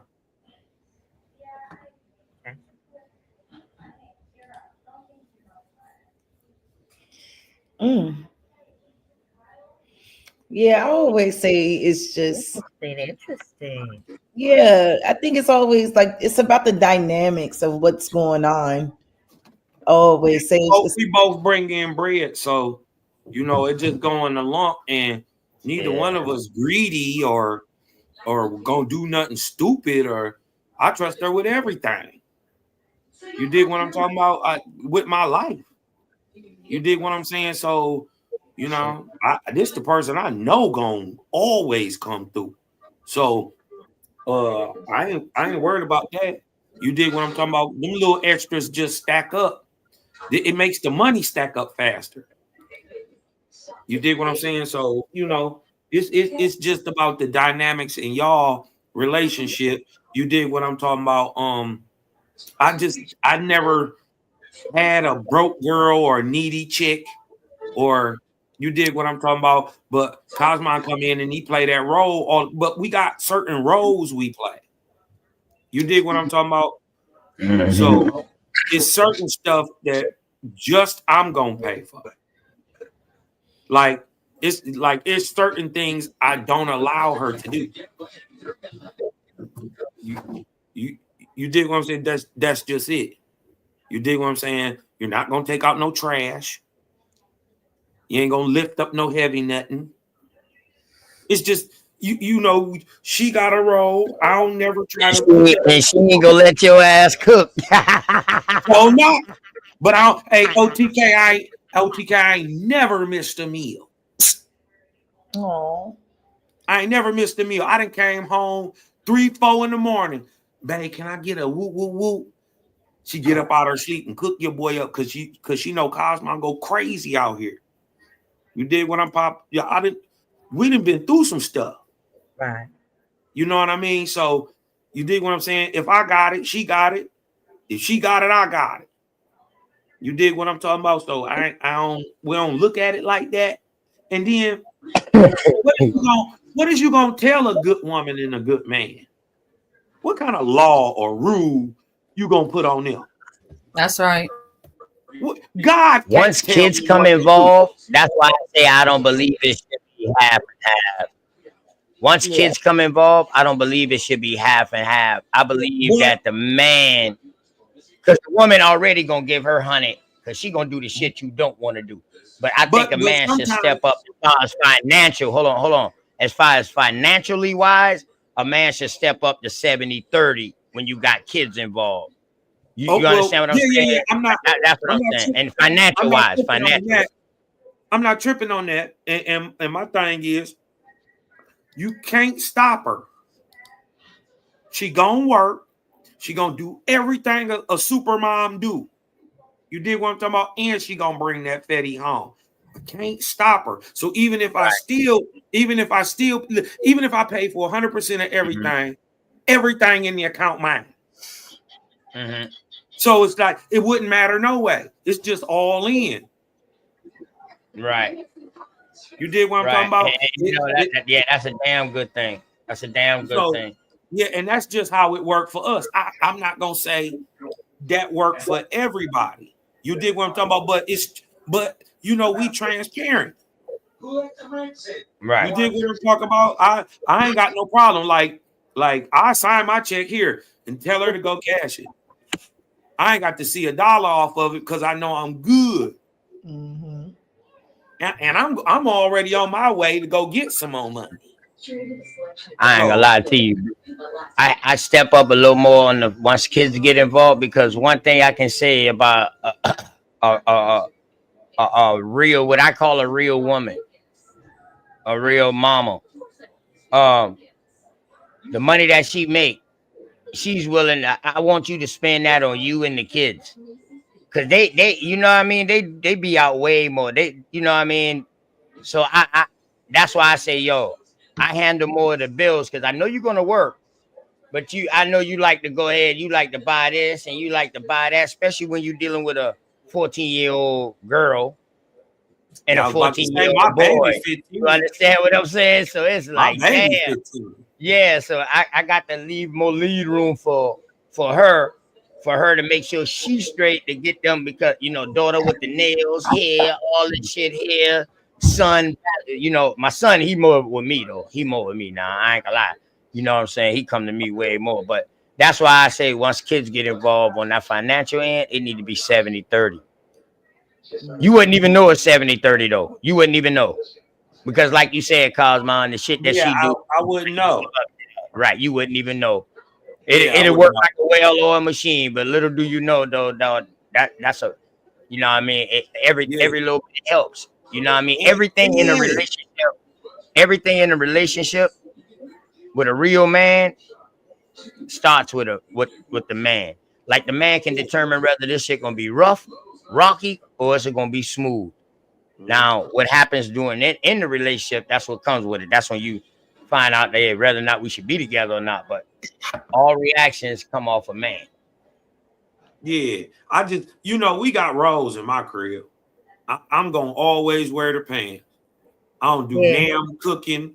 I don't do no cleaning for real. Even though I'm a real neat freak and I keep stuff up around the crib. You did what I'm talking about. Well, she won't say that, but you know what I mean. We got roles. That's old school relationships, and we ain't. That's what kept us together. We don't do the same thing. We like each other. Not that I don't like what she do or I don't kick it with her friends. They her friends. But I love them and all that stuff, and fam and all that is fam. But we good. You dig what I'm talking about? This is why I say you gotta get something that work for you. You dig what I'm talking about? Whatever work for you, do that. You dig what I'm talking about? Because listen, first of all, y'all don't want Cosmo cooking nothing. You don't want it, you gonna die. I'm just telling you, I'm terrible. I'm terrible, right? So you don't even want me to look at your kitchen. I'm gonna light your house on fire. So you dig what I'm talking about? That's a trade-off. So guess what she don't do? She don't never shovel no snow. She don't gotta really dry nowhere. You dig what I'm talking about? She get that extra pampering and all that kind of stuff. Cause I come home, I got plates waiting. You dig what I'm talking about? They still eat meat. I'm vegetarian. You dig what I'm talking about? So I got a whole something else different than what else everybody else got every day. You dig what I'm talking about? So it's a trade in the. So I would put it like this: instead of looking at it as 50-50, look at it as 100-100. You dig what I'm saying? You go 100-100, then what we talking about? We talking about surplus and extras. You dig what I'm talking about? So that's how it worked with us. But shit, who could tell us something different? Exactly. You know what I mean? Yeah, I just think that, especially like when it comes down to like black couples or so-called black couples or whatever, like, you really got to be able to. It's kind of hard because most people ain't really bring it in the bacon like that, And if more men were, they probably would feel more confident in being able to hold their end when it comes to all the bills and things like that, because a lot of men out here make a lot of kids, and they can't take care of them. They make a lot of I'm telling you, man. Listen, food is crazy. You dig what I'm talking about? Just the price of everything going up. So if you ain't got 2-3 hustles already and a job, you dig what I'm talking about? Well, then you and your wife is working. You dig what I'm saying? So you got that. I know me. I got to have a job and 2-3 hustles. You dig what I'm saying? So. But this woman is still trying to make it easy on me.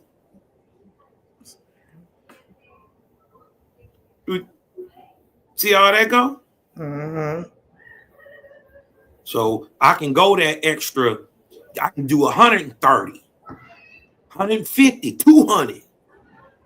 You dig what I'm talking about? Cause I ain't got to look over my shoulder. I ain't got to worry about nothing. You dig what I'm talking about? Raised up all my babies, love on me. My mama love her. You dig what I'm talking about? What I'm gonna do? Just do right. It's simple when it's that simple, right? It's that simple. Just do right, dog. You'll be all right. dig what I'm saying? Because it ain't the money. I'm telling you, it's not the money. It's the person. We could be, listen, we don't have to be doing nothing. Right? And just because I'm with her, we could be we gonna start laughing, kiki-keying, and you dig what I'm talking about? Just because this my person. You dig what I'm saying? She make shit cool. She keep Cosmo on level. What's that worth?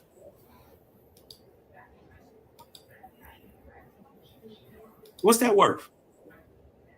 So if it is 200, if I did pay 200, it'd be worth it.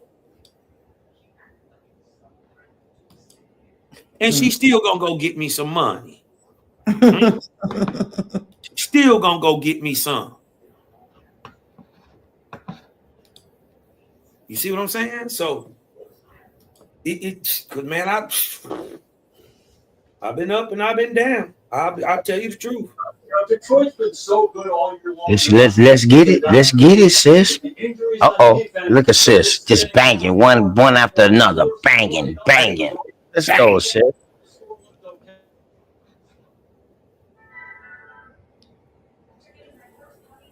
My name is Charles Gordon, and I am an American Negro, one of 20 million. I want to show you something of our life here.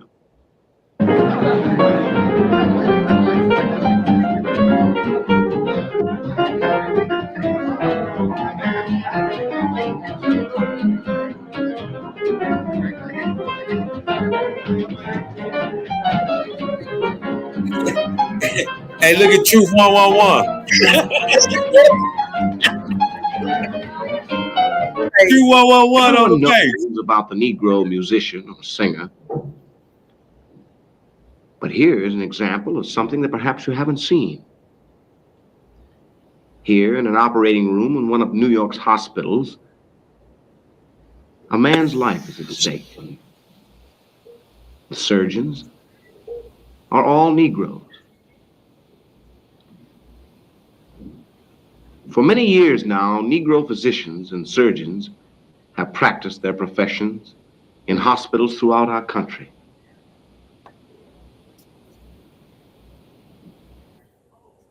There is great variety in Negro life. We do all kinds of work.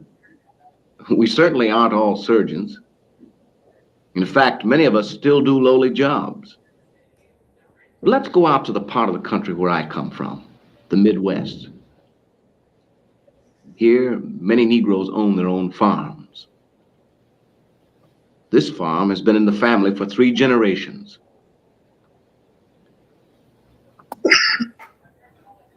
How many he say now? In this What art year center we in? here in Manhattan, a well-known dancer teaches a class in modern techniques.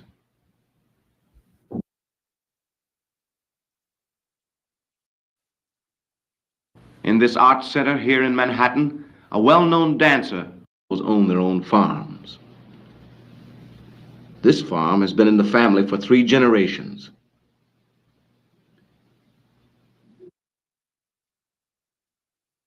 In this art center here in Manhattan, a well-known dancer teaches a class in modern techniques.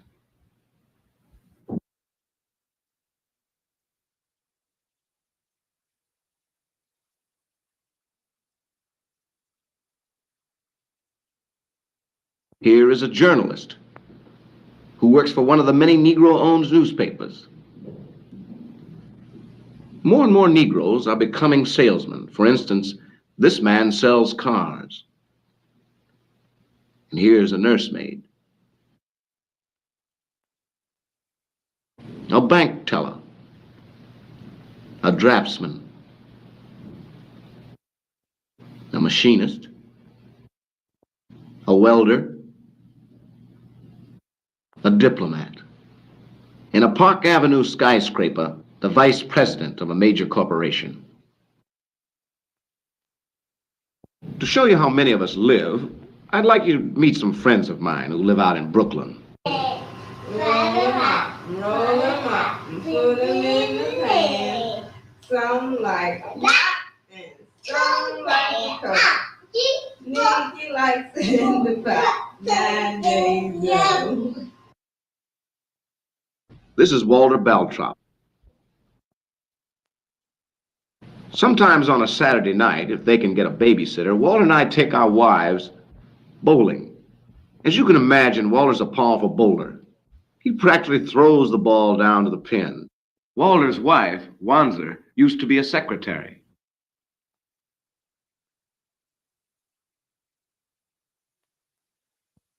Walter is a top-notch social worker. He works in a community center with young people.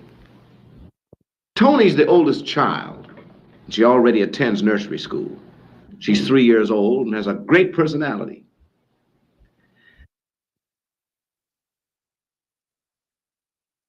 This is Saturday morning. It's the morning that Walter always tries to help out around the house. Many American men like to do a little work around the house. Even I like to wash the dishes now and then. On this morning, Walter's going to help with the breakfast. His specialty is pancakes. Wanzer thinks that Walter's pancakes are a little too crisp. But she tries. But Tony finds them very tasty. I'd like you to meet another family here in Brooklyn. The Smiths. Marvin Sr. is a parole officer. This is a very festive day, a very special day.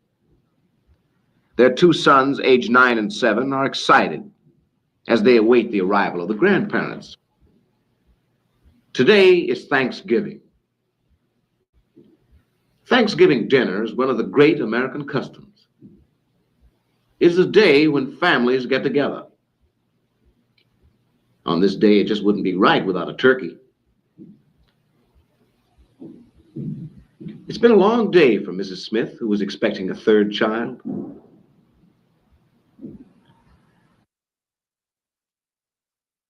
Father says grace. This is the important thing about Thanksgiving. To give thanks for the blessings of the year. To me, Thanksgiving is a day where you home, it's a home day. So you have a lovely home and then take somebody out to dinner on Thanksgiving Day. No, something missing. In another part of town, at an old folks center, people of another generation are celebrating Thanksgiving too.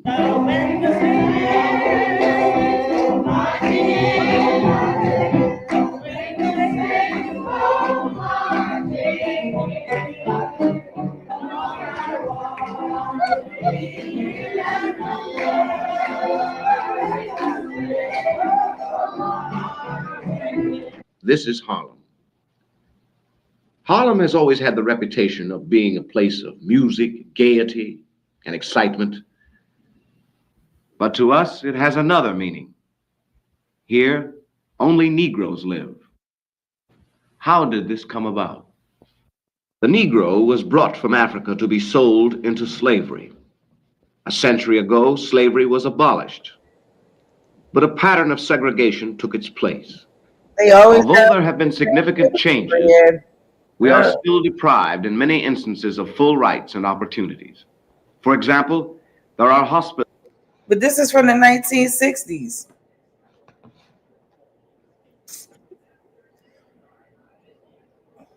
But I guess that makes sense around that time for them to throw that in there. Hospitals in which the surgeons we saw earlier are not allowed to practice. And in some states, we are still restricted by signs like these. Later in this film, we shall see some of the ways in which the situation is changing. But first, let us ask a cross-section of Negroes how segregation affects their lives. Segregation to the average Negro means being held back. He's looking for progress. He wants to move forward in the American mainstream. Segregation holds him back. I think it's something that's ridiculous. You take the white people in the South that, or not only in the South, anywhere, that refuses to allow a Negro man or a Negro woman to sit in a restaurant or to ride next to them in a bus or train or anything. And then on the other hand, turns around and wants a colored woman to come into their home and cook their food and serve them their dinner after having our hands all in their food. I think somebody's got to be crazy there. Up to this present time, it hasn't affected me at all. As far as my work and my social activities, up until this present time, I can say it hasn't affected me. In order to understand how any Negro feels under segregation, you have to realize that from the time of infancy, he has it pounded into him that he's not as good as other people. There are things he cannot do. Don't do this, you can't do this, you can't do the other. It builds into a man a feeling of inferiority, a feeling of frustration, a feeling of resentment. So much bitterness built up in a person and resentment when you know that you're being segregated against simply because you're black and there's nothing that you can do about it. There is something you're trying to do about it. These students are typical of many throughout the country, both Negro and white, who have been effective in breaking the barriers of segregation. Sense the confidence and dedication of these young people as they discuss their plans. Talking about was the possibility of spending your Christmas in jail. I think the most beautiful thing we could do would be to stage a mass sit-in or some type of demonstration. And if they did not serve us, to remain until they served us. If arrested, to go in jail and refuse bail. That's what I think will have a much larger impact than just mere arrest. I'd like to hear your comments on it and see exactly what you think and how you feel about it. Tommy? We've been getting public sympathy, but not enough by just going in and coming out.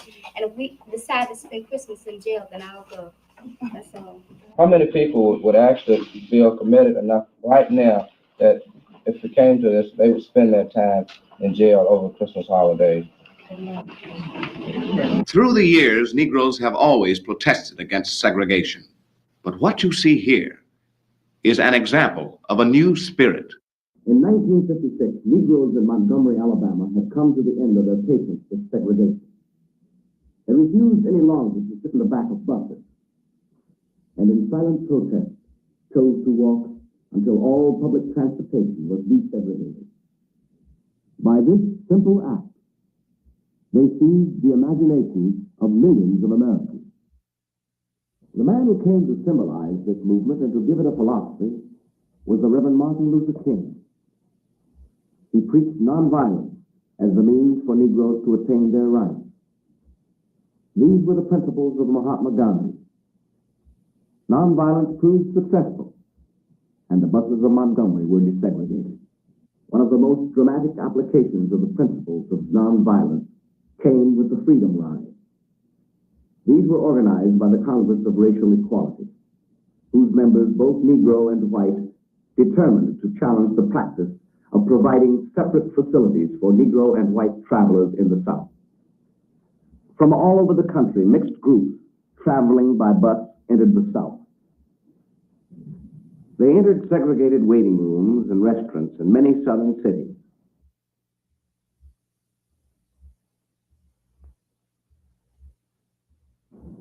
In some, they were arrested, but they were determined to succeed even if it meant going to jail. Negroes were jailed for entering white waiting rooms.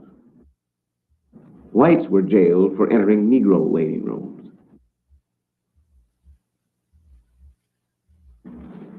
Over 300 Freedom Riders went to jail. Nearly half of those were white. Nearly half were women. Once again, the principles of nonviolence proved their effectiveness. For an evaluation of the Freedom Rides, we asked James Farmer, National Director of the Congress of Racial Equality. Rarely in American history has anything been so successful as the Freedom Riders in the attack upon segregation. Before the Freedom Rides began, most of the bus terminals were segregated, especially in the Deep South. But as a result of the Freedom Rides, the Interstate Commerce Commission issued a ruling which went into effect on.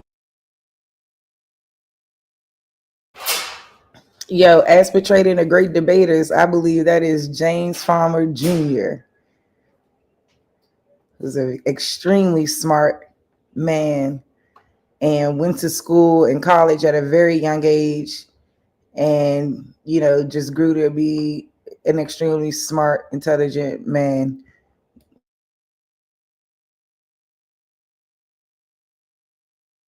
November 1st, ordering that all the segregation signs must come down in the terminals and that in their place must be posted desegregation signs. How is it that these events had not taken place earlier? We asked Roy Wilkins, Executive Secretary of the National Association for the Advancement of Colored People. Well, of course, for many years, the Constitution and the Bill of Rights and the declarations therein were on the side of minorities and individual freedom. But the enforcement of the law was not. However, over the years, the Supreme Court has handed down a number of decisions in voting rights, matter of service on juries, in housing, and in education, which have given the federal government the power to proceed. Now, these decisions were won largely, but not exclusively, by NAACP attorneys. With the legal framework now firmly in hand, the federal government is free to proceed and act to enforce the rights of its citizens. Shortly after the war, President Truman ordered segregation to be ended in the armed forces. However, because of the nature of our Constitution, the president cannot just do away with segregation by a stroke of the pen, but through the actions of the federal government, state governments, organizations, and individuals, progress has been made in a number of areas. Let's have a look. Yeah, I think that's the video chopping.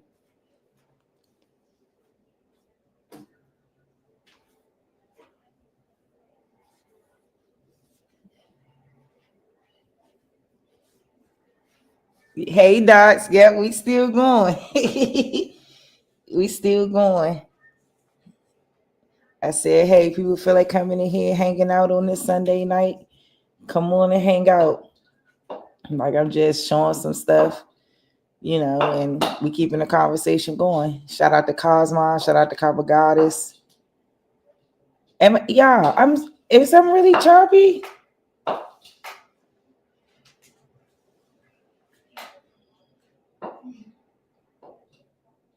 Okay, shout out to Cake Lover L. And I guess OTK whenever he come back. I'm sorry, y'all. Hopefully it'll clear up anymore. Hopefully it'll clear. Hopefully y'all go ahead and refresh. Look at three of these: voting, housing, and education. First, voting. Here is Robert Kennedy, the Attorney General, speaking to the press on this question. We have found a pattern of discrimination in some sections of the United States, which have used literacy tests to deprive really tens of thousands of our citizens the right to vote because of their color. This legislation will rectify that situation. Ralph Metcalf, a Chicago alderman, on the Negro's power as a voter. Well, I would say that the power of the Negro vote is increasing by each election because the Negro now is becoming more aware of his position in the electoral field as a result of many of the things that are happening today. And I think he's been being more discriminating in his voting. He's being acutely aware of those candidates who he thinks will espouse his own cause and therefore votes in larger numbers now. In some cases, the Negro's vote is crucial and often carries the balance of power. As a result, more and more Negroes are running for political office in the United States. The Constitution stands for, and we as taxpayers demand. I'm delighted to be on what I think is one of the finest tickets that's been offered to our state for many years.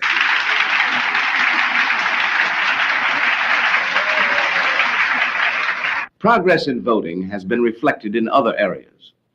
Let's take a look at housing. In this Chicago suburb, Negroes and whites live side by side.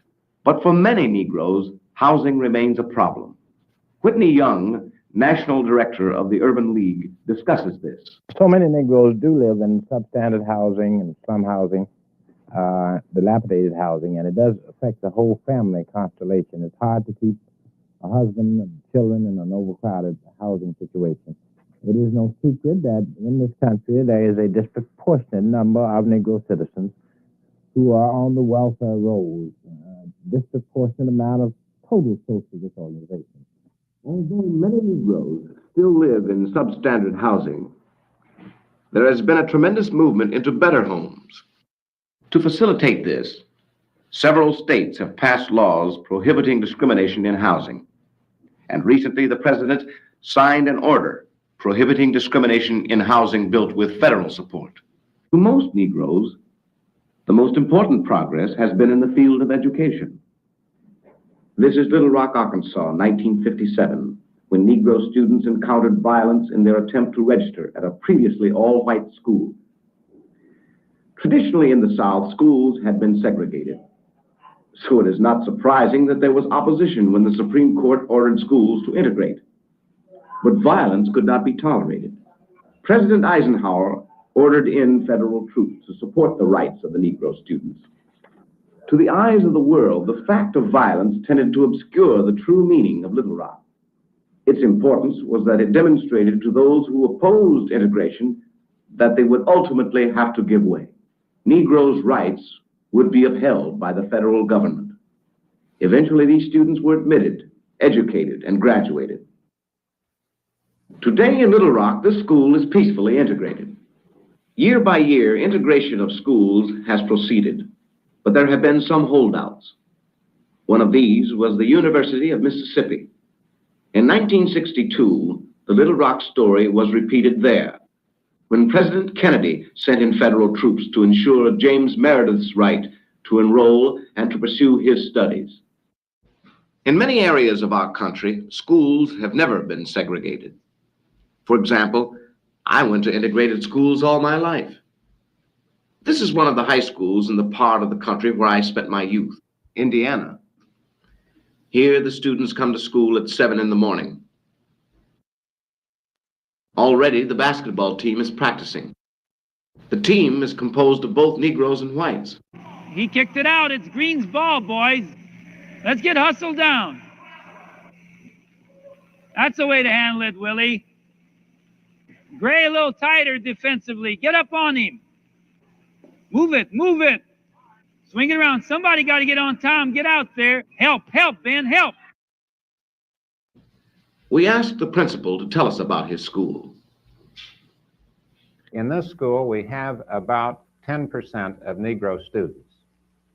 Now, we have no problems, really, racially at Washington, and I think principally because the students are very clever and very able in handling their problems. There is no conflict. It's a completely integrated school insofar as school activities are concerned, both curricular activities and extracurricular. Find the people completely mixed and working without reference to color. The administrative policy and the teachers' activities, the students' point of view, sees no color. We treat everyone insofar as possible as an individual and on the basis of his own merits. William Forrest teaches social studies. We asked him whether his students discuss race relations freely with him. Oh, very easily. In fact, this is probably one of their main concerns. Many times they see something in the paper or in a magazine, they always ask me, well, how do you feel about this? And what's your impression? And what are the real circumstances behind these situations? Sometimes we step on a few toes, and I think we have to. Some basic beliefs and concepts that probably mom or dad or a grandparent had.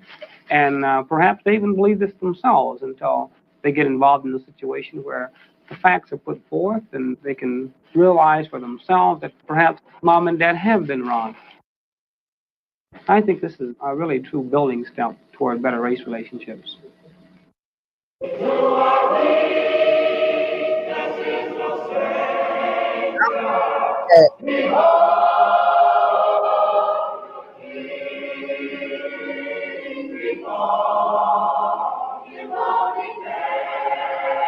As you have seen, although we in America have some way to go in improving race relations, we have already come a long way.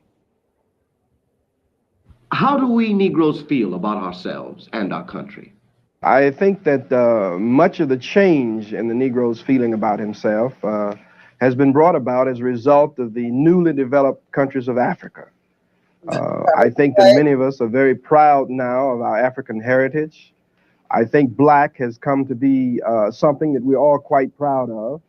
I stay in America because this is the only country that I know. It's the country that I have fought in wars to defend because its principles I believe, and because it provides me the opportunity to fight for the things I believe in. The vast majority of Negroes feel this way, that there is nothing wrong with the United States or our democracy that we can't correct. There is always that hope, that strong feeling that we can correct the situation if we can pull a few of these knuckleheads together and bump their heads and make them understand that this is what was meant as the American ideal. This is my home. And though in many instances it has caused me pain, I am first of all an American.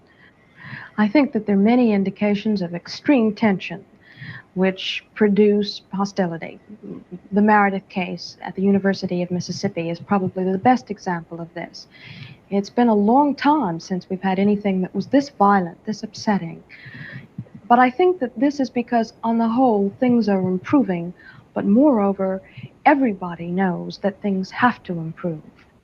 By and large, the 20 million Negroes in the United States work and play just as any other American does.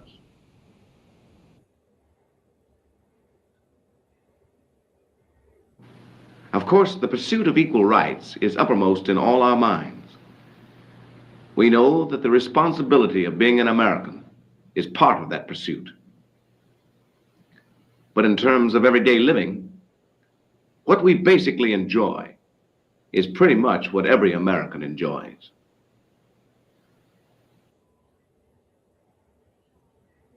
The long and heroic struggle of Negro and white alike against the evils of race prejudice is one of the greatest epochs in our nation's history. It has brought the American Negro to real heights of heroism and splendid achievement. We have broken many shackles and won our way to the front lines of our national, artistic, athletic, and intellectual endeavor. We have become a vital factor in industry, agriculture, and are a decisive force in our general political life. We have truly, in the United States, come a long way, but we still have a good way to go. They always piss me off. Yeah, she was the only one that kicked that shit on their ass. She did. I'm an American. I don't know what the hell that Shit, dude. that other dude said that too. Right after the dude said he's proud of his African roots and his black shit. The other dude said, "Shit, well, I'm American because this is the only land that I know that I fought for, and all that." You know what I mean? Yeah, Like, that's Whitney Young. Yeah, Whitney Young is a well-known social worker, activist. He's done a lot of good work as well. So, he's definitely a well-known figure within that civil rights realm. But yeah, I found that crazy. They just be throwing, they gonna throw that shit in there. They gonna let you know. Don't forget the slave part. Can you imagine if they tell the real story in history, how it will change everyone's outlook on who we are and how to treat us? Because everyone is indoctrinated to treat us like the bad guy, the boogeyman. Yeah.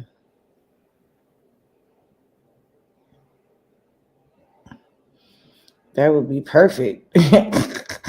It's crazy.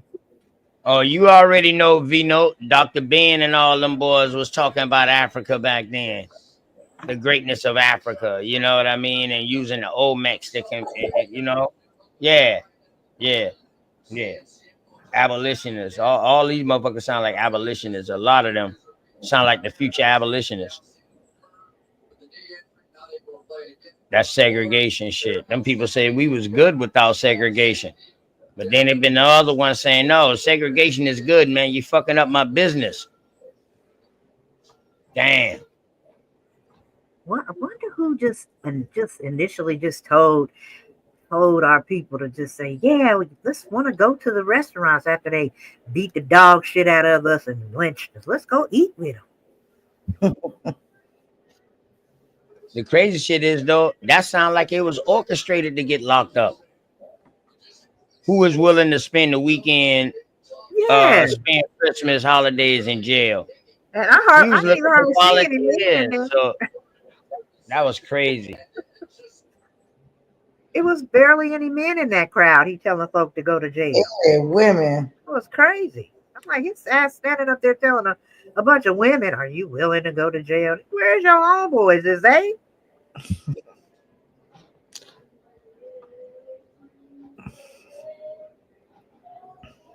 Exactly. Yeah. And that's what I said since the beginning of time, you know, women have been putting their stuff out there, you know, on the front lines of a lot of these movements, if you will. Yeah. And I just want us to get it together. I want to add some humor on here real quick. Hey, that's my dog right there now. Oh, That's yeah, me right there. Hey, sis, I got a video where I'm acting up just like this motherfucker with the mayor, the county councilman, the city councilman, the DO, South Carolina DO. Went berserk inside that fucking meeting, boy. Word. I gotta They say got you that him. shit. I love my dog. Got my dog right there now. Let me see if I can find a different one because all these joints is hilarious. Like he do not be playing with a rest in peace to the great mayor, not mayor, excuse me, Councilman Eric Mays. My bad. Not to call him a mayor. You know, you want to call him within his rightful title. Yeah, y'all. I ain't gonna lie. Back in the day, I would have been dead too. They would have been done kill me. Yeah. They would have been done kill me. I ain't even lying to you. They would have been done kill me. Word. See, I want to make it to heaven. I try my best to tell the truth. People don't like my style, how I talk, my delivery, but you ain't catching me in half truth and lies. Not running no municipal government. Why, when it gets to me, we wasting time? But all these folks who put the appeal ain't wasting time. That's my point. Quit singling me out as a time waster. Single some of these folks out for once in y'all life as time wasters. It ain't funny to me, Griggs. It ain't funny to me, Gary. I sat here quietly. And the minute I start talking, here go that old stereotype, time-wasting stereotype. Who does that repeatedly? Who wants to live in a stereotype shell? Blacks lazy. First ward councilman wasting time. He's irrelevant. Don't y'all get it? We went through this with Kerry and Jackie Poplar and them putting a hand up in my face. I'm not going to, every time I speak, be belittled when I'm making points by this council. Don't y'all get it? The time wasted was with her when she appealed it. And I'm telling you, when she sees she losing, I want to withdraw it. You done wasted time. Tell her. Quit picking at me about the great waster of time. I'm here to do business. Man, shout out there, man. Not my dog, man. Word, man. Mr. Mays, you interrupted me. Stop talking. Just stop talking. Now we are.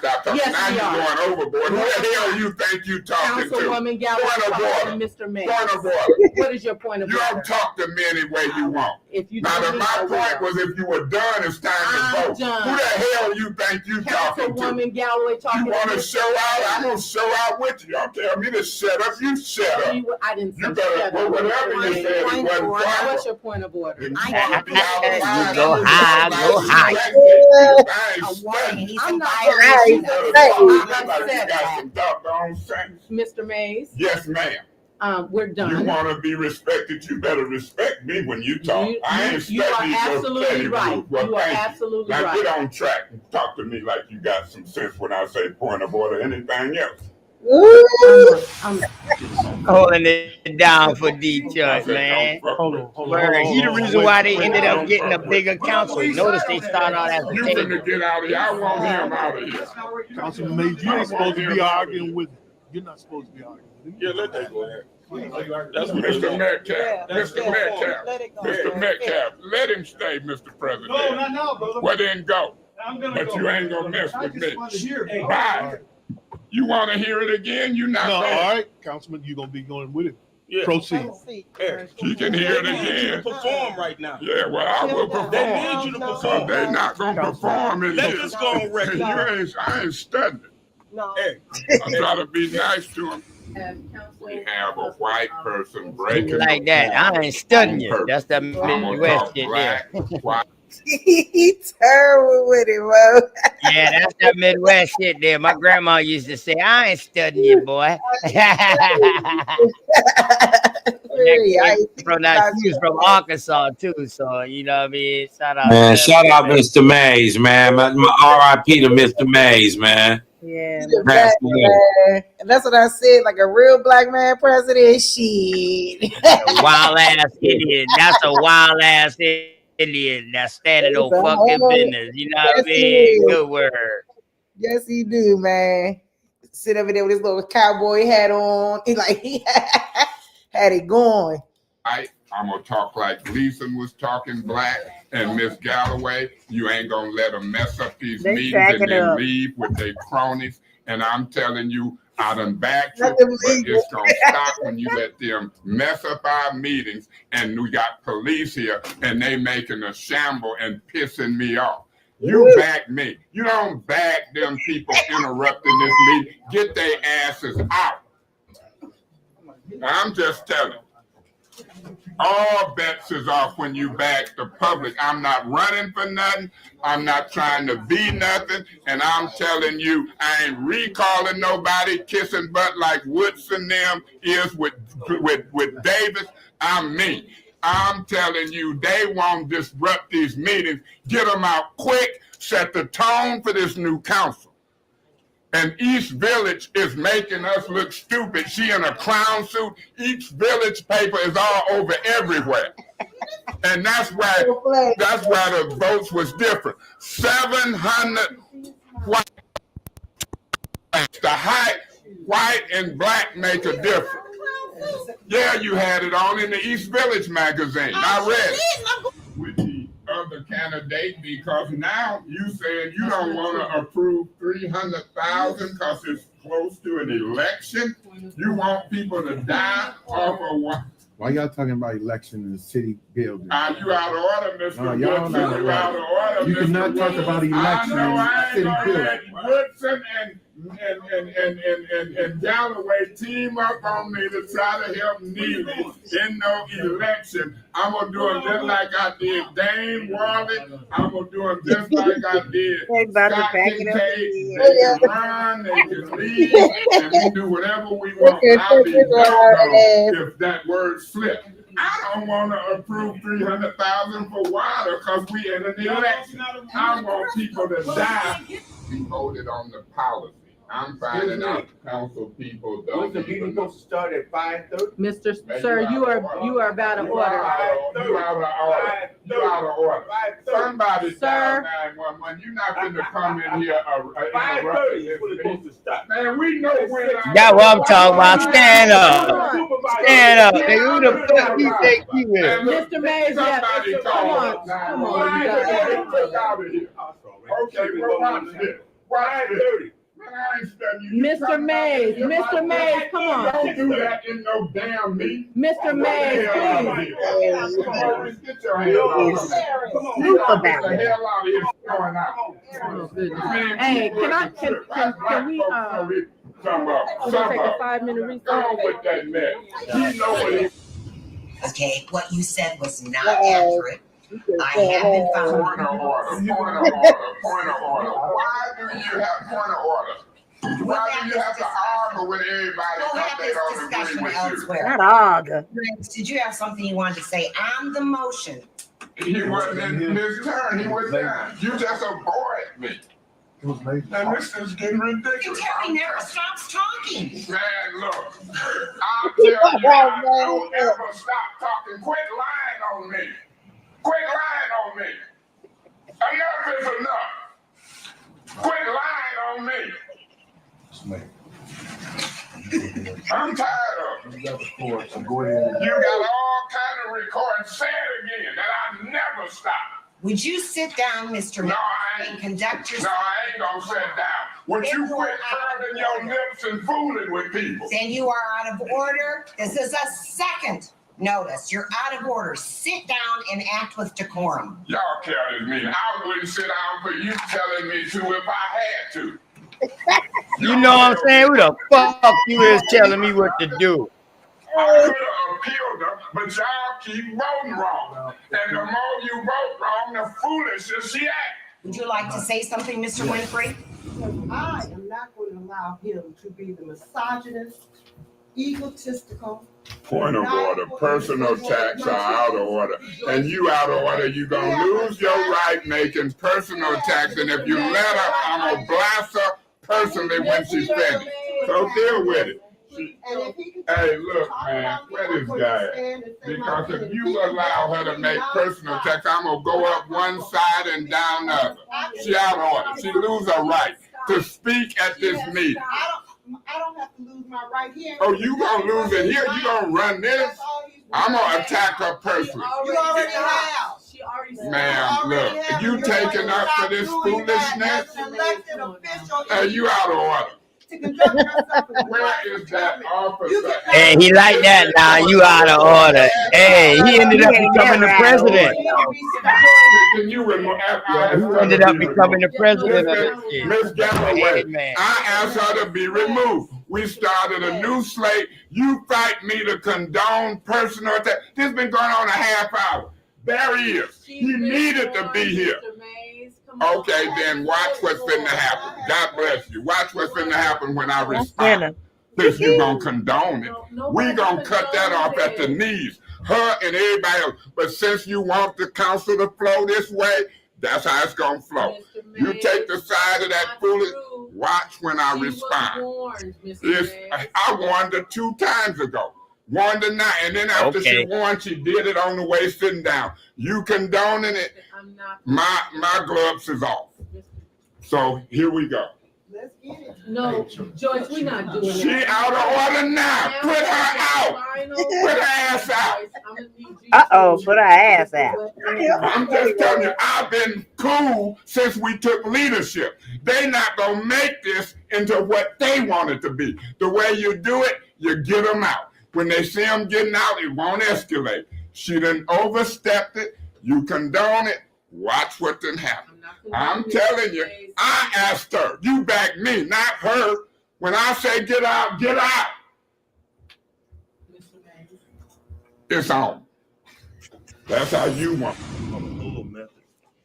And it was probably at best maybe 10%. Can we have one meeting? Can we get some respect to listen to our guests? Please. It's been going on repeatedly. It's just disrespectful. Fuck out of there. I mean,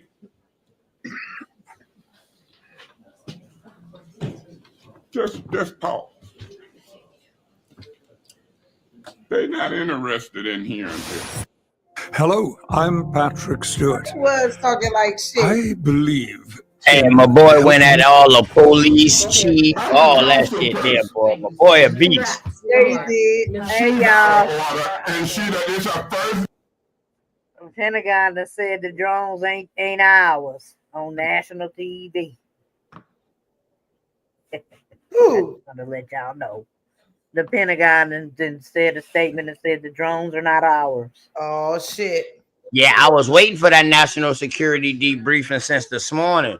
I was watching it, waiting for that debriefing. Look at me over here Man, trying okay. to. I want to see the ones where he was going off. Like they ain't. This is not the best ones. That man, they got some better ones than this. Way better ones. That's crazy about that John hearing that. No surprise they with these motherfuckers. I think it get better, babe, as it go on. You know what I mean? Because they show you from him at the table right here, but because of all this, and they showing this shit and gaining exposure till they go into a big council, and he eventually becomes the head of that shit. You know what I mean? Head of council. Yeah, people gonna always be real. The people gonna always be real.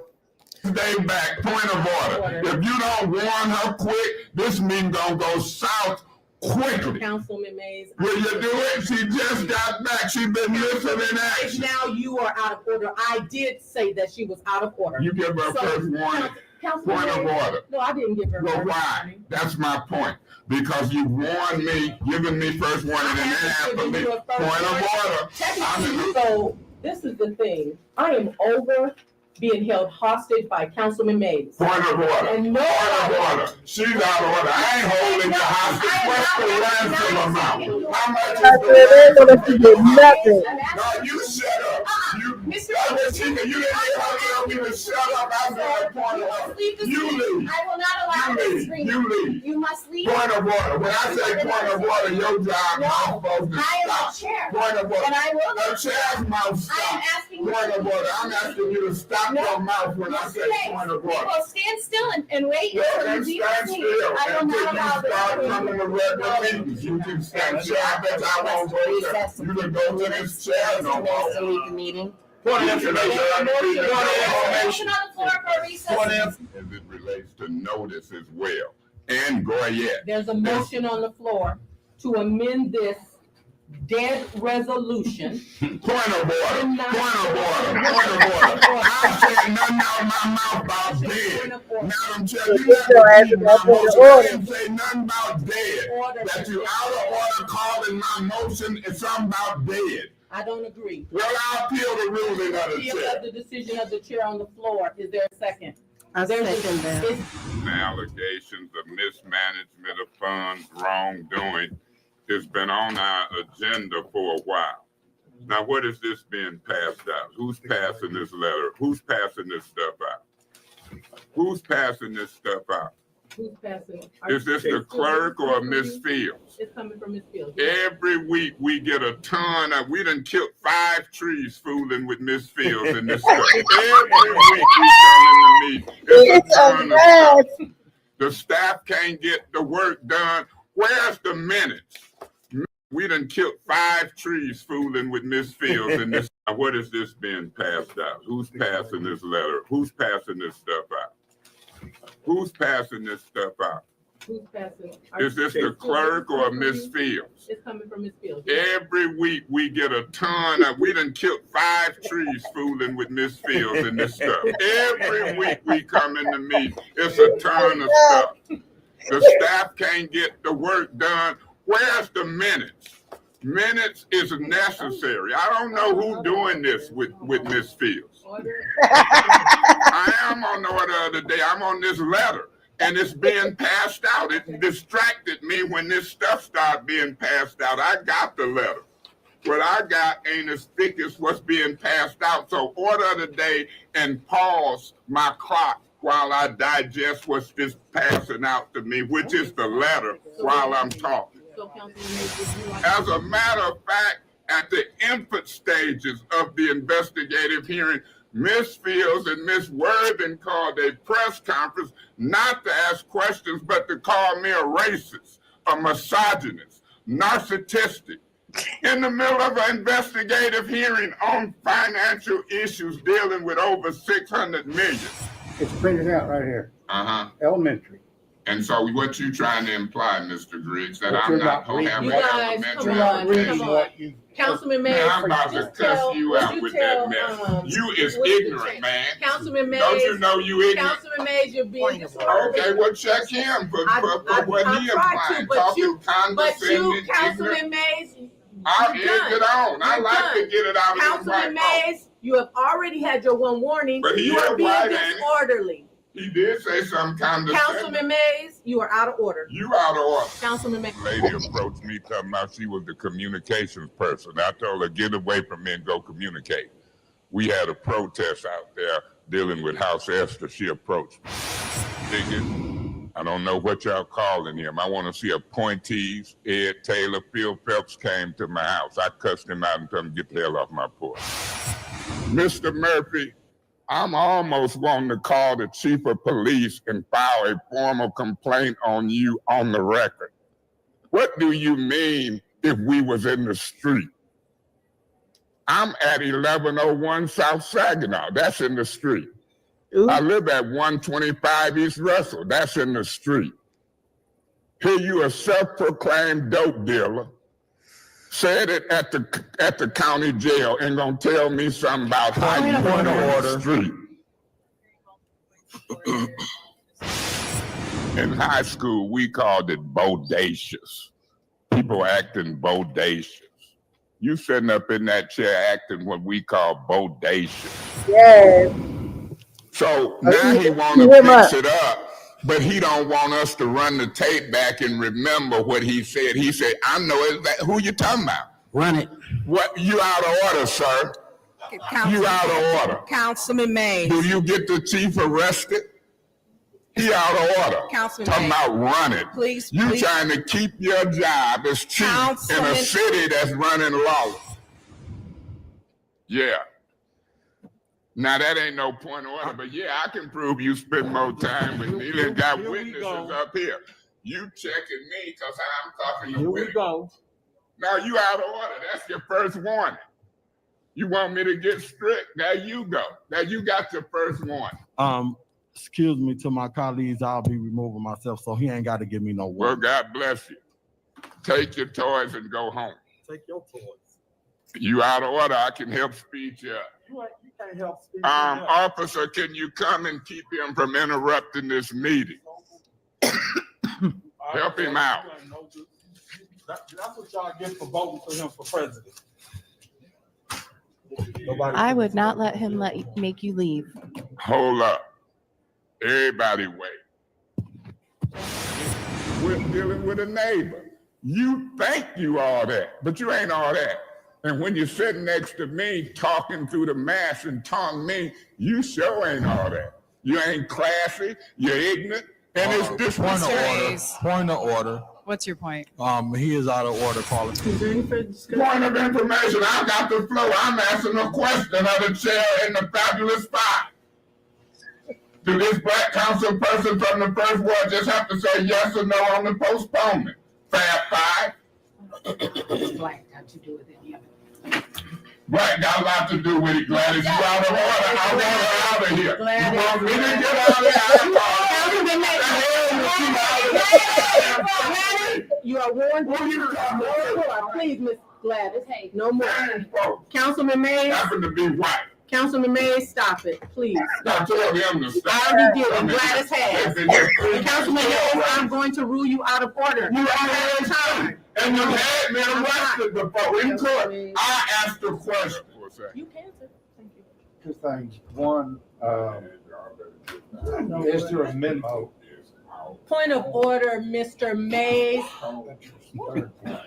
You said I can get up. Mr. Mays, this is inappropriate for you to. No, it ain't. You guys, come on. Ain't inappropriate. This is insane. So it is absolutely not. And if we don't change something, he's gonna. So, Mr. Griggs, you can go ahead and finish. Mr. Mays, you're disrupting the meeting, and that is your final warning. After that, you will be removed from the meeting. Thank you, sir. Mr. Griggs, you can start your. Terrible. I'm waiting on Councilman Mays to stop. We have the ability to vote too. You shut the door behind.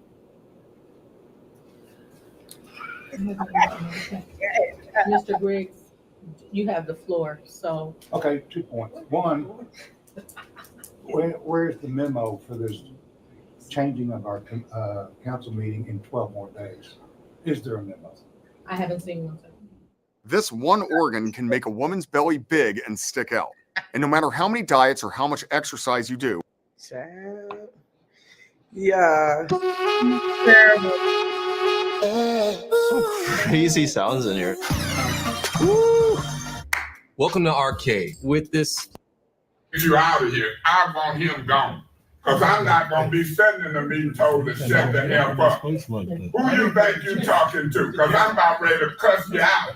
No, you need to get out of this meeting. Stop. You going to condone it? We didn't hear It's recorded. You got people on live feed him telling me to shut the F up. Just because somebody hide behind you. I heard it. Yeah, that's my man. I don't care what nobody say. The councilman ain't play with him. Hold up. The councilman ain't play with him. Hold up.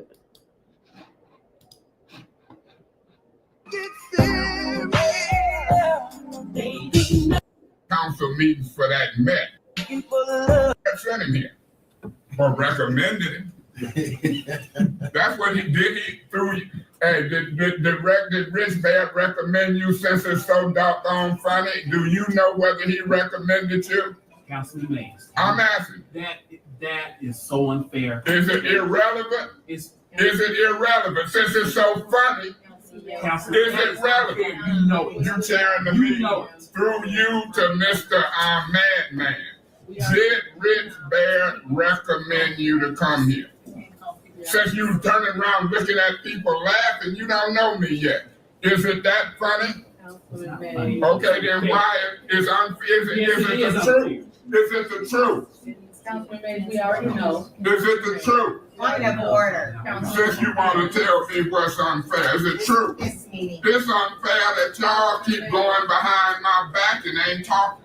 That's what's unfair to me. On $2 and $6 million worth of recommendations. You gotta let us speak. This is devolved. She can leave, but tell her to be quiet when she leaves. I ask a fair question. When people want to laugh and come in these meetings in politics to vote. This is totally unprofessional. Stick around. You unprofessional. So unprofessional, your butt out. I am sticking. That's what she want to do. Mr. Mays, please. I just wanted to I'm go. going to give you one warning. Give me 2. Thank you. You ain't warned her. I did. Oh, did you get one warning? Did you give her one formal warning? I didn't give her a warning. Okay, but you did me. I'm used to it, Miss Galloway. Go on with your bad self. Go ahead, Ms. Worthing, please.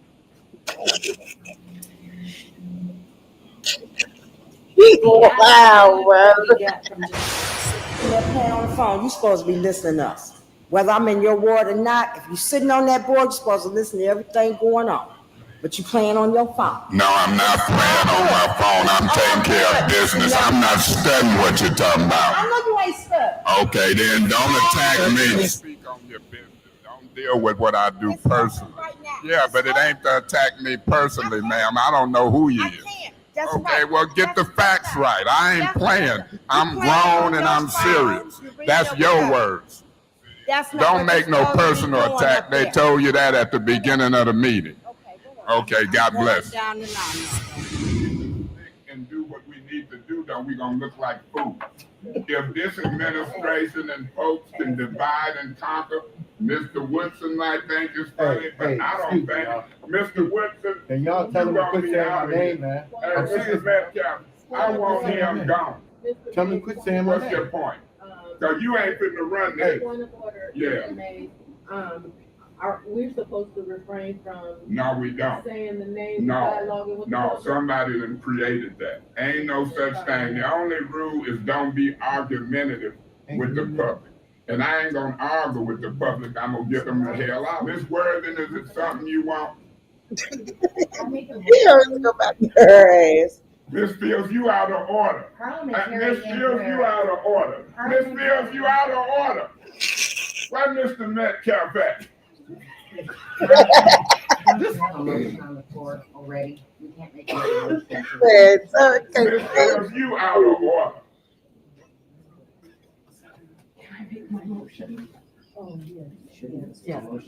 Boy, they be dying to that joke. Miss Fields ain't running that.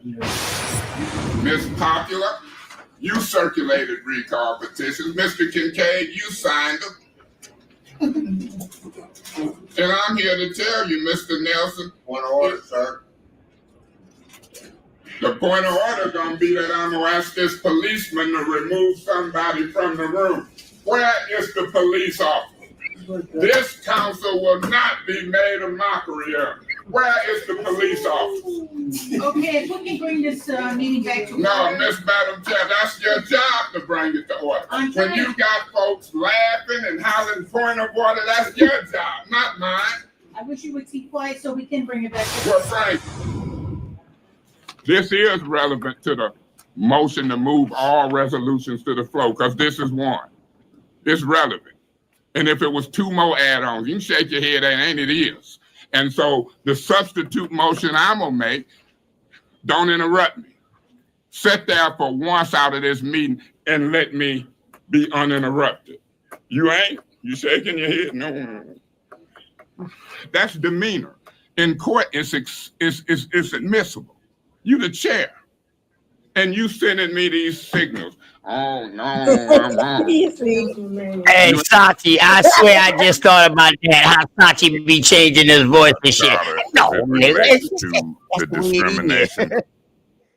Should he be trying to stay on subject? Did he see something they did? Yeah, Sachi, that's you all day, every day, Sachi. I ain't gonna lie. Robert Lee. Robert Lee.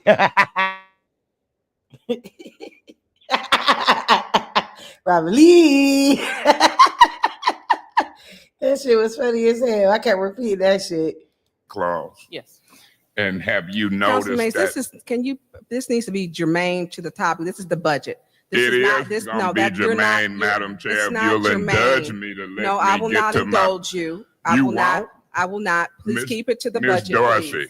The budget, we're talking numbers. Your budget allows you to investigate all of the claims that may come before you, including discrimination. That's How not many a budget. That's a complaints do provision you that's have? in the charter and what her specific Madam job title Chair, why does. are So you you're slipping interrupting in me? because you're slipping in No, stuff. because I'm talking No, you're black, not. white discrimination and you and know what? charter, and you don't like Councilman it. Mays, I had issued your warning. Now, You can issue a warning, yeah, I'm and gonna you ask can you have to me leave because arrested in front of the ombudsman for interrupting my Okay, train of Councilman thought. Mays, please leave the meeting. I'm not finna lead the You're meeting leaving. right Well, now. then we need to get the police. See, you've been warned. I'm doing it in front of ombudsman. I know you the need to categories of what she needs to because you're not administrate. germane. It's germane with human relations. have your It's case germane heard, with the go ombudsman. to court and get an injunction. You know how Miss to do Burns, that. Why This are is you a acting budget a hearing. fool This in is this not a meeting? black and white issue. Black, she deal with complaints dealing with No, discrimination. No. Just because you We'll take figure a 5-minute recess because we want to do budget, and this is not.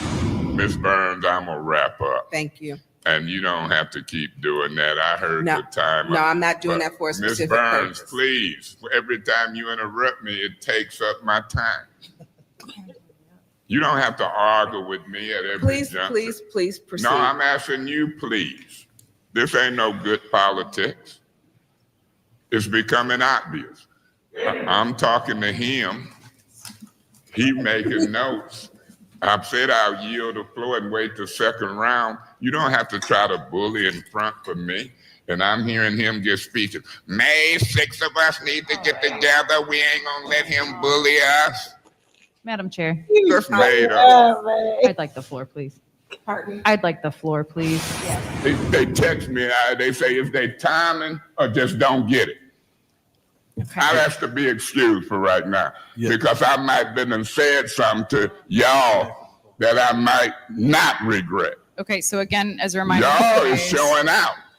And Madam the voters, Thank the you. voters, Mr. Mays. the voters can fix it. Okay, Mr. Mays, your time is up. And as a reminder, if you leave your seat, I will not allow you back in this meeting. As I You have don't already dictate asked you to that. leave. If I ask to be excused, I can come back. Mr. Mays. The rules say that if you don't ask to be excused, you can't come back. Okay, So again. don't discriminate and change rules illegally. I appeal that ruling. Okay, so How you gonna tell me I can't be excused and can't come back? I appeal that ruling if that's what you want to set up there and say. for clarity, Is that what you're saying? Mr. Mays. Is that, do we need an appeal? Will You you want to please- stick with that? Mr. Mays, Point of order. Mr. Mays, Is- I have already asked you to leave this meeting once. I am asking you to leave now. Point of order, we in an appeal. Mr. Mays, I have asked you to leave once. and Y'all I am handle asking you her. to leave. If y'all don't handle these people, say it on y'all. Okay, thank you. Thank you. I believe there was another person who wanted to speak in the appeal. Go ahead, Ms. Worthing. I'm on probation, waiting on trial. I'm on parole. Don't I get arrested? This Okay. is serious. I'm not sure. Ms. Worthing, you have the floor. in the Did he appeal. get arrested? To get the flow. That ain't a point of information. That's a way to get the flow. And when you didn't have the flow and it wasn't a point of information, I could hear your voice through the mic. It's recorded. Here's what I'd like. Now I done sat here Here's what I'd quietly. Here's what I'd like to do. Mr. President, I done got to the end almost. Why did y'all not let me go through these without all this chaos? I'm telling you to go ahead and finish. And that's what I was doing, but it was so much chaos when I started pointing this stuff out. People interrupting, people want to talk. That's wrong. And when they do wrong, I'm going to do wronger, if it's such a word. Move me from my chairman seat after y'all remove me for being out of order. That's outrageous for a senior councilman elected. Councilman, let me So ask you my a question. position is this. Okay. I'm tired of the women on this council acting a damn fool and ain't getting through out. And then gonna holler discrimination. You got to warn them and then throw them out to catch up with me. Some folks don't know it. Some of it is intentional or unintentional. I'm tired of being called the bully. For 4 years, I've been called the bully by Kate Fields, Miss Worthing, to me, Kate Fields helped corrupt her toward me.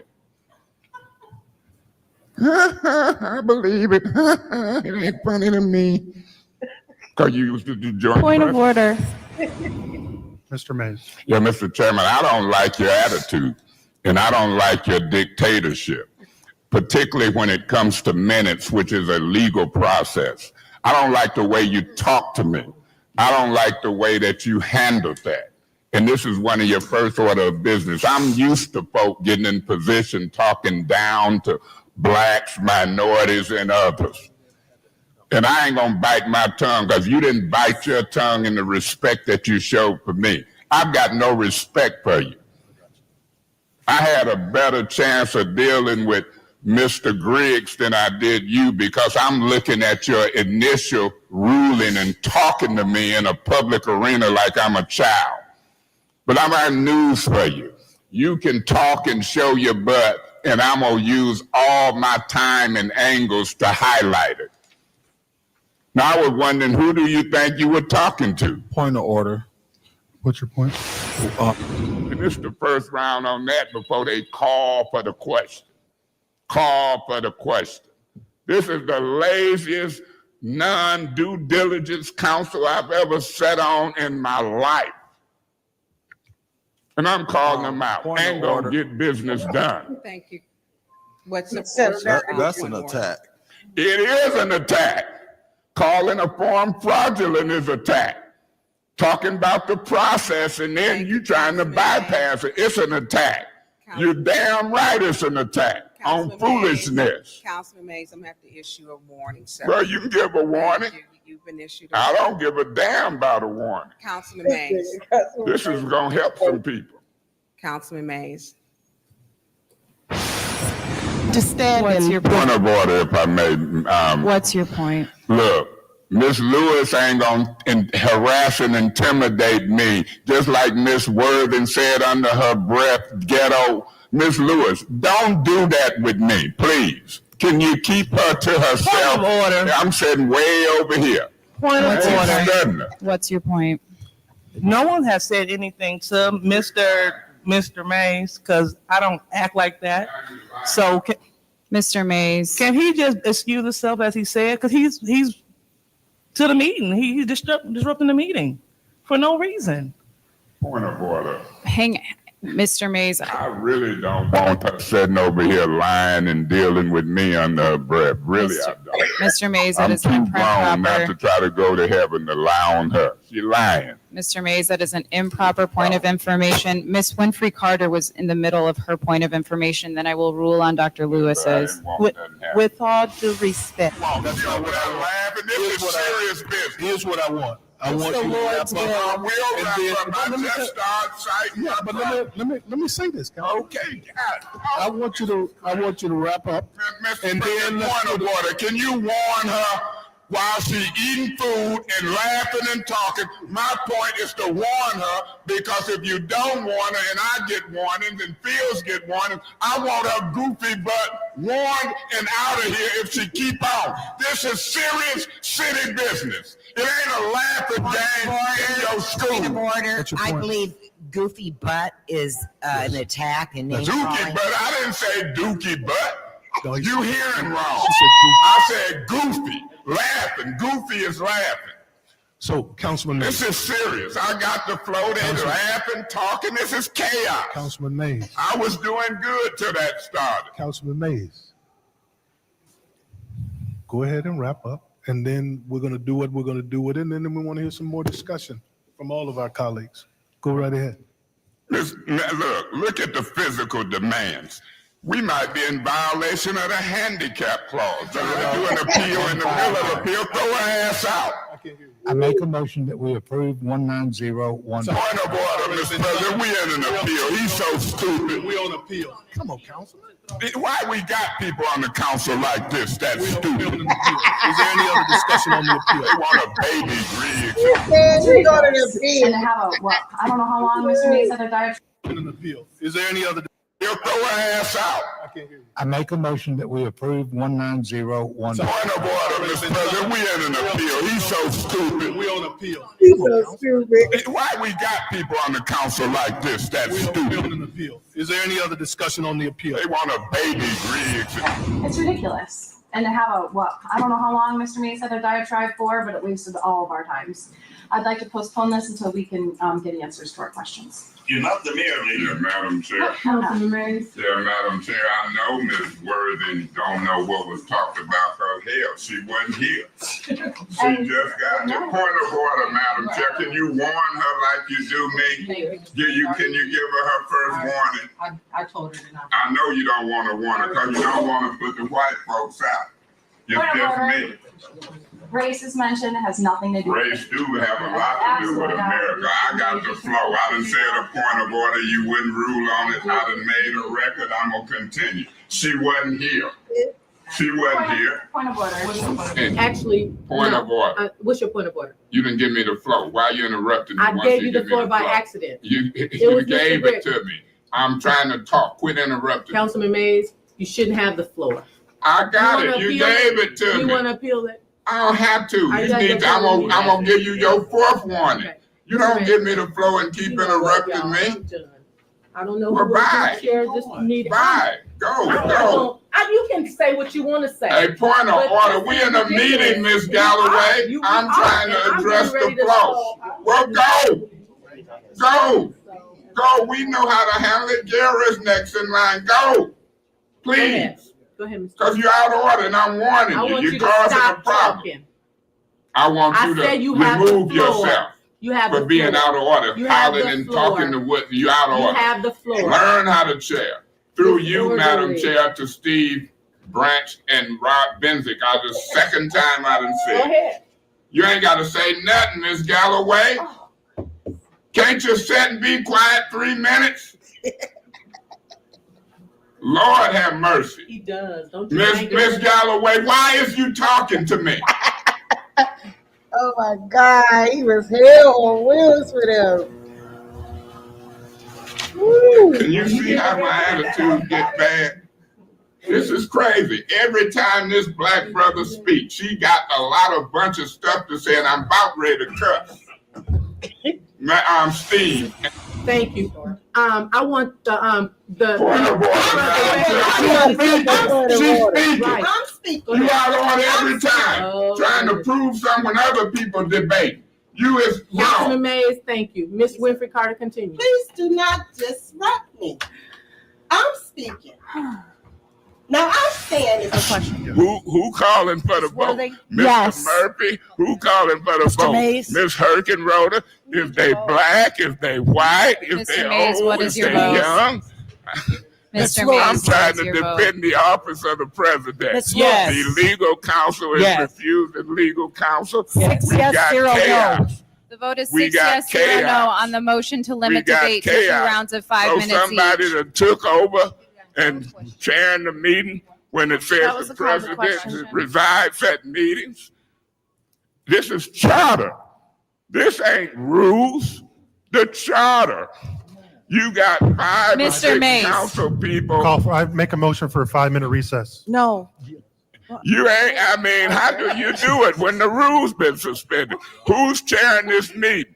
Is it, what is The motion really on the going floor on? is to limit debate I've to 2 never rounds of seen 5 minutes each. 5-row council people 5-minute like recess. this. I've not 5-minute seen 6. recess. I've never seen this in the history of the city of Flint. And so I'm going to adjourn this meeting for a lack of a quorum when people leave their seat. We're in a recess. This meeting is adjourned for. Hey. Most people have no clue that the easiest way to break down That's boxes very is great, not with man. scissors. I guess I just wanted to lighten the mood. We always talking about serious shit. Which is always great, but he always keep me laughing. For sure. Hold up, y'all.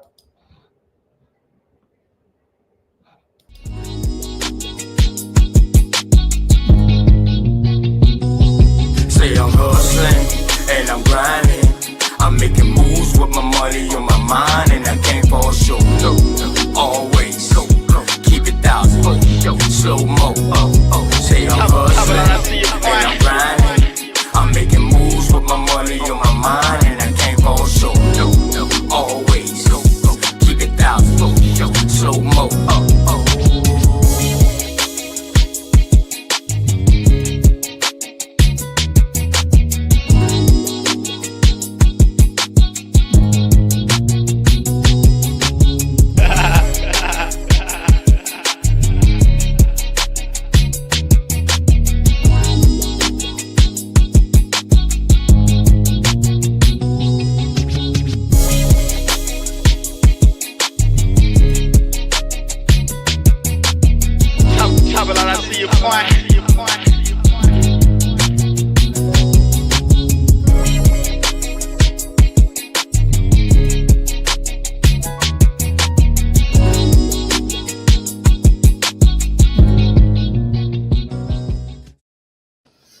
Yes, peace and love, everyone. Peace and love to all the Aboriginal, Indigenous, Indians. Shout out to everyone that's been rocking out 5 hours, 6 minutes, and we going strong. It actually would have been 10 hours technically if the set ain't get cut, but it is what it is. We back with it. Shout out to you. You throwing shit. Hey, Copper Goddess, you see how she try to throw that? See how she try to throw shit? Oh, man. No shade. Hey, baby Ghost. Hey, listen. Straight up, though, you really banned from around here. You can never come up on another panel, man. For real. Oh yeah, Like, they why said you you even still showing your face? But don't time them out yet, because Baby Ghost, you got the game fucked up. Why did they go out of their way to make another avatar to come and stalk? Don't block them out yet. Long as he don't say nothing disrespectful. Baby Ghost, what is your problem? You mad that you a Filipino? That you a Mongoloid?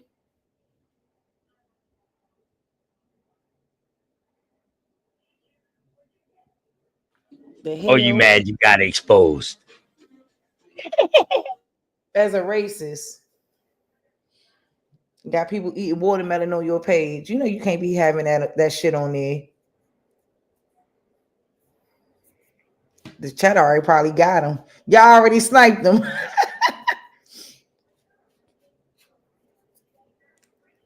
I don't know, but I know it's wild ass Indian gang out there. You know what I'm talking about? Them boys ain't got no time for no distraction. I see that. Them boys, woo, trigger happy, sis. Hey, I know. That's what they yeah, got them for. I don't tell them what to do. Like this the only time I ever told them don't time somebody out. yeah. But shoot, I let them do what they want, as they should. Shit, they the ones supporting you. Who Yep. listening? They really here for the information. Now, motherfucker just blocking somebody for no reason. You know what I mean? That's something different. But motherfucker blocking people to protect you. That's Mm-hmm. how you gotta look at it. You know what I mean? Shoot. These my peoples. They know what's up. Yes, sis. I know you done been Everybody. rocking for a while, man. I know that. I know you getting tired, ready to wind down or something. You guys see what I sent you this now? Did it come through? Yeah, you can put it on your end if you want. I that's the thing. I can't load it up like that. And I can't send it to my email. Shoot, I'm trying to too. And I Oh can't. yeah. It says too big to send through my email. And then I'm looking for somewhere where I could let me see. He talking about shit, me too. Yeah, baby goes. You keep coming over here looking for smoke every other week. I know smoke signal tolerate your ass. I don't gotta tolerate it. Good work. Hurricane, what's going on, baby boy? Yes, they are. Peace and love. Epic study came through here, man. You know what I mean? Nate the Israelite, he been still in here, you know. My brother not share, my good brother. Copper Goddess, Focus Mind, Sachi, Milestone Thoughts. You know what I mean? All y'all, man. Appreciate y'all for coming through and showing support to the sister, man. David M. Focus Mind. You know what I mean? Been in here since the first part. Patrick Gable, Engine Radio. You know what I mean? Exit in the Paradigm. Yep, Exit in the Paradigm. Okay, C. Dot Hooch. You know what I'm talking about? Peace to y'all, man. David M. Just in case I didn't say him, you know what I mean? Because he wasn't highlighted yet. You know what I mean? V Note, what's going on with you, man? Everything good. Appreciate y'all for coming through. You know what I mean? Supporting. We definitely need more support like that, man. Amerigal, you know what I mean? Hawkeye coming through. Like I said, and give her another shout out. Copper God has been rocking up on the panel with sis all day. You know what I'm talking about? That's what I love to see, man. My brother Enots, peace to you, man. You know what I mean? All this ain't nothing but love that I'm sending out from my sister. You know what I'm saying? Nike 903, and from me too. You know what I mean? None your business. Hey, Miss Parker. How you doing, Miss Parker? You know what I mean? Hey, peace and love, and always keep strength, man, from what you shared with us earlier. I always feel it's special when somebody share a personal story, man. For real, man. And hope you stay strong. Make sure you stay strong. Like I said, we cry together, we live together, we die together, we hurt together. Shit, that's what makes us family. You know what I'm talking about? Milestone Thoughts, peace and love. You know what I mean? I think that's Big Dog Philly OG, my OG, definitely. Gespeto's playlist, whoever that was, man. I'm still gonna say it. Real Attentionist Defense League. Peace to you too, man. Wow, sis, boy, you had some people showing love for you today, man. Shout out to my cousin, man, Darvis Baylock. Daughters of the Sea. Hey, Dots. Y'all make sure y'all go check out them Unscrambled Mind sisters, man. Shout out to my brother Cosmon that was up here too. Ron Will was up here too. You know what I mean? Shouts out to them people, man. XX Frank Nitty. Peace and love, man. Damn, boy, y'all boys showed up, boy. Lou Era Grassroots. All y'all was coming through, man. That's what I'm talking about. Sagittarius Jones. You know, man, it ain't nothing but love, man. This is what keeps our strong women motivated, y'all, when she see this type of stuff coming together on behalf of her and her information and what she's doing, and she's just playing her part. You know what I mean? Engine number 9. You know what I mean? Coming through. You feel me? Michael Harris coming through. Yellow Vilified coming through. You know what I mean? Most Head, Bronze Fat Power. You know what I mean? Coming through. You know what I mean? Jeremiah stopped through. You feel me? Hey man, that's all love, y'all. St. Louis stopped through. Y'all make sure y'all like, share, and subscribe this out too, man. Just putting in that work. Old dude came through. You know what I mean? Hey man, appreciate y'all, man. Word, Higher Heights. You know what I mean? Came through when doing the Brick Lady incident. You feel me? Going on. Everybody come through when you talking about bricks. Wild Savage, man. Peace and love, man. You already know, wild ass Indian. You know what I'm talking about? Man, I think that's everybody, sis. Oh, the Hosen. The Hosen one. Yup. Peace and love too. I just saw that. Everybody, man. Yeah, Beast of Burden always coming through, always just dropping information and all that, man. Hiker was through here too. Yeah, shout out to Hiker too, man. Always through. Ah, man, I think that's it. Damn, Master Self did come through too. Yep. Shouts out to Master Self. You know what I mean? Yeah, Green Pill even stopped through. You know what I mean? Like, yeah, sis, yeah, way to go. You know what I mean? You doing it. You know what I mean? It's all Shout out love. to the environment. Shout out to everybody in the environment that, you know, there's some real ones, you know. Shout out to everybody that come through every time. You know, I don't come on too much. Shoot, I be trying to hang with OTK. Shoot, but I can barely hang with OTK sometimes. I be like, shit, I'm going to bed. So this the long I haven't really, you know, shit. I've been going in and out, you know, to check on some things, of course, but outside of that, ooh, like streaming and stuff for this long is hard work, family, for real. Yeah, especially when you're doing a lot of reading and stuff like that, man. But you know, when you got good information, sis, and you're doing something good, you can share one thing and it can lead into a 2-hour conversation. You feel me? So sometimes you can save some stuff and be like, damn, well, I just do a show on that. That's what content creators do. That's what we do. You are a content creator now, sis. Yeah. You create your own shit. You come up with your own shit, your own talking points. You know what I mean? Yeah, but that's why I don't like watching nobody no more like I used to, because it's like, you know, if you Well, watch brother Nasir said, I don't want to build with his older brother. Yeah, I do, Nasir. Man, I told you every time I type in the chat. Yeah, I told you when I type in the chat, man, you don't say nothing. I think somebody blocked me or something in the chat. For real, for real. I ain't lying to you, bro. And I know you don't be seeing it. Oh, you say I don't want to build with Hawkeye. Hell yeah, I love Hawk. I call out Hawk name, man. Shit, me and Hawkeye get at it, man. I'm like his little brother down south.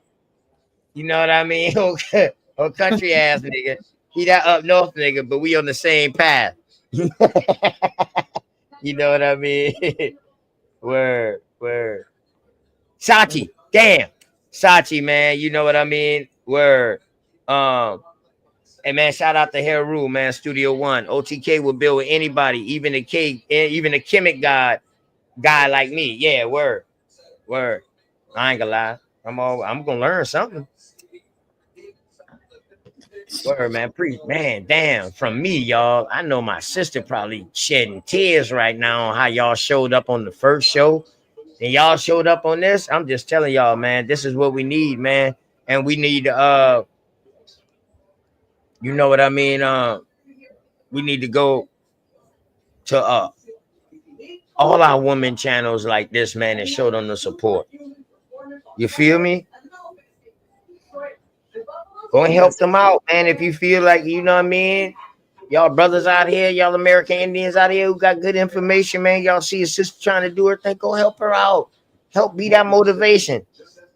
We coming. That's all I'm saying, man. I'm coming. You know what I mean? All you gotta do, throw the word. I'm coming. You know what I mean? I think I'm subscribed to way more females, but they not dropping the content like how they should be. And they got a bunch of information, man. So sis, keep being an inspiration and keep Keep doing it. Unscrambled Minds, y'all keep being the inspiration. Keep doing it. Sister Bethy, you know what I mean? Mama Chief, she fall back, but Mama Chief, y'all keep doing what y'all do to keep pumping this motivation out for these women to come speak this American Indian shit, man. Empress. Damn, I can't forget Everybody, about all the women. yeah, Empress Hobart, them boy. That's my dog. She militant. She need to be the leader of the army. Where? But go ahead, sis. Damn. Yeah, she's great. All of them, that's what we got to do. At the end of the day, hey, I believe in sticking together. Even if we all don't always agree, we don't always, have the same, whatever, things happen. But when it's all said and done, everyone should stay strong and do what they do and never, implode on that, or, just never fall from that or waver from that, if you will. So that's how I see it. Hold up. I'm looking for a throwback real quick. And then we'll probably, I don't know, OTK. Shit. I'm having a good time though. Okay, it's up to you, sis. Shit, rock on out then. What's up? Rock on out. Shit, I'm here. I mean, it's only 9:30, yo. You know what I'm talking about? It's only 9:30. Hey, rock on out. I'm gonna show some love to the community, to the environment. Go ahead. I can't see it. Yeah, Why I not? can't see which one it is. Yours totally different than mine. Oh, okay. Yeah. Okay, I got it. Yo, shit. Damn, you got a bunch of stuff inside there, girl.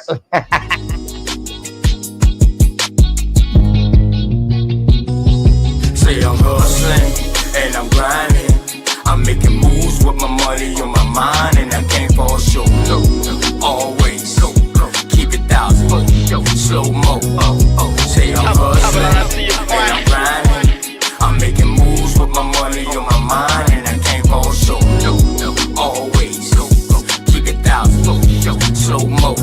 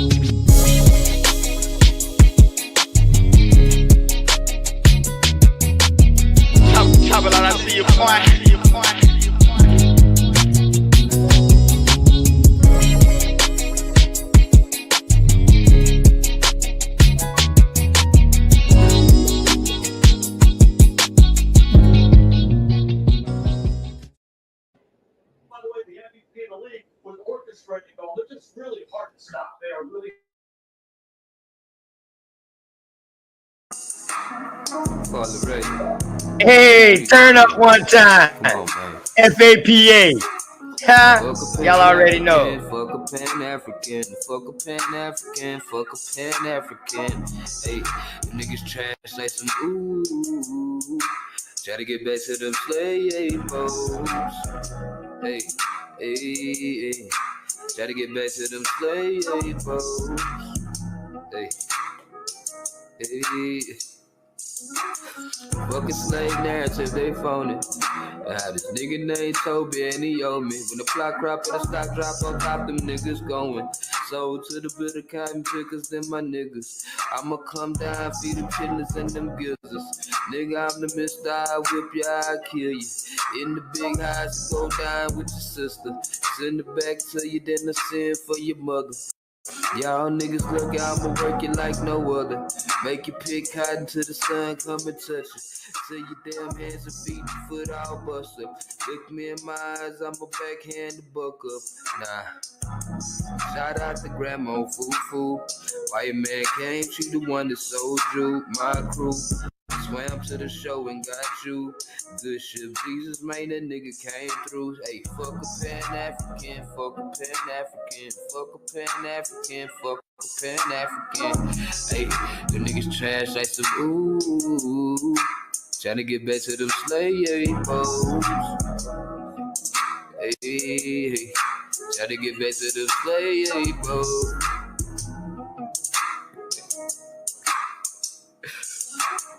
Fuck off it, fuck Lennon, fuck Jeffries, ayy. Fuck off it, fuck Ben, fuck Jeffries, ayy. Fuck off it, fuck Lennon, fuck Jeffries, ayy. Ayy.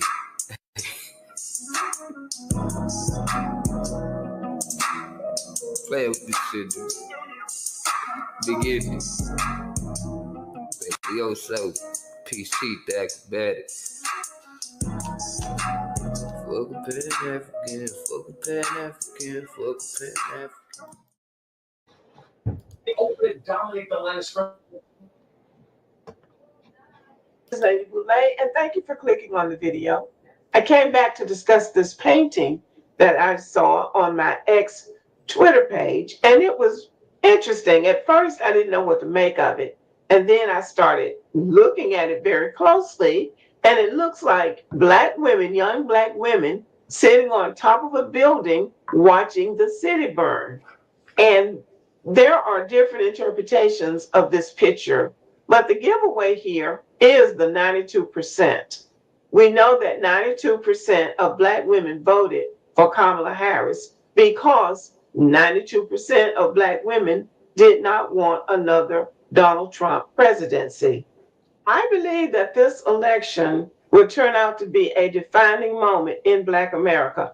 I can tell by the comments on this channel that a lot of Black Americans are infuriated with the election and with the game that's being played with American people, putting all of these DEI hires that Donald Trump has coughed up to put them over agencies, talking about cutting out the education department, and Ramaswamy and Elon Musk, two immigrants really, creating a department of government of efficiency or something or other, where they're going to cut all of these federal jobs. Now, this is madness to me, because the American government has been working the way it's been working, and it hasn't been efficient ever, and it never will be efficient. The only time it was really efficient was during the slavery days, when they were working a whole race of people for free labor. That's the only way that it's going to be efficient. They've got money to throw away, buying countries and making and building a great big military. But as far as efficiency, this country has never been efficient. But I don't see two immigrants knowing how to come in and cut jobs that Americans are depending on. There's a cultural difference between Elon Musk and Ramaswamy and Donald Trump, to be honest, because Donald Trump's family didn't come here until the 1880s, when the country was already built, when the American dream was still possible. But as far as Black Americans are concerned, I see something else happening in Black America, especially with Black American women, but also with Black American men. There's always been a competition between successful Black American men and unsuccessful Black American men. Now, the ones who've not been able to be successful through gifts and talents want to be in competition with the ones who are, like the athletes and the singers and the educators and the businessmen. And they want to drag everybody down to the level that they're operating on. That's always been a problem in Black America. There is these Black men, especially these manosphere and these hustlers on the internet, really have Black people pumped up thinking that we can afford to be in a gender war, that we can afford to split from each other and go off with the Republicans and force the Democrats to do something. There are too many people trying to be leaders that don't have any credentials And overwhelmingly, Black American women do not have confidence in these men, these internet types, who are influencing a number of Black men. Black women don't have any confidence in these men because they're misogynistic. They come across as hating Black women, and many of them are in relationships with non-Black women, but they are influencing a segment of Black American men. It has already caused a division, and it's going to cause a separation. What I'm hoping is that when these men go off and do what it is they think they can do and fail, because they are going to fail, because they're not credible and the people following them are not credible. And they found out during this election that they didn't have the following that they thought they had because overwhelmingly Black men and Black women voted alike. Listen, there's a good chance somebody's trying to hack your website right now. You gotta make sure you're covered. I'm talking about And I'm not afraid to bet that no responsible Black men will ever follow them. When they first started this Black men this and Black men this and Black men gonna do this and Black men gonna do that, they didn't include Black women. But then when they realized they were out there on their own in a sinking ship because the kind of Black men that are supporting them are not reliable, then they started trying to drag Black women into it. So 8% of Black women went with them in some way. But 92% of the Black women who voted did not go along with them. But this picture says a lot. This picture says that Black women are willing to go for broke. Black women are willing to go alone. It says Black women are willing to watch the whole thing go up in smoke and sit back and watch. And I've noticed that in the comment section under this painting, a lot of the manosphere types were making all kinds of negative and derogatory remarks about Black women. And that lets you know right there that these men are not credible. Because when you're calling yourself a man and the only power you have is to attack women, that lets the world know all it needs to know about you. Now, I have acknowledged that I did not believe that Kamala was a good candidate, but I do believe that she would have been better for the country than Donald Trump. Nevertheless, I'm not angry about the outcome of the election, but many Black women seem to be. Black women are tired of the status quo. Black women are tired of waiting for somebody to come and rescue them. I don't know what the next step will be for Black women, and I'm prepared to be surprised by what they do next. Some are already raising their voices, and not on the internet, but in the halls of Congress, in the courtrooms. See, I be trying to give folks a chance, then they irk me like completely. Yeah. Like completely. Because the picture is very interesting too. The picture is definitely a very interesting photograph. Yeah, definitely. I wonder why we couldn't see what the two girls with the braids had on their shirt. What percentage they had on their shirt.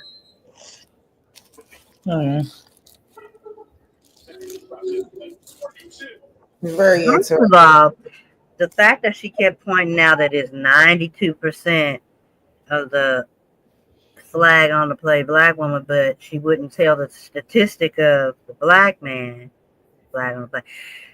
But it's the same. But she kept pushing the fact that it was just, you know what I'm saying? I'm like, I don't believe those statistics, first of all. You can't believe nothing they say because dude cheated last time and they said he won. And that's about to come out too. Because the Brunson case has been resolved. So I just can't wait to see these folks' face. Because they've been lied to. Used as pawns. Yep. But we gonna see. We gonna see. Hey, I want to see this whole picture because hey, go back real quick, sis. Let me show you something real quick. What I just noticed real quick. I like to study pictures and shit, man. I came from that picture speak 1,000 words shit. I want to show you something on that. All right, so check it. So you see this girl right here to the right with the cup in her hand with the braids? That's the same girl that's sitting in the front. They got the same cup, right? So now I'm wondering if they moving or you know what I mean? If it's like giving an action. So we can't see with this girl right here. It look like she got a phone in her hand recording. We can't see nothing else. But then you got this girl right here with a cup in her hand. And this girl right here got a cup in her hand. It's just crazy. I want to see the rest of this, man, so we can see some more. But I'm wondering if this has some kind of if it has a lot of symbolism in it in this picture. I see the fire burning. Look like 9/11 to me, kind of. You know what I'm saying? Yeah, that's what it looked like to me. Yeah, 9/11, New York. yeah. But the lady with the afro with the white shirt, maybe she has 3.5, as in 3.5. You know how they say it was 3.5, whatever they fucking percentage was. They said it was human. 3.5 human, I guess. What they used to say we was. 3/5. I can't even get it out. Thank you, ancestors. I didn't want to say it. I did not want to say it. Yeah, that. So I'm like, if she got 3.5 on her shirt, or It's definitely more people. It's definitely more people inside this picture too. Yeah, I see some leg behind. And these outfits that they got on, you know, back then they would have called these Daisy Dukes. You know what I mean? So you know what I mean. I'm looking at the time with the afros. Yeah.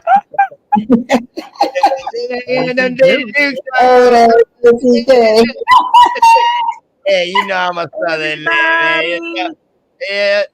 That whole era needs to be fucking studied, okay? Hey, man, I'm a freak week, bike week nigga, man. Well, that was freak body rocking party era. Yeah, college weekend. That whole bike, all of that crap needs to be digested.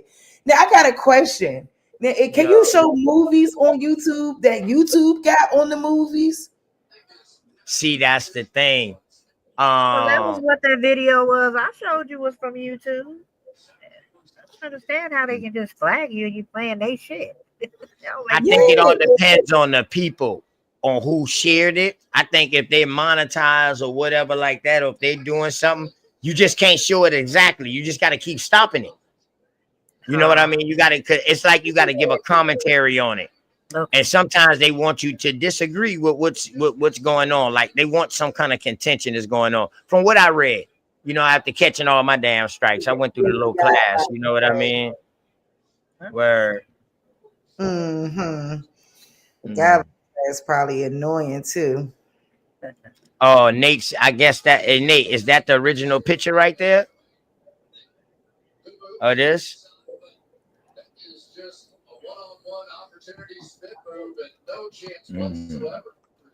Because it look like it's way more going on the rest of this building. Y'all feel me?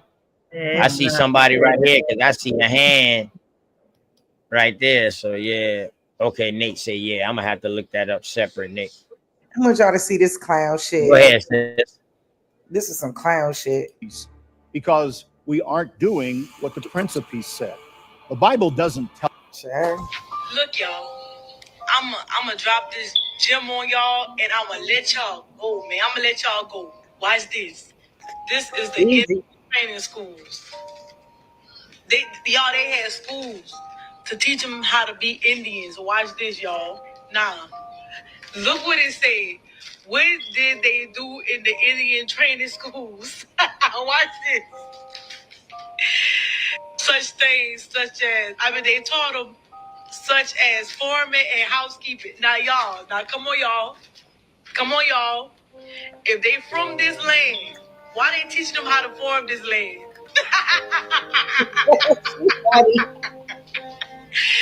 Just that simple. Just that simple. Man, that's what the kids be saying. That's the same shit kids say. They say stuff like that and bring you back to reality. Like, huh? Why you gotta go to school to learn how to cook and clean? Right. Word, just that little shit, just like that, Simplicity. man. That's right. Word. His weak ass got burnt up. He mad as I don't know what for real. After they came out of these boarding schools and came out Native American. Yep. About the Indian schools, y'all. Your laughter itself should be enough to show how ignorant you are of the history of indigenous people. Because all these schools have massive graves. You truly hate yourself that much that you try to steal someone else's culture. Now, those schools were there to teach us how to be more human, civilized, because we were considered.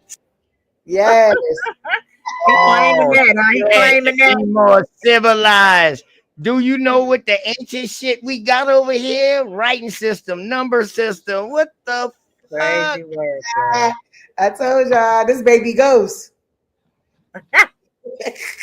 Right. This is where they learn how to language that he speaks. Word. Savages. However, your people, not by words, were not considered human. And there's a big difference. To the white men, you were considered property. And what he don't realize is that y'all just got here. You Native American people. This is a new government term. Are you kidding me? Through centuries, the fight Shit, he don't even look Native continued. American. He looks like a Latino. He looked like that Filipino boy that thought he was Mexican. Right. I That's who thought he he was looked Mexican. Fuck you talking about? Out here playing games. Out here. And then y'all, I like how they grow their hair and shit like that to try to fit the description that they was writing about. You feel me? This is crazy as hell, man. They they did a number. They did it while they was fucking us on paper. They was also building up somebody to replace us. Let's go. Man, this shit ain't that long. His ugly ass. I ain't really want to show his ass, but I just want to show y'all the foolishness, man. People is really brainwashed. Is coming to a reality. People like you are coming to indigenous people with this, trying to erase us from the map. But see, when we ask you to speak the language, to give history of the land, tradition, dances, people like you stumble because you have no ground. Slavery truly did its job. To some of you, which it was to rip. I can't wait. Oh, you hear what he said? When they asked us to speak the grammar, we don't know nothing. We are totally lost. But you forgot you just went to school and learned the grammar? That's what I'm saying. See, they tell these people saying right now. Say anything. They told these people this shit and they think they better than us. This shit been pissing me off for 55 years. And they still is that shit now. Yes. That's why I be telling my grandkids, go to school and shout it loud. You are a copper-colored American Indian. Say it to your teacher every time she say some of that crap they be teaching you. They're getting in trouble, but I don't care. I go right up to the teacher and let her know. What's cracking? You got something to say? They don't know though. We done clean up these trans Africans up. They don't know they next. Coming back for everything y'all That's lost. right. That's right. No word. Y'all next, dog. Since y'all say we stealing identity, well, I'm gonna show you what y'all really stole. I'm gonna show y'all what y'all stole in. That's how I'm gonna stop breaking. I'm gonna stop breaking their backs down. Good word. Good word. That's what I'm saying, OTK. We got to come with when they come with this crazy mess, we got to come with the receipts and get this shit changed, because these people are learning this, sticking to it, using it as rebuttals, and lashing out at us with this slavery story. That stuff is not good. Because she told the truth.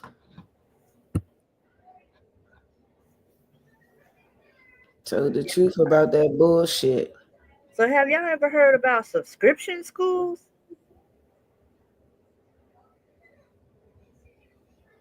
No? Anybody in the chat? Ever heard about subscription schools? Mm-mm. Because I was reading up. Remember I told you I'm helping my grandson with that report. And I was reading up about over there in the Wetumpka area of Alabama. They had these subscription schools. And ironically, subscription schools, the African Americans were being taught. So I was reading about them, and I'm like, is this the schools they was sending us to learn about the African slave story, while they were sending the Siberians to learn about our story? They sent us to schools to learn about African slavery.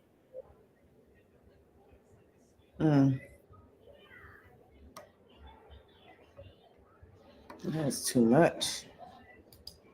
That's the problem. And then they act like they got the right to gatekeep something. And it's just wild to me and say anything when y'all just learned this culture yourself. The subscription school supposedly was the first like school that was serving the Lumbee tribe. North Carolina. So maybe one day we'll get into seeing what that's about, Sharice. I don't know. It's just so much we gotta learn because they just got so much over our head. Yeah, y'all want to hear this? I found an interesting story. This old though, but some of y'all select little clips of it. But I'll just try to. Let me see. Living on the reservation, the simple right to be recognized as a U.S. citizen can be a struggle. With different federal laws and outdated record keeping, the fight to obtain federal documentation had become a tedious and time-consuming process. However, a major victory yesterday for Native Americans born prior to 1970, as the Arizona Department of Health Services passed a new bill which puts Native Americans one step closer to obtaining an official birth certificate. Nick Ponticello has the details. Bills HB 2157 and SB 1393 will speed up the process for Native Americans to receive delayed birth certificates. These guidelines will allow for Native Americans to submit official tribal enrollment records containing a person's name, their parents' names, date and location of birth, as well as a medical document containing birth records. We spoke with Coconino County District 5 Supervisor Lena Fowler on the topic. People were spending a lot of money driving to Phoenix trying to introduce new documents and being denied the delayed birth certificate. As of September 26, 2014, the new policy that the 22 tribes and the Department of Health all crafted a new language and implemented the new policy. In that policy, it recognizes tribal enrolled document. We look forward to the day that the governor signs, because that's when Native Americans that are not citizens of the state of Arizona will become citizens of Arizona, and they'll be able to obtain services that they are fully eligible to obtain. With NAZ Today, this is Nick Ponticello.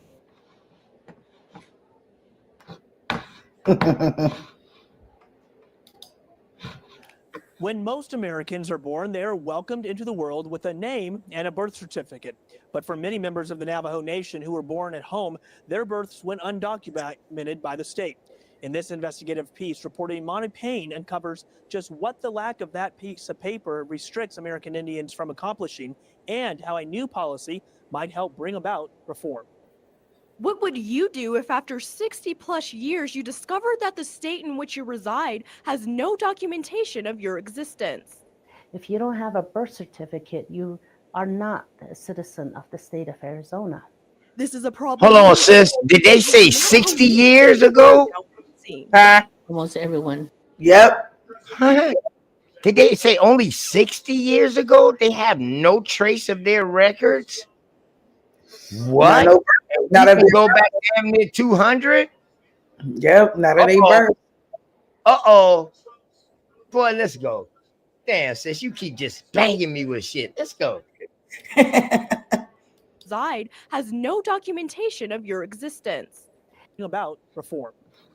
What would you do if after 60 plus years you discovered that the state in which you reside has no documentation of your existence? If you don't have a birth certificate, you are not a citizen of the state of Arizona. This is a problem many elder members of the Navajo Nation are now facing. Almost everyone at my age are born at home. When there was no road, when the hospitals were so far away, and the transportation was limited. Because of this, many American Indian births were never registered with the state, and many believe they didn't Whoa, even you need a can't birth go from Native certificate until American they to found out it American prohibited them from Indian. applying for state benefits. See how they trying to lump that in? Y'all be careful of the okie doke.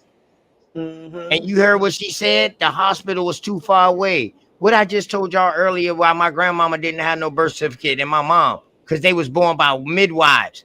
How they don't know how to birth babies?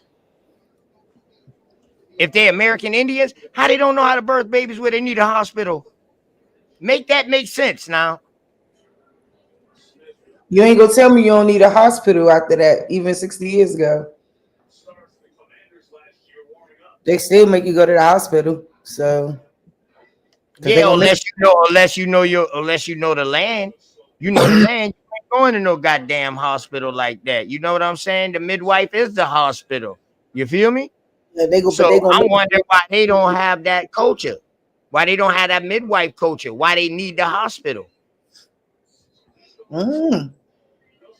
That's what I'm wondering. Like, oh, what's going on? Because they cosplaying.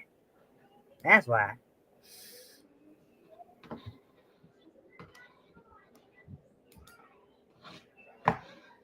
Prohibited them from applying for state benefits like Medicare and Social Security, or even traveling, something one elder learned the hard way. I've been applying for many years, she says. I receive benefits from Social Security and veterans benefits as well, and they require a birth certificate now. Without it, I can no longer receive my benefits. Members of She the a Navajo veteran and can't receive her benefits. hopes to finally receive their birth certificate and be able to claim their identity. But what they're quickly finding out is that it's a very complicated and lengthy process, and something as simple as a misspelled last name can keep them from receiving one of these. On top of the language barrier, the required 7 forms of identification and a statement from a person 10 years older than you who witnessed your birth presents a heightened challenge for applicants. A self-addressed stamp envelope, the no birth record, the tribal affidavit of birth, Indian Affairs family census card.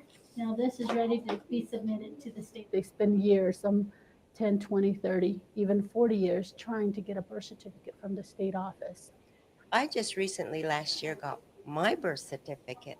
I'm 65 years old, and one of the challenges is the frustration. Will a real Native American please stand up?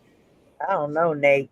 Because we don't know how they look. They look in Spanish, Man, Mexican, they look like they look in Filipino, Filipino. Will a real Native American please stand up so we can identify you? Please stand up. Please stand up. So we can identify who we talking to. Because y'all moving the fucking football, boy. Y'all got a wide range of claim. Y'all range damn near as wide as us in the copper color section. With y'all phenotype. Y'all phenotype just as wide range as ours. God damn. This shit crazy, sis. Yes, wow. You give up. And that's kind of what I did. However, a new policy only requiring 2 forms of identification and 4 birth facts is making it much easier for American Indians to reclaim their identity. I guess now I have an identity. I know who I am. I know where I was born. Reporting in Tuba City, Arizona, I'm Imani Payne. We got Imani doing got the American Indian girl doing the damn interview. Right. Bitch. That's wild as hell itself. Wild as hell, boy. That paperwork, hey, that pencil party is a motherfucker. Hell yeah, they pulling the Lucy, Israel. Every time you go to kick a field goal, they the motherfucker move the football. They pulling the Lucy. Yeah, yeah, man. Oh, Instead of moving the goalposts, these motherfuckers moving the football now, dog. yeah, bro got the light bulb too. I'm like, how she gonna say she a vet without a birth certificate? They was letting them go to the army without no paperwork. And see, that's the thing. Now you wonder if these are some of the ones that was, if they family members was some of the one that fought in Pearl Harbor War against them. Look like it. And then they gave them access to come over here. You And feel me? That's citizenship as a crazy. reward. Yeah. Baby, we So got how was y'all getting taken care? What kind of benefits was y'all receiving back then to where y'all waiting till y'all that age that y'all at now to get on Medicaid and shit? Like how did y'all last this long? What benefits was y'all getting that got cut? Apparently something got cut. She said her veterans got cut. And Because her she ain't got no birth certificate. How the hell she can be a veteran? Social Security without a damn birth certificate? You're not even supposed to. Well, I guess whatever. I don't know. You ain't supposed to be doing shit. You ain't supposed to be having no type of benefits if you don't have no documents. They be pressed, yeah. We can't get nothing. Correct. So now I'm wondering how they was surviving this long. Ain't they supposed to be like on a reservation? Don't they got reservation land out there in Arizona for them? Did she say what she say she was? Navajo? Arizona, she said. Yeah, some of them, the Navajo Nation. Navajo, yeah, okay. We know that's a mixture of tribes. But you know what I mean, cheap different areas over there. But yeah, Well, that's crazy though. No wonder they trying to fight tooth and nail with us about we stealing their history. Because if they give up, they ain't got nothing. They give up what they gave them. They don't have nothing. But you know what's crazy though? What came up in that conversation? A language barrier. Now all of a sudden they want to implement their language. Hold on a second with this. How the fuck y'all gonna just goddamn implement a language and y'all saying that been a language before? No, apparently it wasn't. Because all of y'all don't know it. That's only over there. Y'all certain amount of tribe. What is this language that you speaking? For one, they ain't never let us hear that. Yeah. And Biden got something going on where he implemented something with language. Decipher, but no, you can't do that. You definitely now you want to change the language barrier because now y'all out here hearing us out here talking. We claiming that American English language is ours. It's ours. So now y'all trying to separate from the American English language now. You feel me? So to separate from the American English language is to separate from some of the first that will go on to become the Native Americans, the Algonquins. So to separate yourself from the American English is to separate yourself from them. So now you putting yourself in a whole nother class of people. Who are you now? It works just that simple. You saw that article I posted about Biden getting ready to change the Native American languages? See what I'm saying? See what I'm saying? There you go. There you go. My reason for knowing we the reason for the season. Everybody getting scared. Everybody shaking. Because we know the truth now. Like homeboys say, roll the cone. Yeah, that message getting out. Yeah. No, that's what it is.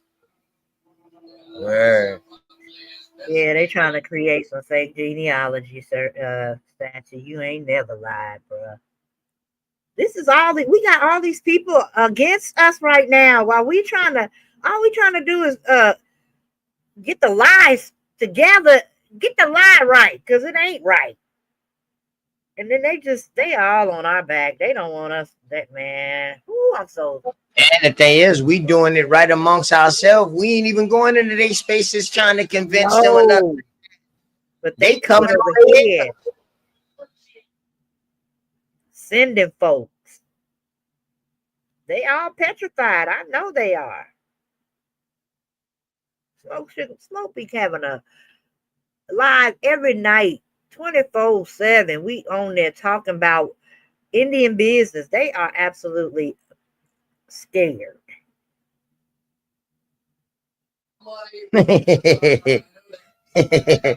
Shaking in them boots. Right. Hmm. That's crazy though. Yeah, that's crazy for real, man. But we stay standing on American England in Indian business, man. How about to say American English in business, man? But we stand on American Indian business, man. That's it. That's it. And we just don't talk about American Indians all day. We talk about America, period, and things that affected America, period, and current events, you know. But it's all about us first. Everybody mad about us first because they all been taught to hate us. Mm-hmm. And we've been taught to hate us. So now that we starting to love us and learn about us, the real us, not the downtrodden slave, they are absolutely afraid because once we power up, it's Wonder Twins on their ass. They scared. Where on some real shit. Now that I'm looking back, man, and I think about all the stuff, and I look and I read about how much greatness we had going on over here. Boy, when they told us that we was somebody else, the motherfuckers gave us Down syndrome. They gave us Down syndrome, copper goddess, man. Yes, sir. Put us in a state of depression. Man, the boy gave us Down syndrome, man. Yeah, we genetically passed it on and on and on. A fucking guilt story. Yeah, it's a pity party story. I'm not passing it on. I'll be damned. I'm not. Forcibly removed the Choctaw. Good afternoon. Welcome to the committee's oversight hearing on select provisions of the 1866 Reconstruction Treaties between the United States and Oklahoma tribes. In the 1830s, the U.S. forcibly removed the Choctaw, Chickasaw, Cherokee, Muskogee Creek, and Seminole nations from their ancestral homelands in the southeast to Oklahoma on the Trail of Tears. At the same time, individual members of the 5 tribes enslaved Black people, continuing to do so through the Civil War. In 1866, the 5 tribes signed treaties with the United States, which further reduced their land holdings and contained provisions about emancipation of enslaved peoples who are collectively referred to as the freedmen. Now, for the first time in the history of the United States Senate, these sovereign signatory tribes, freedmen descendants, and the administration have an opportunity to present their views on the 1866 treaties for the record. I understand and acknowledge that this is a difficult conversation because this issue at its core involves injustices perpetrated by the United States government more than a century ago against both Native Americans and African Americans. It is emotionally charged for many and for good reason. Years-long litigation and disagreement over citizenship status of freedmen descendants among the 5 treaty tribes has divided communities and even divided individual families. But disagreements cannot get resolved in silence. And so we will soon be hearing from tribal leaders and representatives for each of the 5 tribes who will speak to their nation's treaty provisions with respect to freedmen descendants. Representative Waters, who has fought for freedmen descendants' rights for years, particularly in her leadership of the House Financial Services Committee, as well as Marilyn Vann, whose advocacy through her organization has raised awareness for freedmen descendants of all 5 tribes. And later this afternoon, I look forward to a deeper dialogue with individual leaders of freedmen groups. So it is our goal today to start a respectful dialogue, to listen to different perspectives, both in a formal setting and informally among members of Congress, tribal leaders, and freedmen advocates, and to educate the committee and the public with informed accounts relating to our nation's 2 greatest failures: the removal of Native peoples from their traditional homelands and the enslavement of Black people. Descendants of both, many here today, still carry the pain of those grave injustices. I look forward to a respectful conversation that takes into account the historic importance of this hearing. I'll now recognize Vice Chair Murkowski for an opening statement. Thank you, Mr. Chairman, and thank you for convening today's very, very important and, as you have noted, a historic hearing. I apologize that I'm not there in person, but COVID is keeping me here in Alaska for this week. The history of the post-Civil Reconstruction Treaty tribes, the Cherokee, the Chickasaw, Choctaw, Muskogee, and Seminole nations, often referred to as the 5 tribes, and the freedmen, the lineal descendants of African American slaves owned by the 5 tribes, is part of history that perhaps many Americans are not familiar with, nor do they fully understand.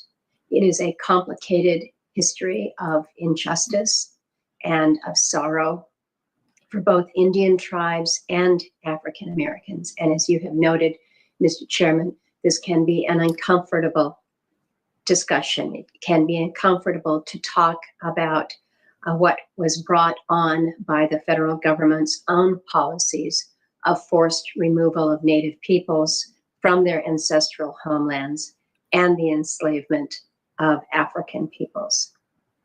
I understand that each of the 5 tribes has a very unique history with freedmen based on separate treaties with the United States. So I am interested in learning more about what these treaties entail and the obligations of both the tribes and the federal government to freedmen descendants. So I do want to say how appreciative I am that the Indian Affairs Committee is examining this history, and that the 5 tribes and the freedmen descendants are here, along with the Department of Interior, to have a constructive and, again, a respectful dialogue about how we might move forward together. This is indeed long, long overdue. I agree with the chairman that we should task the GAO, the Government Accountability Office, with investigating what federal services the freedmen receive and should receive in the future from the federal government. And with that, I turn back to you, Mr. Chairman. Again, thank you for convening this very important and very substantive hearing. And for the many witnesses that are there in person today, thank you for traveling to be before the committee on a very important topic. Thank you, Mr. Chairman. Thank you very much, Vice Chair Murkowski, and we wish you a speedy recovery and look forward to seeing you soon. Are there other members of the committee wishing to make an opening statement? If not, we'll turn to our first witness, who is a towering figure in history enough so that she comprises her own panel. We are pleased to introduce the Honorable Maxine Waters, U.S. Representative for the 43rd Congressional District in California. Congresswoman, your full written testimony will be made part of the official hearing record, and we look forward to your remarks. Please proceed with your testimony. This is the latest razor developed by Gillette, a super sharp and portable That's razor. what Tupac was talking about. Her and Snoop Dogg in America's Most Wanted, I think. Maxine Waters. Yeah. Going against rap music and stuff like that. Yeah. Go ahead, baby. Chairman Schultz, Vice Chair Murkowski, and members of the committee. Today I'm here to discuss an issue I care very deeply about, but has been ignored for far too long. Many remain unfamiliar with the history of those who came to be known as the Native American freedmen and the ongoing plight of their descendants. The freedmen were Black individuals who were enslaved by 5 formerly slave-holding tribal nations and were forced to walk and suffer on the Trail of Tears alongside their slave masters. A year after the Civil War ended, the 5 tribes agreed to abolish slavery and accept freedmen and their descendants as full tribal citizens under the 1866 treaty agreements they made with the United States government.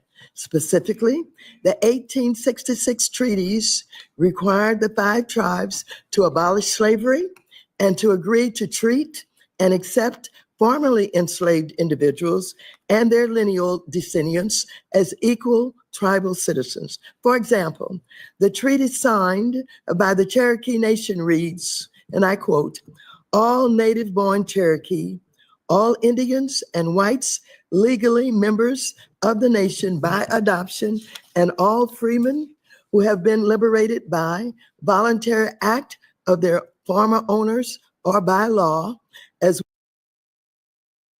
Hold up. Did she just say whites? By adoption. Yeah, did she just say whites? I'm trying to hear the African with this. And whites by adoption. Right. I'm here. I heard that. And she got an Indian card. I know that for a fact. the 5 tribes agreed to abolish slavery and accept freedmen and their descendants as full tribal citizens under the 1866 treaty agreements they made with the United States government. Specifically, the 1866 treaties required the 5 tribes to abolish slavery and to agree to treat and accept formerly enslaved individuals and their lineal descendants as equal tribal citizens. For example, the treaty signed by the Cherokee Nation reads, and I quote, "All native-born Cherokee, all Indians and whites legally members of the nation by adoption, and all..." And it's crazy, right? This is 1866. This is a year after the African, so-called African slavery supposed to be abolished in 1865. Why is this happening a year later? Exactly. The math ain't mathing. Exactly. Why is this happening a year later at all? Because now these already be lied and say that they were slaves. They done lied and say that they were slaves. Done breeded in with these people and shit like that. And now coming back to claim for reparations. Now they calling themselves free. What the hell is going on? I tell you what, you learn a new trick every day. Mm-hmm. You learn a new trick every day. They say you can't teach an old dog new tricks, but you can teach an old dog how to pull new tricks. You know what I mean? And I'm definitely seeing it with Maxine Waters right here. An old dog pulling new tricks on this paperwork. The way she reading it. Let's go, sis. Damn, this fire. Freemen who have been liberated by voluntary act of their former owners or by law, as well as free colored persons who were in the country at the commencement of the rebellion. And so it's not Africans, it's colored. So it's colored people. So in that case, they actually telling us that American Indians could have actually been, or these people could have been enslaving their own peoples.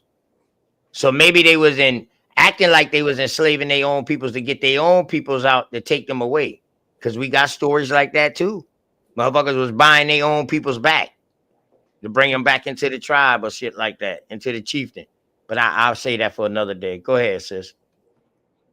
And are now residents therein, or who may return within 6 months from the 19th day of July, 1866, and their descendants who reside within the limits of the Cherokee Nation, shall be taken and deemed to be citizens of the Cherokee Nation, quote unquote. The 4 other tribes all signed similar treaties. Despite the fact that these treaty obligations still exist and are binding on the 5 tribes beginning in the late 1970s and early 1980s, the tribes began to take formal actions to take away the citizenship rights of descendants of freedmen. For instance,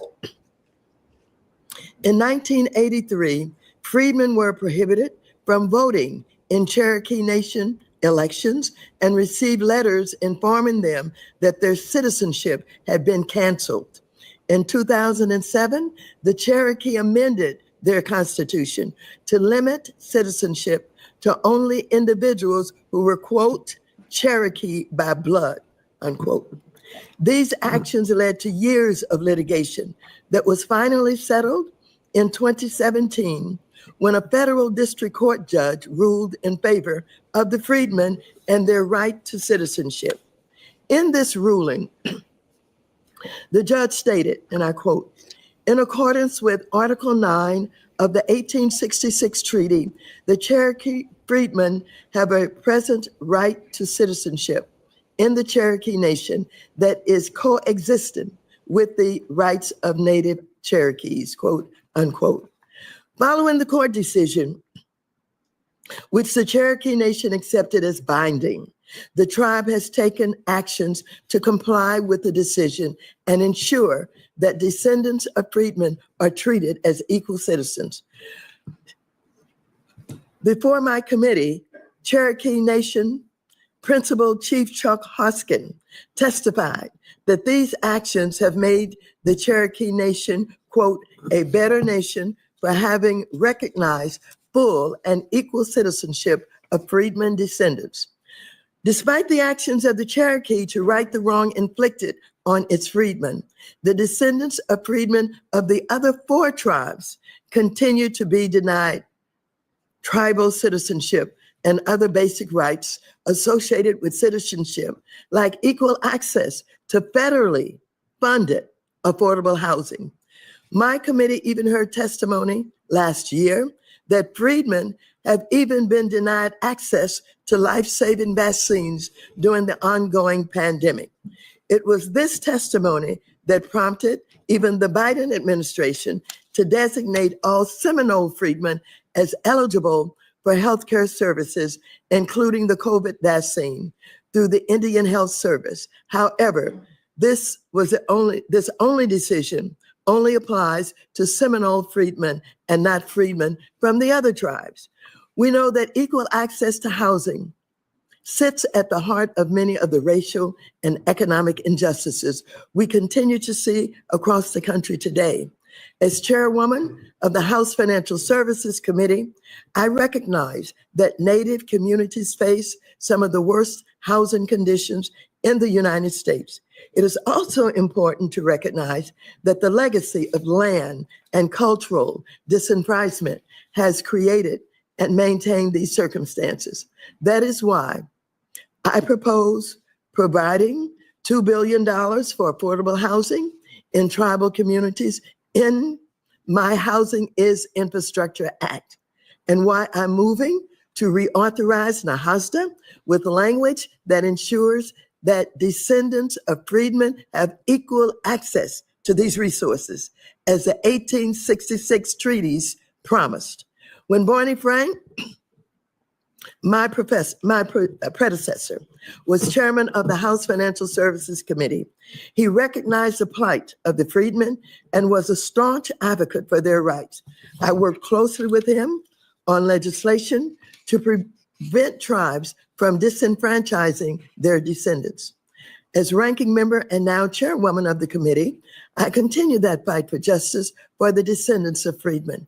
Currently, there are tribes that are implementing federally funded programs in a way that actively discriminates against descendants of freedmen in direct violation of treaty obligations. Congress has every right to ensure that federal funding implemented in compliance with all relevant obligations. We must stand by the rights promised to freedmen and the treaties that guaranteed those rights over a century ago and hold these tribes accountable. I'd like to say how proud I am of the descendants of Native freedmen who have never wavered in their fight for human dignity and equal recognition, even when it seemed no one would listen, even with the growing movement for reparations that recognizes the forced and uncompensated labor that built this country and the riches amassed because of it. It seems that the fight of the descendants of freedmen still has never been rightfully acknowledged and affirmed.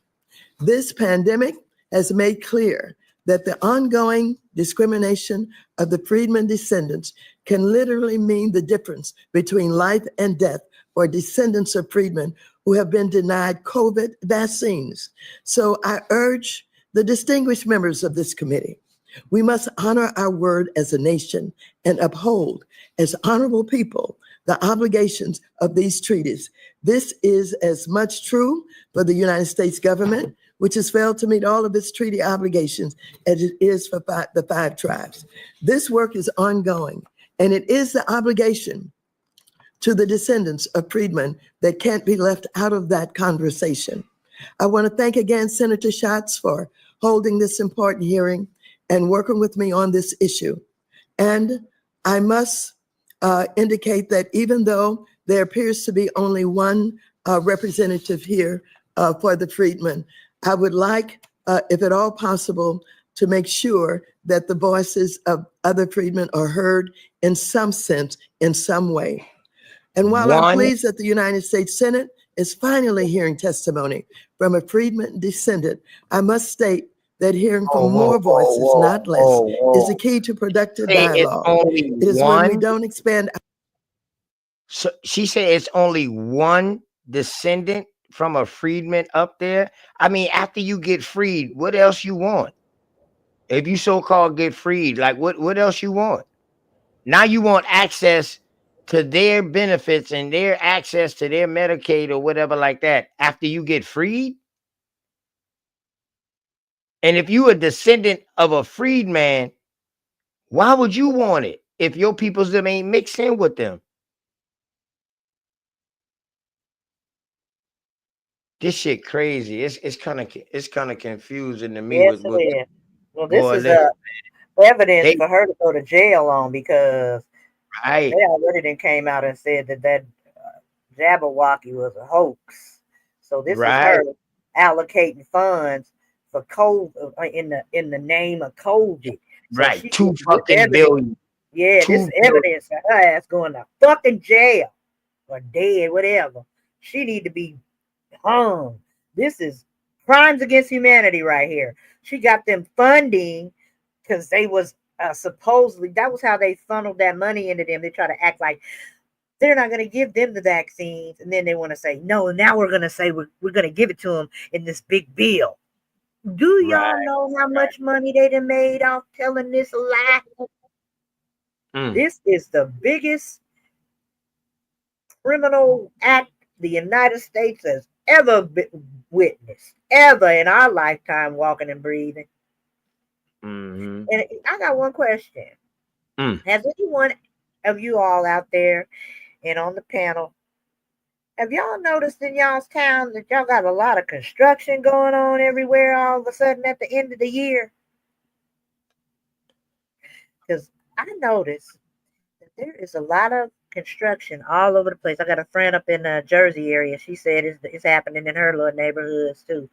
I think they're trying to allocate all these funds that they misused during this pandemic.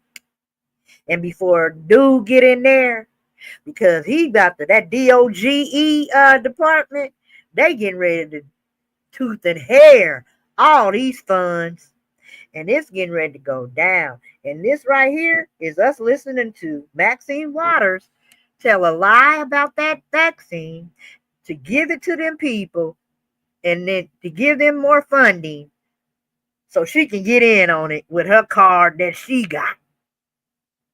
Because she got one, her and Jesse.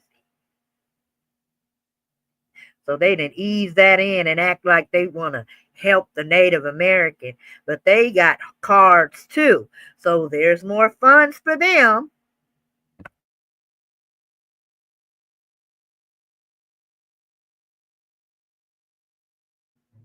And I dropped a video, Sharice, that's right up Maxine's alley too, because Maxine got something to do with Diddy. Maxine got something to do with Diddy, y'all. $2 billion. That's a lot of money. Yeah, she in on a lot of stuff, and it's a breakdown on that video about how she got that revolt. She pushed for Puffy to have his own network. She the one who pushed it in Congress for him and to Hollywood.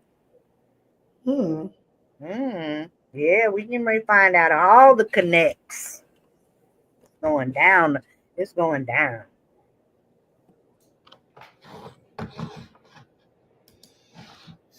This shit gets crazier too. Our table to hear more from those who have been disenfranchised, that injustices and systemic inequities are perpetuated. So moving forward, I'm convinced that we can work together to not simply uplift the voices of freedmen, but also to recognize the shared suffering of Native freedmen and Native Americans forced to walk that trail of tears together, and the need to honor the treaties of 1866. I do not believe that the documented history of the descendants of freedmen can be ignored, forgotten, or dismissed any longer. Thank you, and I'm happy to take any questions that you may have. Thank you very much, Congresswoman Waters. We appreciate your testimony. Members may submit follow-up questions for the record, and you are excused as we prepare our next panel. Thank you very much. Thank you.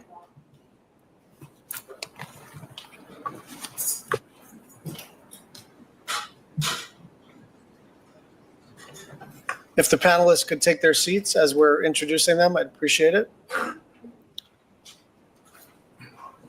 For our second panel, we have the Honorable Brian Newland, Assistant Secretary for Indian Affairs at the U.S. Department of Interior, the Honorable Chuck Hoskin, Jr., Principal Chief, Cherokee Nation in Oklahoma, the Honorable Lewis J. Johnson, Chief of the Seminole Nation of Oklahoma, the Honorable Michael Barrage, General Counsel, Choctaw Nation, the Honorable Jonadev Chowdhury, Ambassador, the Muskogee Creek Nation, Mr. Stephen Greetham, Senior Counsel, the Chickasaw Nation, and Ms. Marilyn Vann, President, Descendants of Freedmen of the Five Tribes Association in Oklahoma.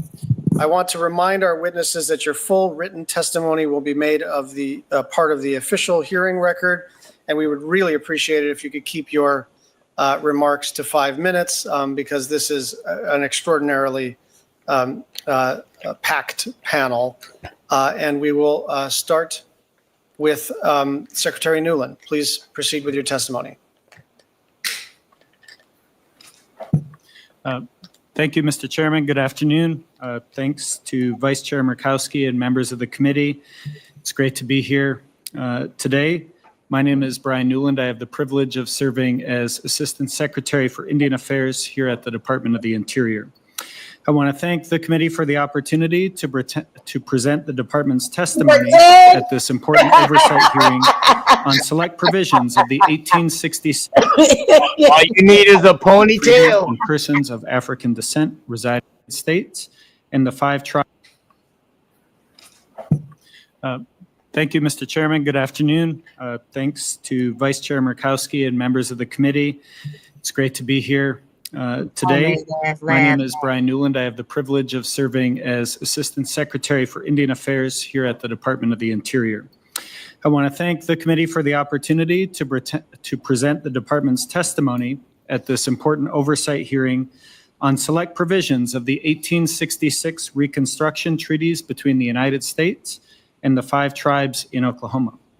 Several of these treaty provisions provide certain rights and privileges to some freedmen, who are people who were enslaved and later released from servitude by the Cherokee, Choctaw, Chickasaw, Muskogee Creek, and Seminole nations. Out of it? You know why they keeping the civilized out of that word? That they keep saying five tribes and not five civilized? Because they don't want to tell you that they're the ones who taught them that. So what they civilized? That civilized will throw their ass up underneath the bus too. Boy, they ain't want to say that shit there, boy. Boy, this shit here wild as shit. This motherfucker look like a Steven Seagal ass nigga. What the hell? So OTK, they trying to say that the $5 Indians had the folks enslaved? Yep. Yeah, that's what they said. Oh Yeah. my God. Five civilized tribes. Yeah, the five. They trying to say they had them enslaved, and they gonna give them a little piece of change now.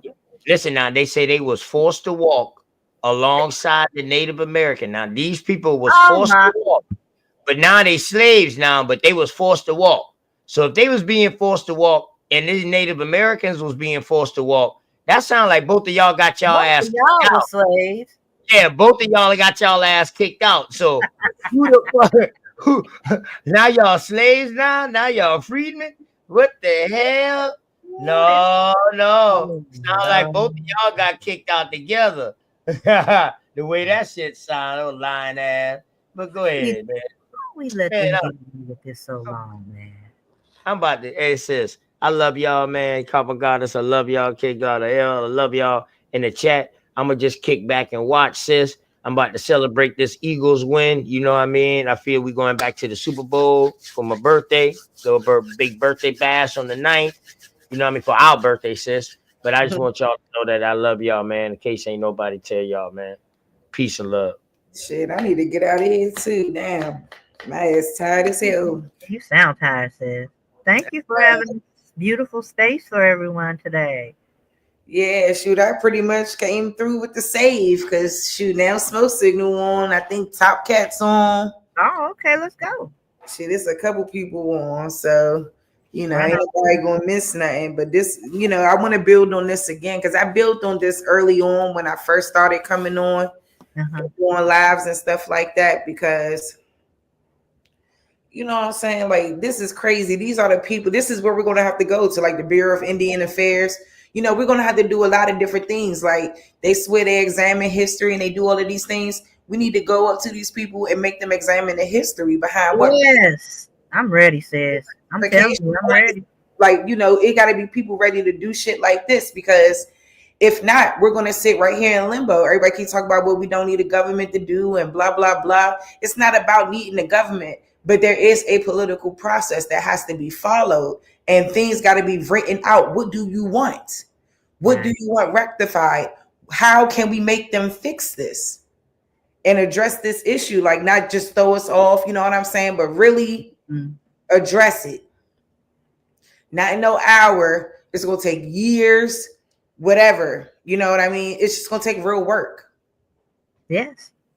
You know what I'm saying? Like, We that's gotta all more than some documentaries and shit, respectfully. Respectfully. Yes. It's going to take more than that shit. Yes, it's okay. We need to learn where we're from and we need to learn about our indigenous history and our connection to the land. Yes, we do. But we need to be presenting what laws was broken, what crimes against humanity has been taking place and still currently taking place, how they assume this identity, and how, we need to be able to prove that we know that something wrong was done. That's why people think we playing now, because we ain't trying to do nothing legislatively. Yep. They think we playing.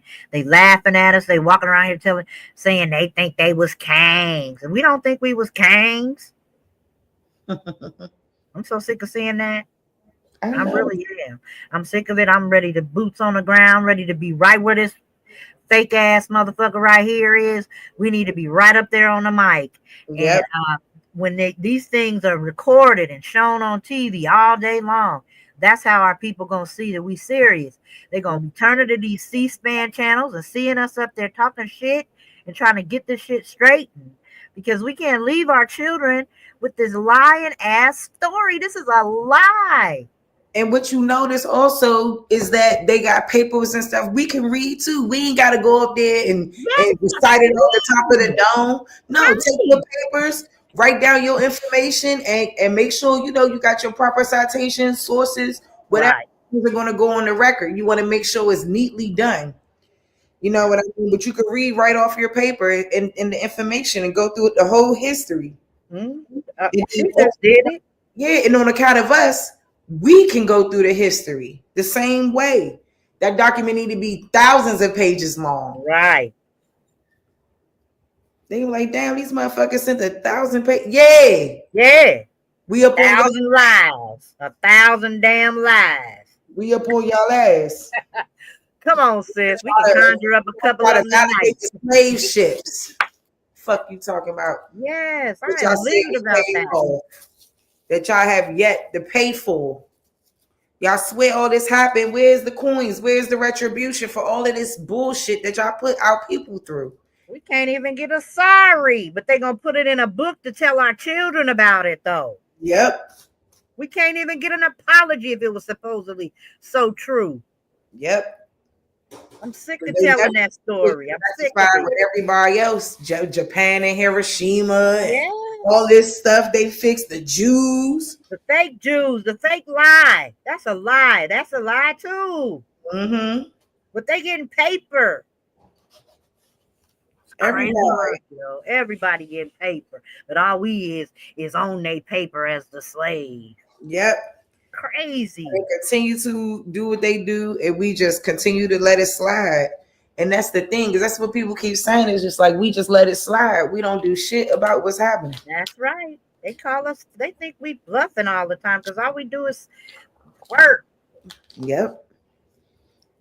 Because ain't nobody really trying to lose nothing for real, No. the real way. They set. They already know they set because we ain't on. We ain't making no moves. We on YouTube arguing with each other. Not even just on YouTube and other spaces too. Respect. Yeah, them too. Yeah. Anytime there's any type of movement with us together, there's always. I don't think it's one group without it. And that's why, what I like to watch things like this, because you know what I'm saying? Like, whether people like it or not, this is the way that shit gotta get done. Like, they'll see it. Yeah, they will see it. Especially if there's validity into the claims, and we can put the laws in place, put the stuff on the paper correctly, so they can see, they can go back and cross-reference it and be like, oh shit. You know what I'm saying? Like, they would have to see us.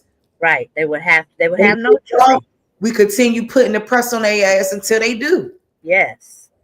Absolutely. It's enough of y'all giving out money to everybody else. Y'all can give out money to make sure people can continue to refile. Y'all give out y'all money to stand in line for Jordans and all that other stupid stuff. Get on my nerves. It's stuff that we could be creating field trips for our young people and everything for things like this. So they could be there watching it, being a part of our history. Yes. That's why I say we need to be in DC. Like, this is where this stuff that, man, all that other stuff, man. People don't like politics, and I get it, but this is a political game. The politics is what has pushed us out of our history, because this is what has the reclassification and everything. All of that shit is a part of political politics. History. Yes, part of political history. Yes, America, we ain't playing no more. I don't know. We ain't playing no more. Why are they talking and arguing about treaties if they don't want to get into politics? The treaties was political. Yep. What are they talking about? I can't stand that. I can't. That's why I don't be getting up here that much, because I'm like, how can we not be trying to do this politically? This is what it's all about. We are in their system politically. They taking funds, giving funds politically to other people that we are in argument about. So we gotta address our issue to them politically as well.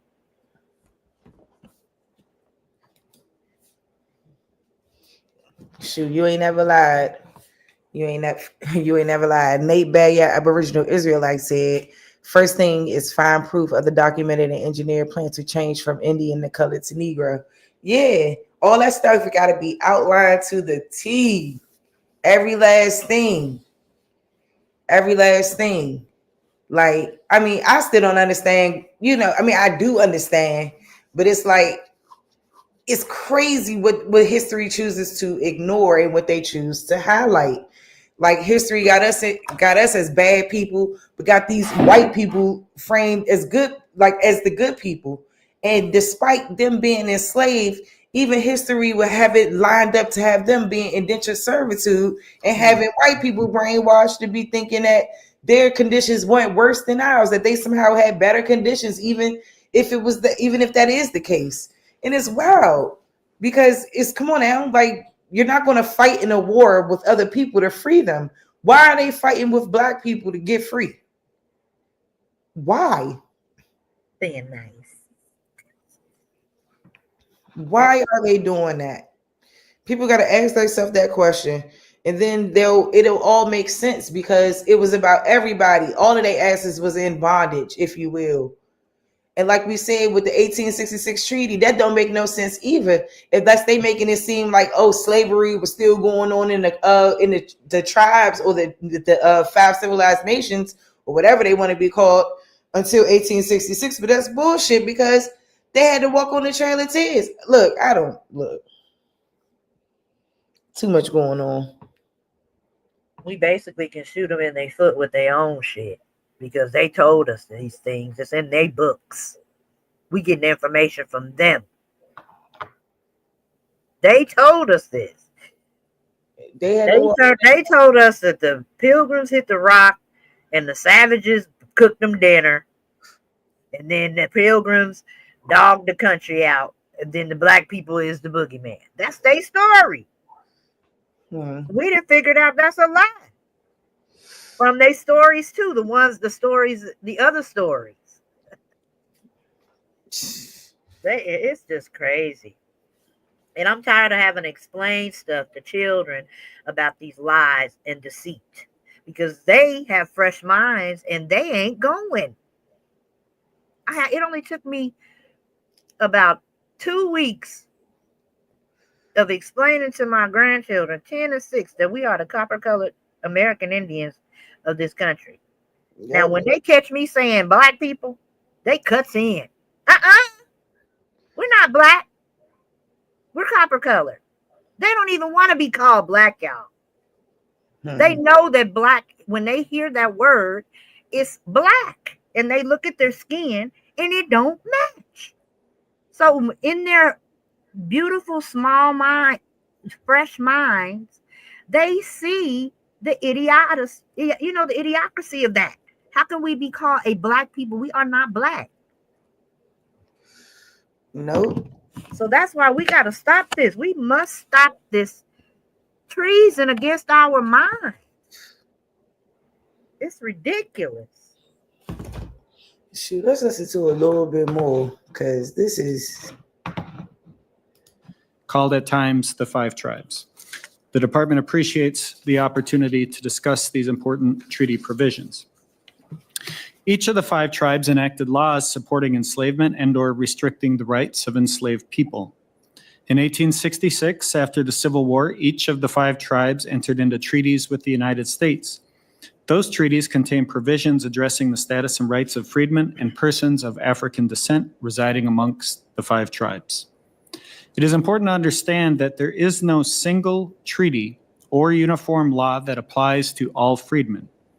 The Cherokee Nation, the Muskogee Creek Nation, and the Seminole Nation each have their own treaty with the United States, and the Chickasaw and Choctaw Nations share a treaty in common with the United States. All 4 of these treaties have slightly different provisions relating to the freedmen. In 1896, Congress established a commission to the 5 civilized tribes to prepare membership rolls for each of the tribes in anticipation of allotting their lands. Congress directed the commission to determine applications for citizenship in each of the 5 tribes in accordance with their treaties and their laws. Congress also required the commission to make a roll of freedmen entitled to citizenship in said tribes and to include their names in the lists of members. The final rolls would remain. I was about to say, he talking about the rolls. Now, we all know that the rolls was a government operation.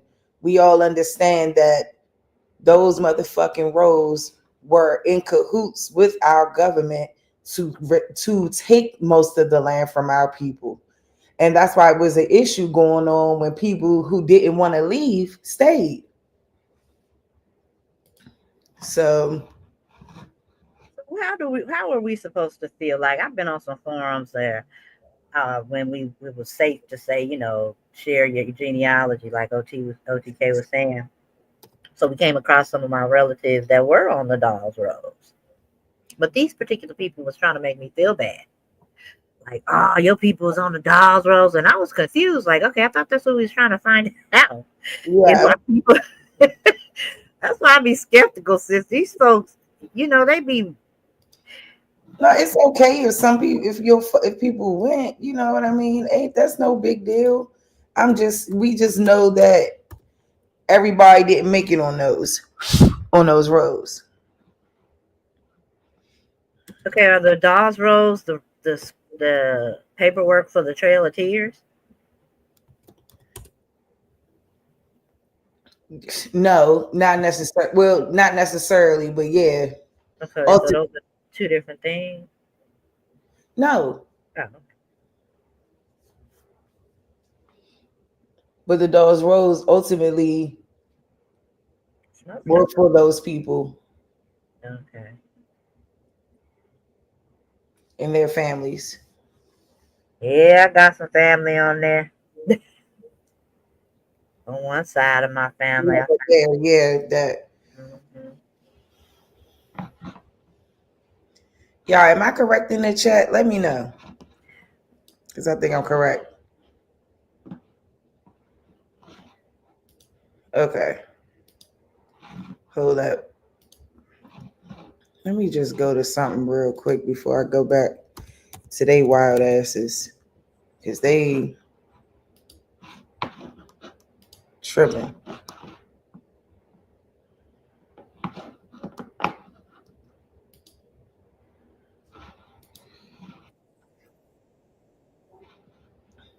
Give me 1 second.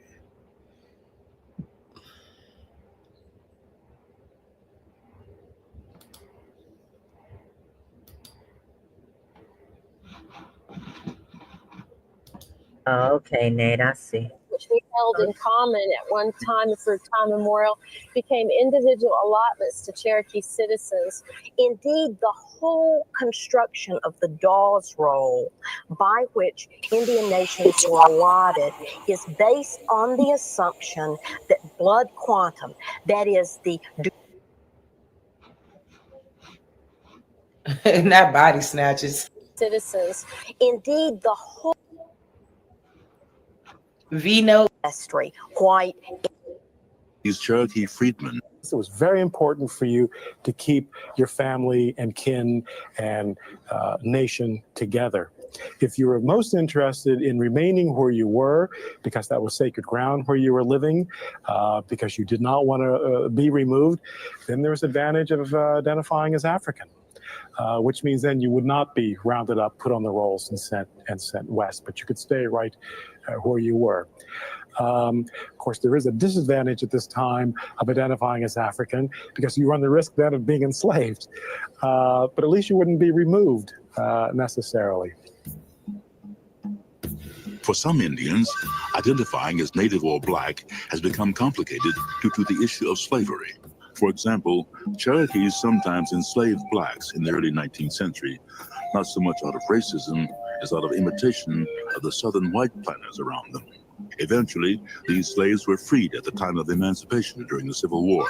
These Cherokee freedmen discovered that the United States government, under the Dawes Commission, treated them as much less than equal citizens. Around the turn of the century, the Cherokee were once again part of a government operation known as the Dawes Commission.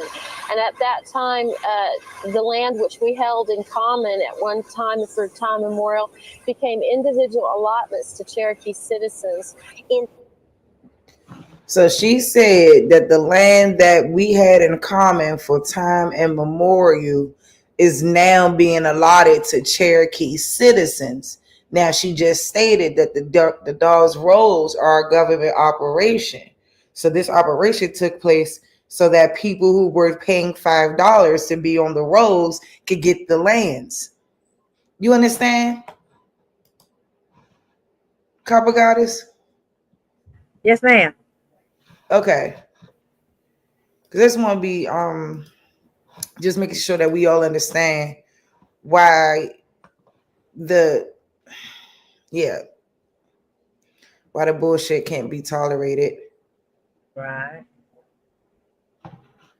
Indeed, the whole construction of the Dawes Roll, by which Indian nations were allotted, is based on the assumption that blood quantum, that is the degree of any particular ancestry, white, Indian, Black, the degree to which you are one of those determines certain cultural characteristics. That is, how able you are to manage your allotment.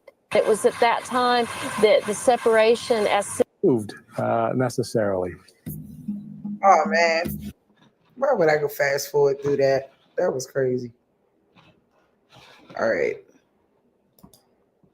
Well, thank you for that. And that was a good explanation. So it's not necessarily, you know what I'm saying? Like, it just all depends. With the Commissioner of Indian Affairs and be considered the true and correct roles of persons entitled to the rights of citizenship in each tribe. In the past half century, there have been disputes within some of the 5 tribes regarding the legal status of freedmen descendants. The Cherokee Nation resolved the dispute over the status of Cherokee freedmen utilizing its own judicial and political processes. In May of last year, Secretary Holland approved the Cherokee Nation Constitution that explicitly secures the citizenship and political rights of Cherokee freedmen. In a statement accompanying her approval, Secretary Holland stated that the new Constitution, quote, fulfilled the nation's obligations to the Cherokee freedmen and encouraged other tribes to take similar steps to meet their moral and legal obligations to the freedmen. In February, I participated in consultation sessions with leaders of the 5 tribes to consider the potential for some direct services to the freedmen from the BIA and the BIE. In particular, we asked the tribe's views on whether the Bureau of Indian Education should admit certain freedmen descendants as students at Haskell Indian Nations University and at Southwestern Indian Polytechnic Institute. We continue to review feedback and comments received from that consultation and have not made any decisions on a path forward. Determining eligibility for those services is a challenge for the department when considering the freedmen descendants. The department generally defers to tribes to determine who is and who is not a tribal citizen, as tribes have inherent authority to determine who qualifies as a tribal citizen. And as sovereign parties to See, and that's where the problem gonna come in at too, because for people who's trying to get themselves recognized within these 5 federal civilized tribes is that they have the power to determine if you're going to be a part of that civilization or nation or not. They're going to make that decision. But see, what we have to come at them with, not even just them, the United States government, period, is that there has been a hijack of the American identity. And it's on people that it doesn't belong to, like right here, like what we see on this screen. It's preposterous. Yeah, I was reading that wiki you pulled up about pretending, because supposedly the Native Americans got so mad that they made this pushback passage called the Indian Arts and Crafts Act of 1990, where they were saying you have to use truth in your advertising, you can't misrepresent Native Americans or Alaskan, you know what I'm saying? So they making rules about other people pretending, but they are pretending. Ain't this a bitch? And they trying to say you gotta have the right blood. You don't even have the blood. Ah, damn. Sickening. It's sickening. It makes my stomach hurt. I can't believe our folks let this ride so long. Shoot, but we going here. I just can't. I be asking my ancestors all the time, like, what was y'all doing? Y'all didn't see this shit? This shit blatant in our faces right now. It wasn't blatant back then. The hell? But I guess they was working, busy being around this mob, smoking and shit. They had just popped them off with the cigarettes and shit again. They act like they didn't know what cigarettes was. Boy, we come from fucking tobacco. They did a MK Ultra on our people. I'm telling you. I know it. It's that they did. But just like we saying, if we get up here in these assembly halls and start talking and folks hear us, we might trigger their MK Ultra, right? With the truth. Yep. Because I know when I talk to older people now, I talk to them and I be picking and prodding at them, and then eventually they just, you're okay, let me tell you shit. And they get to talking. You see, they've been having to disclose information to stay out of harm's way. And I do understand that. I do. Mm-hmm. You know, that's the one thing that when I be pressuring them to get information, I do understand that they were trying to safeguard the people because they was massacring us. Yeah. So that's just a good enough reason not to just to keep your mouth shut, you know. But I guess it's our turn, sis. It's our generation now. We gotta step up. Yep. We know the truth now. And it's about that time. So I'm gonna go ahead and end this joint because we about to go on 7 hours. Woo! Thank you so much, Copper Goddess, for hanging out tonight.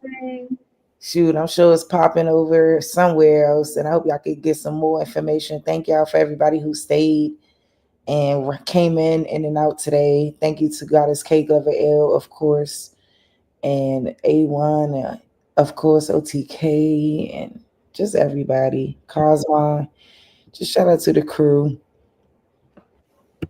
And on that note, I normally play a little song to take y'all out. I guess. My song up there. You can play my song. Okay. Don't say it like that. Oh, I'm sorry. Okay. Girl, I'm ready to go. I know you're tired, baby. I'm just playing with you. Hold on. Let me see. This is the link after the Discord link. Okay. All right. Take them out with this. Get you some of them moonbeams tonight, sis. That moon is massive. Get out there and wish for some things. Everyone. Talk to the family that's out there listening to us, speaking this goodness. Appreciate you, Sharice. Thank you for having me.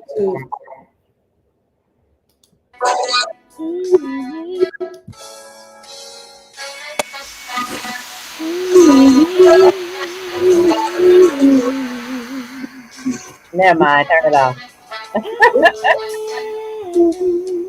I guess you wonder where I've been. She doesn't never mind. Yeah, because it sounds bad. It's all good. I got y'all on that. Okay.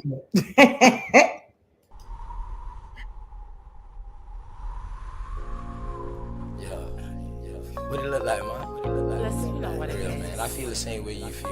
Word. I just don't want much, man. I just want to take it one day at a time. Me too. That way we can reach the highest point of friendship. What's the highest point? Let me know. Then whether, you know how far to take this flight. That's what I'm talking Word. about. You don't just jump in the plane and fly and don't know where you're going first. Just chill, baby. I got you.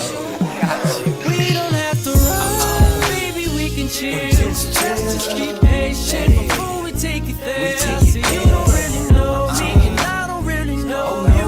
Never lived a good life, but come on, let me show you. We don't have to run, baby, we can chill. Let's just keep patient before we take it there. See, you don't really know me, and I don't really know you. Never lived a good life, but come on, let me show you. See, you don't have to rush. Baby girl, be patient. Anticipation of love making. Got your legs shaking. See, every time I'm next to you, I feel your heart beat faster. But yet you try to hide behind your smile and your laughter. See, money's what I'm after. So all I do is chill. I'm out here on the grind. I'm trying to see a meal. You never seen this good life. Well, come on, let me show you. You never had a real hug. Well, come on, let me hold you. This life I lead is troublesome. You win some, you lose some. You lost one, then gain one. You want some, come get some. See, everything you want, you need, I got you. Even though you don't know me, I don't know you, baby, I got you. That's just how it's supposed to be. Rather have you next to me, never in front or back of me. You look good beside me, so we take it there. It's some things you need to know. We don't have to rush, baby, we can take it slow. We don't have to run, baby, we can chill. Just keep patient before we take it there. See, you don't really know me, and I don't really know you. Never lived a good life, but come on, let me show you. We don't have to run, baby, we can chill. Let's just keep patient before we take it there. See, you don't really know me, and I don't really know you. Never lived a good life, but come on, let me show you. Say if you like me, it's what you want. I ain't about games, I'm trying to front. See something that you want, then get it. Ice cream man always deliver, never late. I come on time. Tell me, girl, what's your room size? Sitting here, watch you visualize. I can't lie, see it in your eyes. Fantasize, I'll be you all day, all night. Let me strap your seatbelt on before we take these flights. You know I'm helicopter high. Baby, you know I'm on a wide, baby, we can vibe. And that's just how it is. El Blizzo keep it realer than all the rest is. And don't compare me to them other dudes. I act a fool, with my tool, lock it down just for you. You got a man, you can keep him too. I don't want him, I want you. Got a couple friends, but I got a couple too. Just let me know, girl, what you wanna do.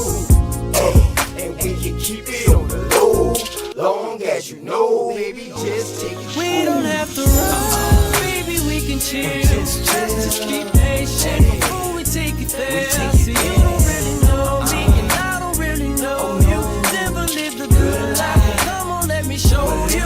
We don't have to run, baby, we can chill. Let's just be patient before we take it there. See, you don't really know me, and I don't really know you. Never lived a good life, but come on, let me show you.